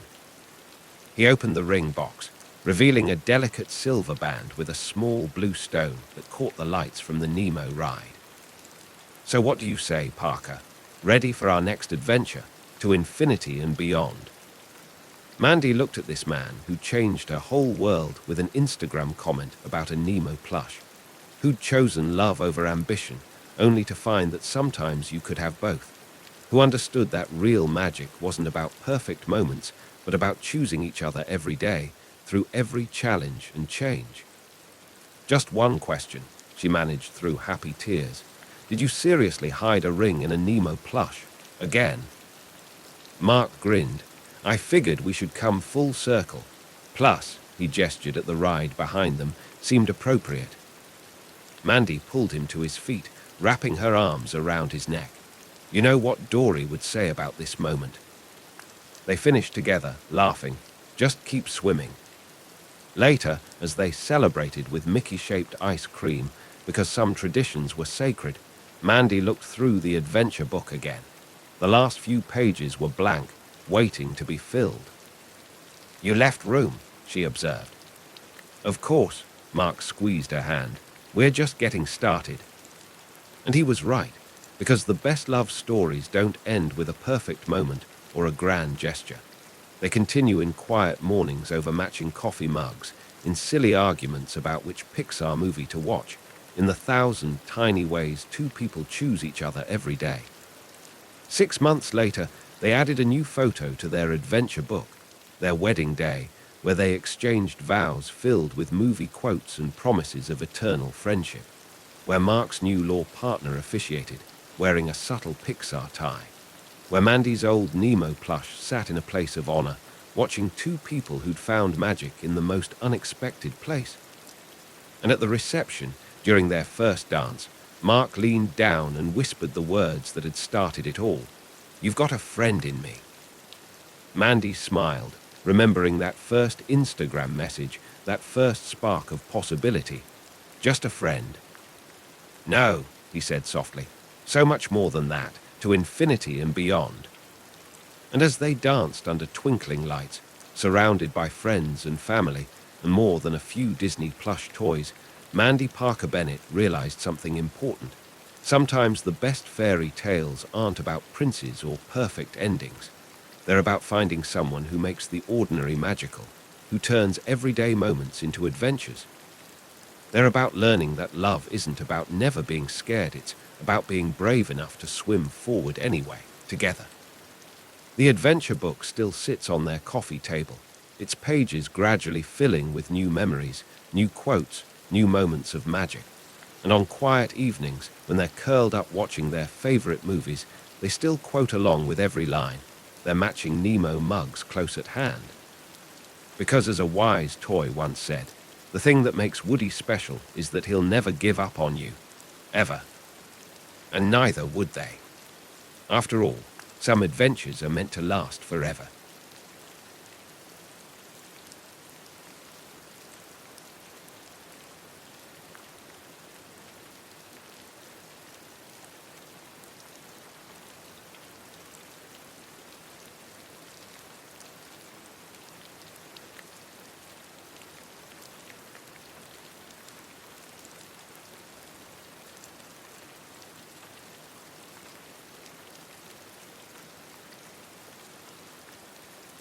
The old trunk's hinges protested as Maggie lifted the lid, releasing the musty scent of memories.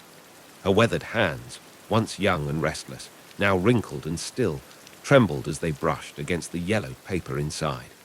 Outside, the Kansas wind howled across abandoned fields, the same wind that had carried so much away over the years, crops, dreams, and him. She didn't need to look at the sketch to remember every line, every shadow. Sam had captured more than just her hands that night. He'd captured everything she'd been trying to hide, the longing, the fear, the wild heart beating beneath her careful silence. The farmhouse creaked around her, empty now except for ghosts. Walter had been gone 3 years, passing quietly in his sleep just as he'd lived, without fuss or ceremony. The boys were grown, scattered to distant cities with families of their own. They called sometimes, their voices crackling through telephone lines, asking why she didn't sell the old place, come live with them in their air-conditioned homes where dust was just something to be wiped away. But they didn't understand. The dust was in her bones now. Late summer 1936, the morning Sam DeWitt drove into Silver Creek, the sky was the color of a bruise. Maggie stood outside Henderson's general store, brushing futilely at the fine layer of dust that had settled on her faded blue dress during the short walk from the farm. The air felt heavy, pregnant with the promise of another storm.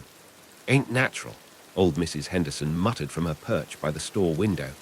"The Lord's punishment, if you ask me." Maggie didn't ask. She'd stopped asking why God had turned their golden fields to dust years ago. The answers never changed, and neither did the color of the sky. The truck appeared through the haze first, an old Ford, its once green paint now a uniform dusty brown. It rolled to a stop in front of the store, the engine coughing twice before falling silent. The man who stepped down moved like someone who expected the ground to stay solid beneath his feet. His clothes were city clothes, though worn at the edges, and his hands. Maggie noticed his hands first. They were clean, unmarked by the constant battle with unyielding earth. Artists' hands, she would think later. Hands that created rather than merely survived. "Excuse me, ma'am." His voice carried a hint of somewhere else. Chicago, she would learn. "I'm looking for the town hall." Maggie opened her mouth to respond, but Mrs. Henderson was faster, her voice sharp with curiosity. "Ain't had a town hall since 34. Bank foreclosed. What business you got here, mister?" He turned towards the old woman with a smile that transformed his whole face. "Sam DeWitt, ma'am. Government Soil Conservation Service. Here to help with erosion control if folks are willing to learn new techniques." Mrs. Henderson snorted. "Ain't nothing wrong with our soil that rain wouldn't fix." But Maggie saw something in his eyes when he looked at the barren fields beyond the town, not pity, but possibility. Same look she used to see in her own reflection before duty and dust buried it deep. "The town council meets at the church now," Maggie said quietly. 2 blocks down, can't miss it. White building with the crooked steeple." He tipped his hat to her, and for a moment their eyes met. Later, she would remember this as the moment everything changed, though nothing moved except the ever-present wind. "Much obliged, Mrs. Callahan," she supplied. "Margaret Callahan." "Thank you, Mrs. Callahan." He lingered for a heartbeat too long, as if there was something else he wanted to say. Then he was walking away, his footsteps leaving brief impressions in the dust before the wind erased them. Mrs. Henderson clicked her tongue. Government men. Think they know everything about farming from reading books in Chicago. Maggie watched him disappear down the street, his figure blurring at the edges like a mirage. She should go inside, get the supplies Walter had asked for. The boys would be hungry when they got home from school, and there was washing to be done, always more washing. The dust got into everything these days. But she stood there a moment longer, feeling something shift inside her chest, small as a grain of sand, sharp as a broken promise. The wind picked up, and somewhere in the distance, a screen door slammed shut. The day Sam DeWitt arrived in Silver Creek was the last normal day of Maggie Callahan's life. Though it would be years before she admitted this to herself, some part of her knew it even then, standing in the dust with her faded blue dress and her carefully ordered world about to spiral into beautiful, terrible chaos. The wind was rising. A storm was coming. And this time, it would change everything. The church basement smelled of coffee and desperation. Farmers filled the wooden folding chairs, their hands wrapped around chipped mugs, shoulders bent under the weight of failed crops and mounting debts. Walter sat beside Maggie, his presence solid and unremarkable as always, while Sam DeWitt stood at the front of the room, rolling up his sleeves. The land isn't dead, Sam said, his voice carrying to the rafters. She's just sleeping, and with the right care won't bring rain, someone called out. Sam smiled, not the practiced smile of a government man, but something genuine that made the corners of his eyes crinkle. No, but it might help us keep what moisture we have.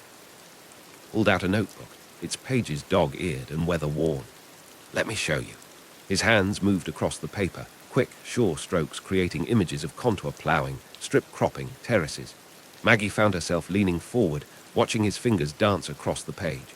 She remembered, suddenly and sharply, the feel of a paintbrush in her own hand, the way colors used to bloom across canvas before reality had dried her dreams to dust.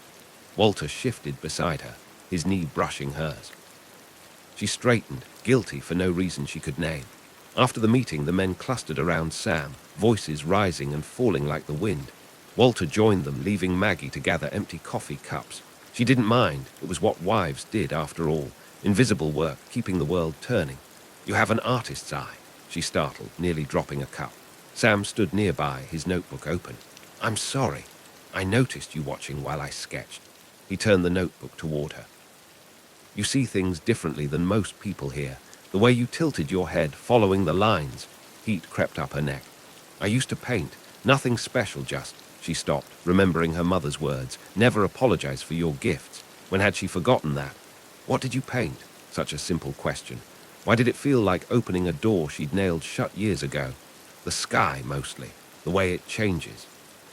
Sometimes I thought I could capture every color it holds, but she gestured vaguely at the window, where the dust-choked heavens pressed down like a coffin lid. But now the sky's forgotten how to be anything but brown. His voice was soft, understanding. She nodded, not trusting herself to speak. Mrs. Callahan. Maggie, she corrected, then wished she hadn't. Maggie. Her name in his mouth sounded different, like a song she'd forgotten the words to. Would you show me your farm tomorrow? I'd like to see what we're working with, maybe sketch out some ideas. She should say no. There were 1,000 reasons to say no. Around 10, the words escaped before she could catch them. He smiled that smile again, the one that reached his eyes. I'll bring coffee. That night, as she scrubbed dishes in water that was already grey with dust, Walter spoke from his chair by the radio. That government fellow seems to know his business. Does he? Her hands didn't pause in their work. Be worth trying some of those new methods. Can't make things worse anyway. He cleared his throat. He's coming by tomorrow to look at the fields. Walter nodded, returning to his paper. That was Walter, accepting, unquestioning. Sometimes Maggie loved him for it. Sometimes she wanted to scream until the windows shattered. She went to bed early, but sleep eluded her. The wind whispered around the house corners, and somewhere in the distance, a coyote called, a lonely sound that echoed in her chest. She thought of Sam's hands moving across paper, creating possibilities from nothing.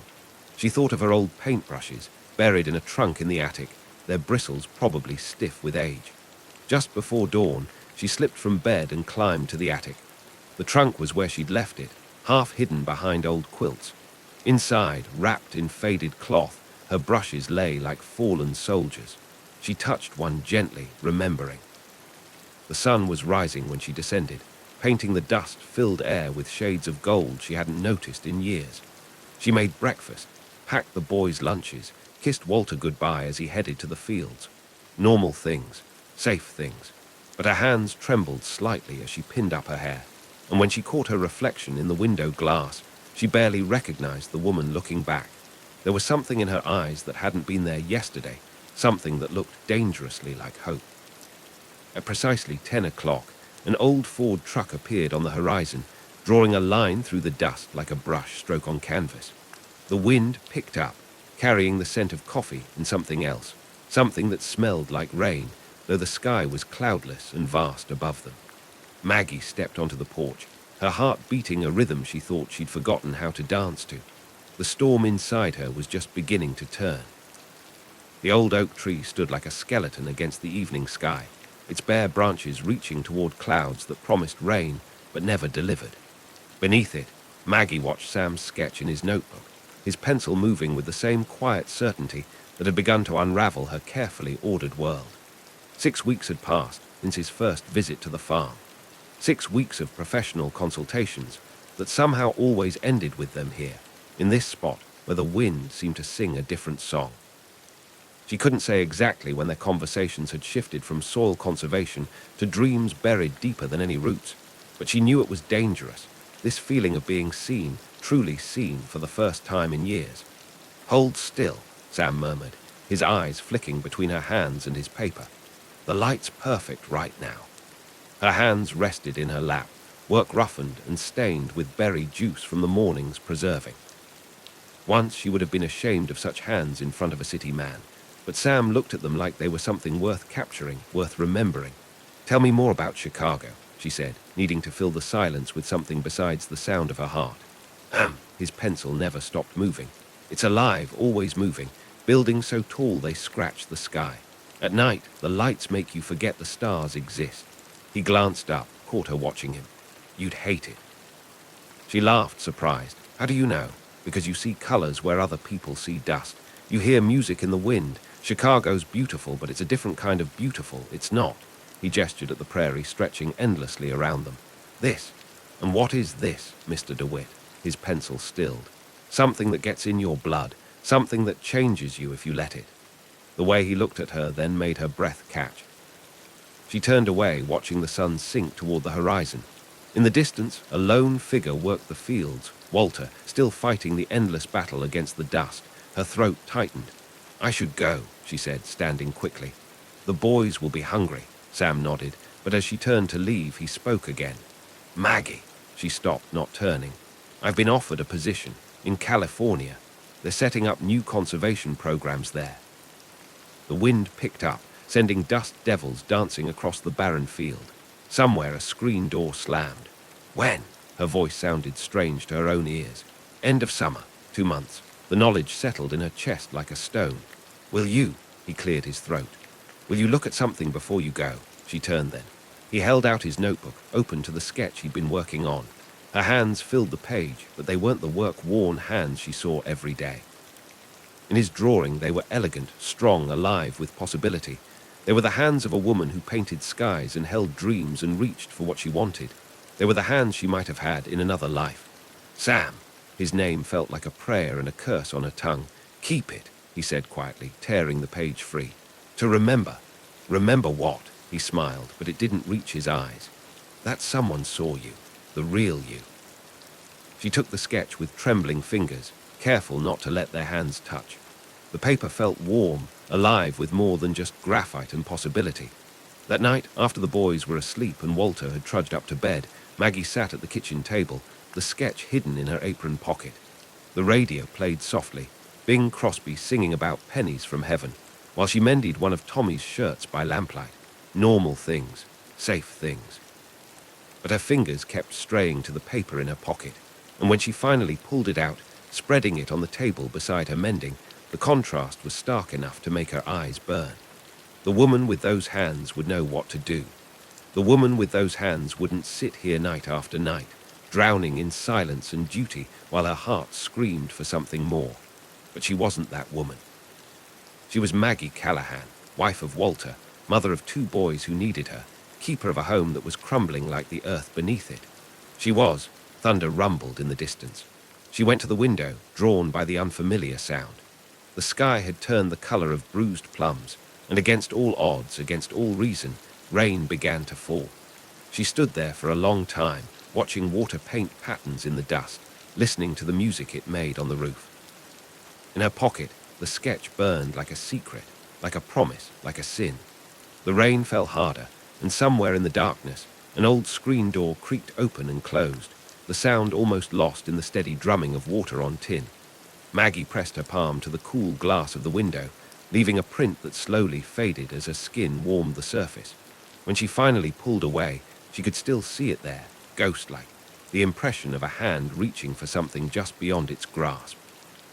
The dust storm came without warning, rolling across the prairie like judgment from an angry god. One moment the sky was brass bright and burning. The next, darkness swallowed the sun whole. Maggie was hanging laundry when she saw it coming. The sheets snapped in the rising wind, white flags of surrender against the approaching wall of dust. She grabbed what she could, but the wind tore a pillowcase from her grip, sending it cartwheeling across the yard like a lost ghost. The screen door slammed behind her as she stumbled inside. Through the window, she watched the storm devour the world. The boys huddled at the kitchen table, Tommy clutching his schoolbook, Jimmy pressing his face into her skirt. Walter was still out there somewhere, trying to save what he could of the withering corn. And Sam, the thought came unbidden, unwanted. Sam was probably safe in town, in his rented room above the Mercantile. She shouldn't be thinking about him at all. Shouldn't be wondering if he was watching this same storm, if he was thinking of a figure emerged from the dust darkness, staggering toward the house.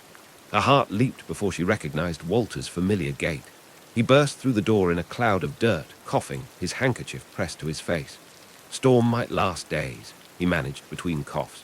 Worst one yet. Maggie moved automatically, pouring water, wetting cloths to cover their faces. Normal things, safe things. But her hands shook, and when Tommy asked if they were going to die, she had to turn away to hide her face. The storm lasted 3 days. They spent them in the semi-darkness, listening to the wind howl like a hungry animal. Maggie read to the boys by lamplight, told stories, played word games, anything to keep their minds off the dust seeping through every crack, off the way the walls groaned under the storm's assault. On the second night, after the boys were finally asleep, Walter spoke from his chair by the radio. Sam DeWitt's leaving. Maggie's hands stilled in the dishwater. What? Heard it at Henderson's before the storm hit. Train ticket to California, they said. Walter's voice held no accusation, no knowing, just quiet fact like commenting on the weather. Guess them government folks don't stick around long. She said nothing. What was there to say? The water had gone cold, the soap scum forming a grey film on her skin. You've been different since he came, Walter continued, still in that same calm voice. Like something woke up in you, something I ain't seen in a long time. Walter, her voice cracked. Let me finish. He folded his newspaper carefully, squares within squares. I ain't blind, Maggie. I see how he looks at you, how you look at him when you think nobody's watching. He smoothed the paper with work-roughened hands. See how you're fading, same as these fields. Been seeing it for years, if I'm honest. Just didn't know what to do about it. The silence stretched between them, heavy as the dust outside. When she finally turned, she found Walter watching her with eyes that held more understanding than she deserved. I haven't, she started, but he shook his head. I know you haven't. You're too good for that. He stood slowly, joints creaking like the house's timbers. But sometimes being good is its own kind of sin. He crossed to where she stood, and for one wild moment she thought he might embrace her. Instead, he placed something on the counter beside her, a train ticket, crisp and white against the dust-covered surface. Got it last week, he said quietly. Before the storm, thought maybe, but it's your choice to make, Maggie, not mine. She stared at the ticket, her vision blurring. The boys would understand someday. And you, he was silent for a long moment. I already do. The lamp flickered, shadows dancing across the walls. Outside, the storm raged on, but in the kitchen, time seemed to stand still. Why? She whispered. Walter's smile was sad, gentle. Because I remember the girl who used to paint the sky, the one who saw colors where other folks just saw dirt. And maybe, he touched the ticket lightly, maybe she deserves one last chance to fly. He left her there, his footsteps heavy on the stairs. Maggie stood at the sink, the ticket burning like a brand beside her, while the wind screamed and the house creaked, and somewhere, miles away, a train whistle cut through the storm's fury. When morning came, the storm had begun to clear. Maggie walked to the window, her decision settling in her chest like a stone. The world outside was transformed, buried under drifts of dust that looked almost like snow in the pale light. And there, half buried in a dust drift by the porch, lay Sam's notebook, blown from God knew where by the storm's fury. The leather cover was scuffed, the pages warped, but when she opened it, his sketches still lived inside. The land, the sky, her hands reaching for something just beyond the page's edge. The wind had changed. She could feel it in her bones. The morning Sam left Silver Creek dawned clear and sharp as broken glass. The storm had scoured the world clean, leaving behind a landscape transformed. Dunes of red-brown dust drifted against fences, half-buried farm equipment, transformed familiar landmarks into alien shapes. Maggie stood at the edge of the road. The train ticket Walter had given her burning a hole in her apron pocket. She'd walked here in the pearl grey light before dawn, before the boys would wake, before Walter would head to the fields. The dust pulled at her shoes with each step, as if the land itself was trying to hold her in place. Sam's truck appeared through the morning haze like a mirage, moving slow, as though he too felt the earth's resistance. When he saw her standing there, he slowed to a stop, the engines idle rough in the stillness. For a long moment, neither of them spoke. The wind whispered around them, lifting tendrils of her hair, carrying the scent of dust and distance and decisions that couldn't be unmade. "I found your notebook," she said finally, holding it out. The storm brought it. He stepped down from the truck, his movements careful, deliberate. When he took the notebook, their fingers brushed, the first time they'd touched in all these months. A jolt like lightning ran through her, and she knew by the way his breath caught that he felt it too. "Keep it," he said softly, pressing the notebook back into her hands. "Something to remember me by." Sam, his name caught in her throat like dust. He reached into his jacket, pulled out a folded paper, another sketch. This one showed the old oak tree where they'd spent so many afternoons, but he'd drawn it as it must have been years ago, before the dust storms stripped it bare. In his vision, it was full of life, its branches heavy with leaves that seemed to dance in an unseen wind. "I drew this last night," he said. "Couldn't sleep, kept thinking about what could have been." She took the sketch with trembling fingers, and as she did, the train ticket slipped from her pocket, landing face up in the dust between them. Sam went very still. "Walter bought it," she said quickly. He knows about how I feel, what I've been wanting." "And?" Sam's voice was rough, hopeful. Maggie looked down at the ticket, then out at the farm where her whole life lay sleeping. Through the morning haze, she could just make out the shape of the house, the barn, the fields stretching endlessly toward the horizon. Behind her, the road led away into a future she could almost taste. Art galleries in California, rain-washed skies, Sam's hand in hers as they walked city streets she'd only dreamed of. "I can't," she whispered. Sam nodded slowly, as if he'd known all along. Maybe he had. "Because of the boys. Because of me." The truth of it surprised her even as she said it. "I'd lose myself out there, trying to be something I'm not. The girl who dreamed of leaving, she's gone. And the woman I am now," she gestured at the farm, the dust, the sky that stretched endless and empty above them. "This is in my bones. It's who I've become. You could become something else."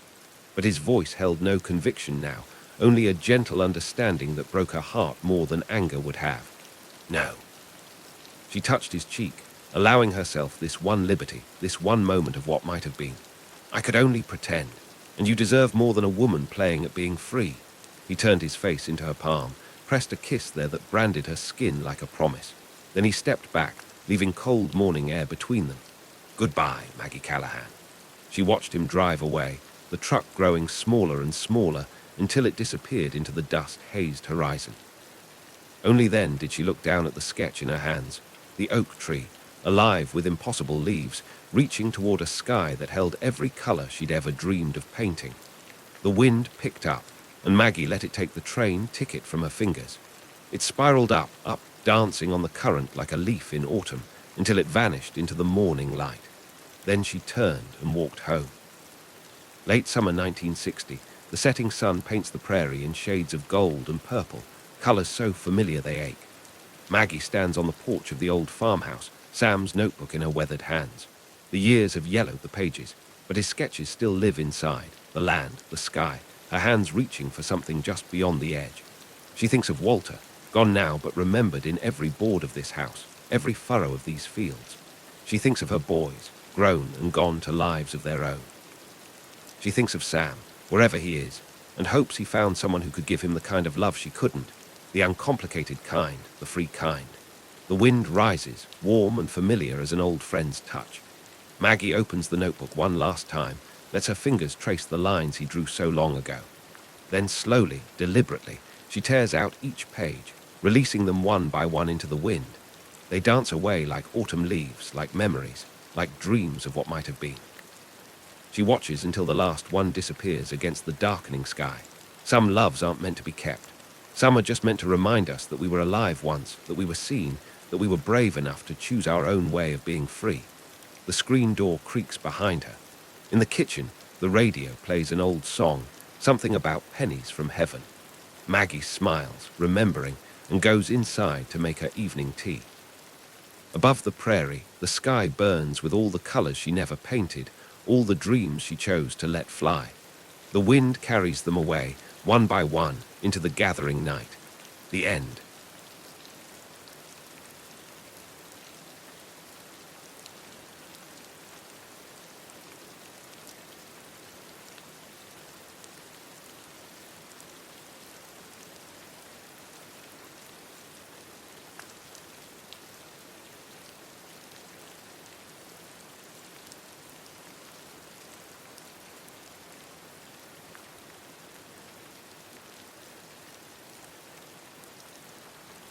Elena Dawson had long since learned that the outback showed no mercy to those who flinched. The merciless sun beat down on her shoulders as she stood at the edge of her veranda, watching a trail of dust approach Dawson's Run. Another drifter seeking work, no doubt. They never stayed long. Not once they realized the station's owner wore skirts instead of trousers. She adjusted her father's old Acabra hat, its leather worn smooth from years of use. The weight of it still felt wrong, even 3 years after his passing, just like the weight of running the station alone. The rider drew closer, his silhouette resolving through the shimmering heat. He sat his horse well, she had to give him that. Not the usual slouch of a city boy playing at being a stockman. There was something in his posture that spoke of purpose, and something else she couldn't quite name. Ellie's mare nickered softly from the yard, and she found herself gripping the veranda rail harder than necessary. "Steady on, old girl," she murmured, though whether to the horse or herself, she couldn't say. The stranger dismounted with fluid grace, leading his horse to the water trough. He moved like a man who knew his place in the world, even if that place was nowhere in particular. Their eyes met across the dusty yard, and Ellie felt something shift in her chest, like the first tremor before an avalanche. His eyes were the color of drought-starved sky, and they carried shadows she recognized all too well. War eyes, her father would have called them, the kind that had seen too much and come back different. "James Calloway," he said simply, his voice carrying easily across the space between them. No miss or ma'am, just the straightforward introduction of one equal to another. "Heard you might be looking for help." Ellie straightened, adopting the stern expression that had become her armor. "Heard wrong, then. We're managing fine." A ghost of a smile touched his lips. "That why your south fence is down, or why your cattle are 3 weeks late for market." Heat flared in her cheeks, not from the sun this time. She'd fired men for less presumption, but something made her pause. Maybe it was the lack of challenge in his tone, or the way he stood there, patient as the land itself, waiting for her pride to settle like the red dust at his feet. "You always make a habit of studying other people's business before introducing yourself?" she asked, descending the veranda steps. Her boots struck the wooden stairs with deliberate force. "Only when I aim to make it my business." His eyes met hers again, and this time there was something else there, a quiet understanding that made her more uneasy than any challenge could have. Ellie knew she should send him packing. Men like him, men who saw too much, who carried their own weight of sorrow, they were dangerous. They made you want to share your burdens, and in her experience, that only led to carrying twice the load alone. But the south fence was down. The cattle were late for market, and despite everything her heart had learned about trust and loss, she found herself saying, 2 weeks trial. First sign of trouble, you're gone. He nodded once, no triumph in his expression. Just that same steady gaze that seemed to see right through her carefully constructed walls. As she turned back toward the house, Ellie felt it again, that slight shift, like the ground wasn't quite as solid as it had been moments before. The outback was a place of extremes where a single spark could ignite a wildfire, and one wrong step could start an avalanche of earth and stone, or of heart and soul. She squared her shoulders against the thought. She'd survived drought and flood, grief and loneliness. She'd survived James Calloway, too. She had to. 2 weeks stretched into 2 months, and James Calloway proved as constant as the North Star. Ellie found herself watching him when she thought he wasn't looking, the way his hands moved with quiet certainty while mending tack, how he spoke to frightened horses in that low, steady voice that seemed to calm anything it touched. The late afternoon sun painted long shadows across the yard as Ellie checked the day's ledgers. The numbers swam before her eyes, each column a reminder of how precarious their situation had become. Reginald Harper's latest offer to buy the station sat unopened on her desk, its presence an unspoken threat. You're going to wear a hole in that paper. She startled at James's voice. He stood in the doorway, shoulder pressed against the frame, his usual silence broken by something that might have been concern. Somebody has to mind the books, she said, sharper than she'd intended. Unless you prefer we all work for Harper by Christmas. His eyes held hers for a long moment. There are worse things than asking for help, Ellie. Like what? Losing everything my father built. She stood abruptly, needing to move to escape the gentleness in his voice. I've managed fine on my own. Have you?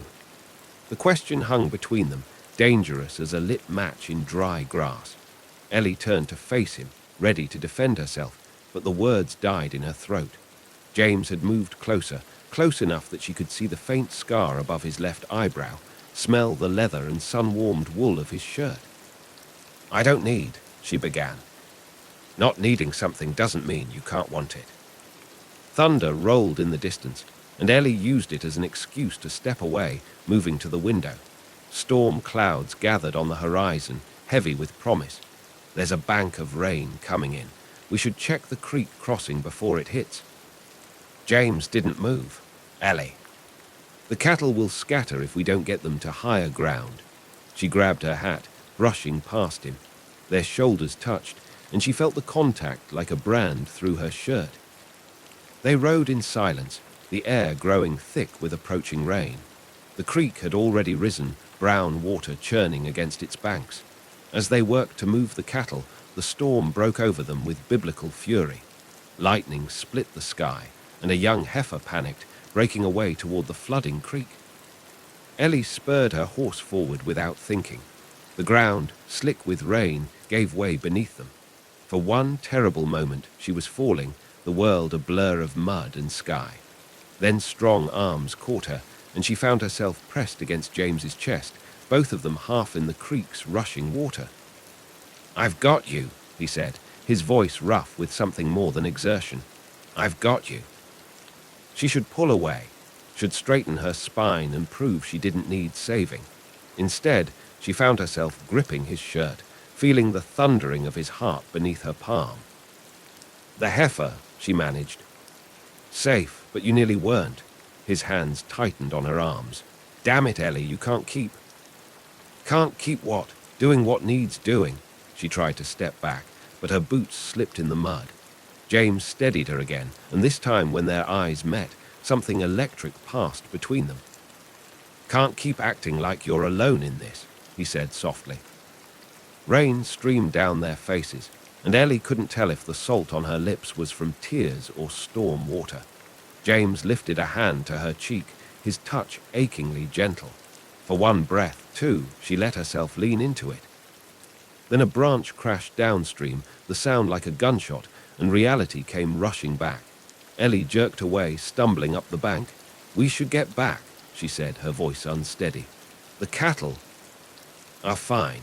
James hadn't moved. "Stop running, Ellie." "I'm not." But the lie stuck in her throat, because she was running. Had been running since the day her father died, since the first time someone told her a woman couldn't run a cattle station alone. Since the moment James Calloway rode onto her land and made her feel things she'd sworn never to feel again. "I can't," she whispered, the words nearly lost in the storm. "Can't what?" "Trust this, trust you," she forced herself to meet his eyes. "Everyone leaves, James, or haven't you noticed? This land, it takes and takes until there's nothing left to give, and I won't be the one left standing in the dust again." Something flickered in his expression, pain or understanding or both. "What if I'm tired of leaving?" "Are you?" She hadn't meant to ask, hadn't meant to let him hear the hope beneath the challenge. Before he could answer, a rider appeared on the ridge above them. Through the rain, Ellie recognized Harper's foreman. The man touched his hat with mock politeness. "Miss Dawson, Mr. Calloway. Boss wants a word when you've time to talk business proper-like." The moment shattered like glass. Ellie saw James stiffen, saw something dark cross his face at Harper's name, and just like that, the walls slammed back into place. "Tell Mr. Harper I have nothing to discuss with him," she said coldly, swinging onto her horse.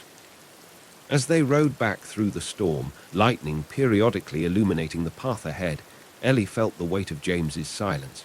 She told herself it was better this way, safer, but her heart, traitor that it was, remembered the feeling of his hands, gentle on her skin, remembered the look in his eyes when he'd asked her to stop running. The rain continued to fall, and somewhere in the gathering dark, a dingo howled, a sound of longing that echoed the ache in her chest.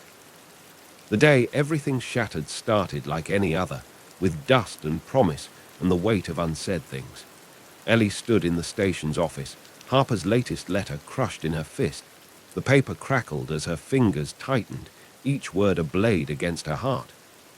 "Your father would have understood business sense, Elena. Pride's a luxury you can't afford. Ask Calloway.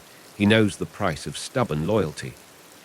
The mention of James's name in Harper's spidery handwriting made her blood run cold. She'd been a fool not to see it sooner.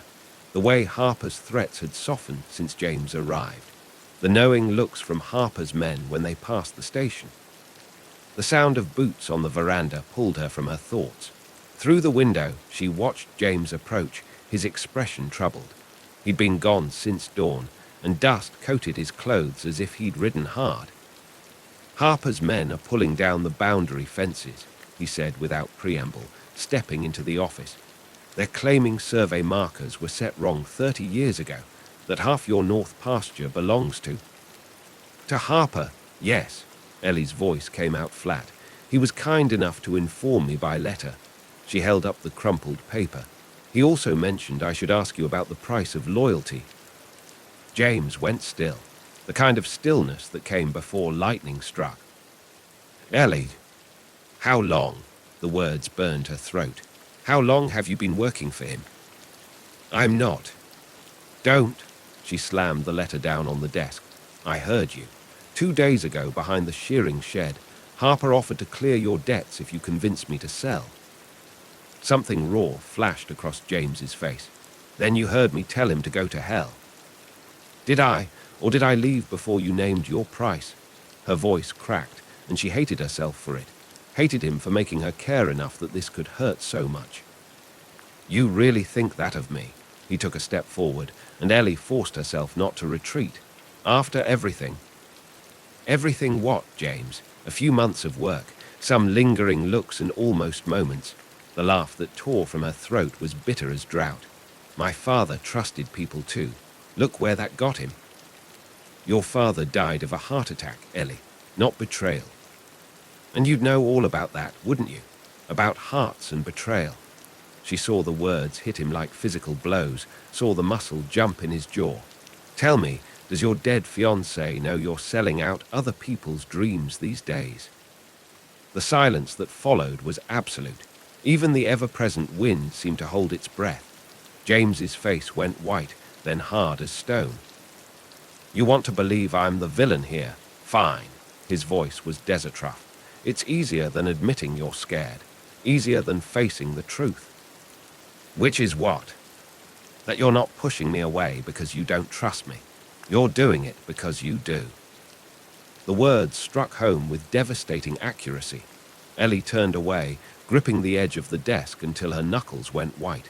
"Get out." "Running again, Ellie, like you ran from what happened at the creek." "I said get out." "No." The quiet certainty in his voice made her spin to face him. He stood closer now, close enough that she could see the pain etched in the lines around his eyes. "You want the truth? Here it is. Harper approached me the day I arrived, offered to clear my brother's gambling debts if I helped him pressure you to sell. And you didn't think to tell me this." "I told him exactly what he could do with his offer. But you're right about one thing." James's laugh was hollow. "I did come here with a purpose. I came because I heard about a woman fighting alone against impossible odds, and I thought maybe here was someone else who understood what it meant to lose everything and keep going anyway." Ellie felt the words like a physical blow. "James." "I've spent 5 years running from ghosts, telling myself I didn't deserve to stop, to rest, to feel anything but guilt." His voice roughened. "Then I met you. Stubborn, beautiful, infuriating you. And for the first time since Sarah died, I wanted to stay somewhere, be someone worth staying for." "Don't." The word was barely a whisper. "Please." But James wasn't finished. "You're so convinced everyone leaves that you don't see who's standing right in front of you, fighting for you, loving you, even when you make it damn near impossible." The word loving hung in the air between them, sharp as broken glass. Ellie felt tears burning behind her eyes. "I can't," she whispered. "Can't what?" "Can't love you. Can't watch you realize this is too hard and leave. Can't," her voice broke, "can't lose anyone else." James moved then, closing the distance between them. His hands came up to frame her face, rough palms against her skin. "Then don't lose me. Choose me. Choose us." "It's not that simple." "It is." His thumbs brushed away tears she hadn't realized were falling. "You're just too scared to see it." "I'm not scared," she lied, even as her hands came up to grip his wrists, torn between pushing him away and pulling him closer. "Prove it." Before she could respond, shouts erupted from the yard. They broke apart as Ben, one of the station hands, burst through the door. "Fire!" he gasped. Harper's men, they were burning off the north pasture. It's jumped the brake line. The wind's pushing it straight for the station. The world tilted on its axis.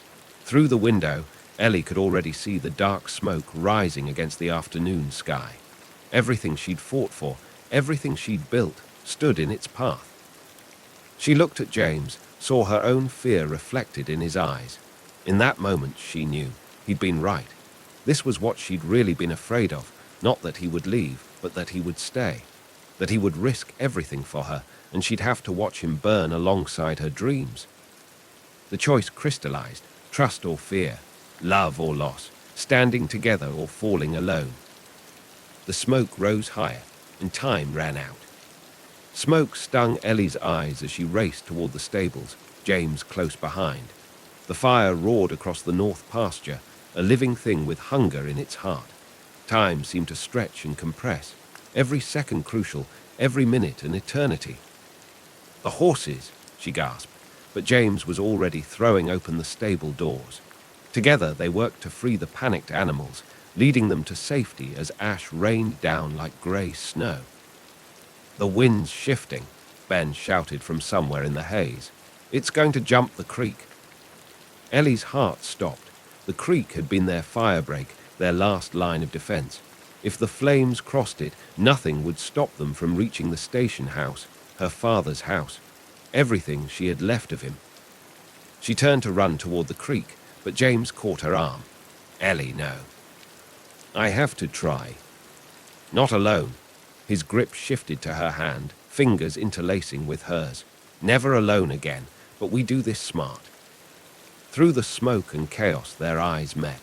In that moment, Ellie saw everything she'd been too afraid to face, the steady strength he offered, the trust she'd been too wounded to give.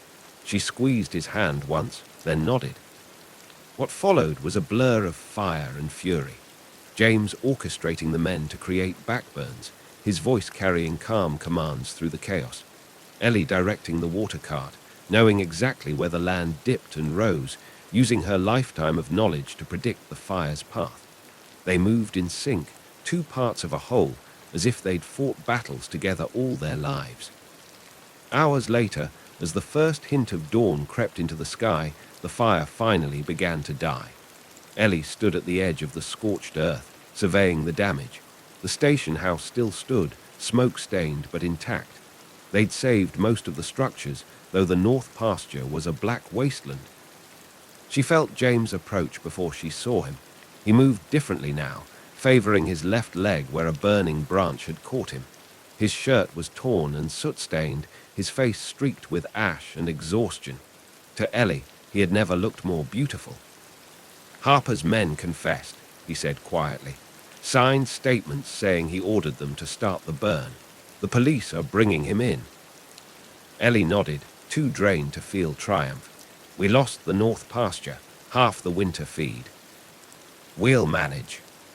The word we hung in the air between them. Ellie turned to face him fully, taking in the worry in his eyes, the way he watched her like she might shatter or run. I'm sorry, she whispered. For what?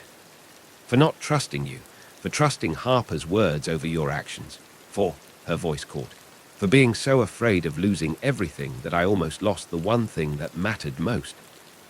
James stepped closer, his hand coming up to cup her cheek. This time, Ellie didn't pull away. I meant what I said before, he murmured, about being tired of running, about wanting to stay. Even now, she gestured at the devastation around them, when you can see exactly how hard this life is. Especially now. His thumb brushed away a smudge of ash from her cheekbone, because now I know exactly what I'm choosing, who I'm choosing. Ellie felt something shift inside her, like the ground finding its level after a quake, like the wind changing direction before a storm breaks. All her life, she'd thought strength meant standing alone. But here, in the aftermath of fire and fear, she finally understood. True strength was knowing when to let someone stand beside you. I don't know how to do this, she admitted. How to trust, how to love without fear. Yes, you do, James smiled, soft and sure. You've been doing it all along. With this land, with your father's memory. You just need to extend that same trust to your own heart. Dawn painted the sky in shades of pink and gold, the sun rising over their scorched but surviving world. In the distance, a magpie warbled, the first bird song since the fire began. Life returning, resilient as ever. Stay, Ellie whispered, the word holding all the trust she'd been too scared to give before. Stay and help me rebuild, not just the pasture, but everything. Instead of answering, James drew her closer. When his lips met hers, it was gentle as rain after drought, certain as the sunrise. Ellie wound her arms around his neck, pressing closer, letting herself believe in this moment, this man, this love that had survived fire and fear. When they finally parted, James rested his forehead against hers. I'm already home, he murmured. Around them, the station was coming alive. Men tending to the horses, checking fences, beginning the long work of recovery. The air still smelled of smoke, but underneath was the scent of damp earth, the promise of renewal.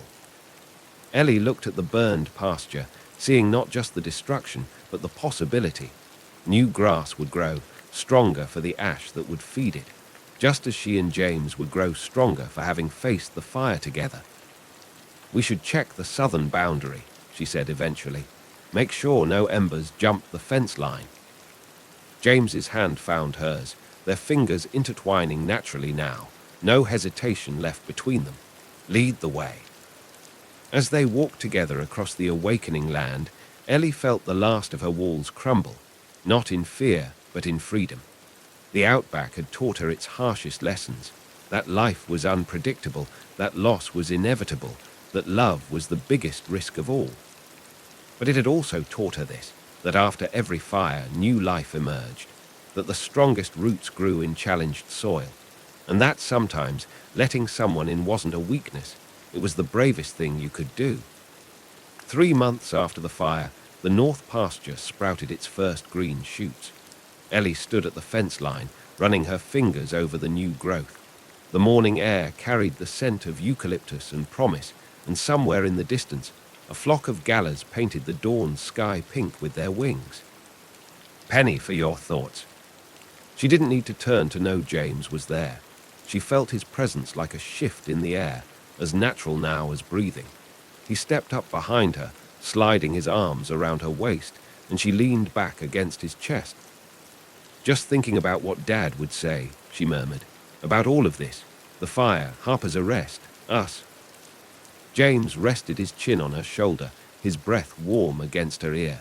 He'd be proud of you, of how you fought for this place, of how you learned to let someone fight alongside you. Ellie smiled, covering his hands with hers where they rested on her stomach. He would have liked you, I think, once he got past the whole mysterious stranger bit. Mysterious, James chuckled, the sound rumbling through both their bodies. I seem to remember being pretty direct about my intentions.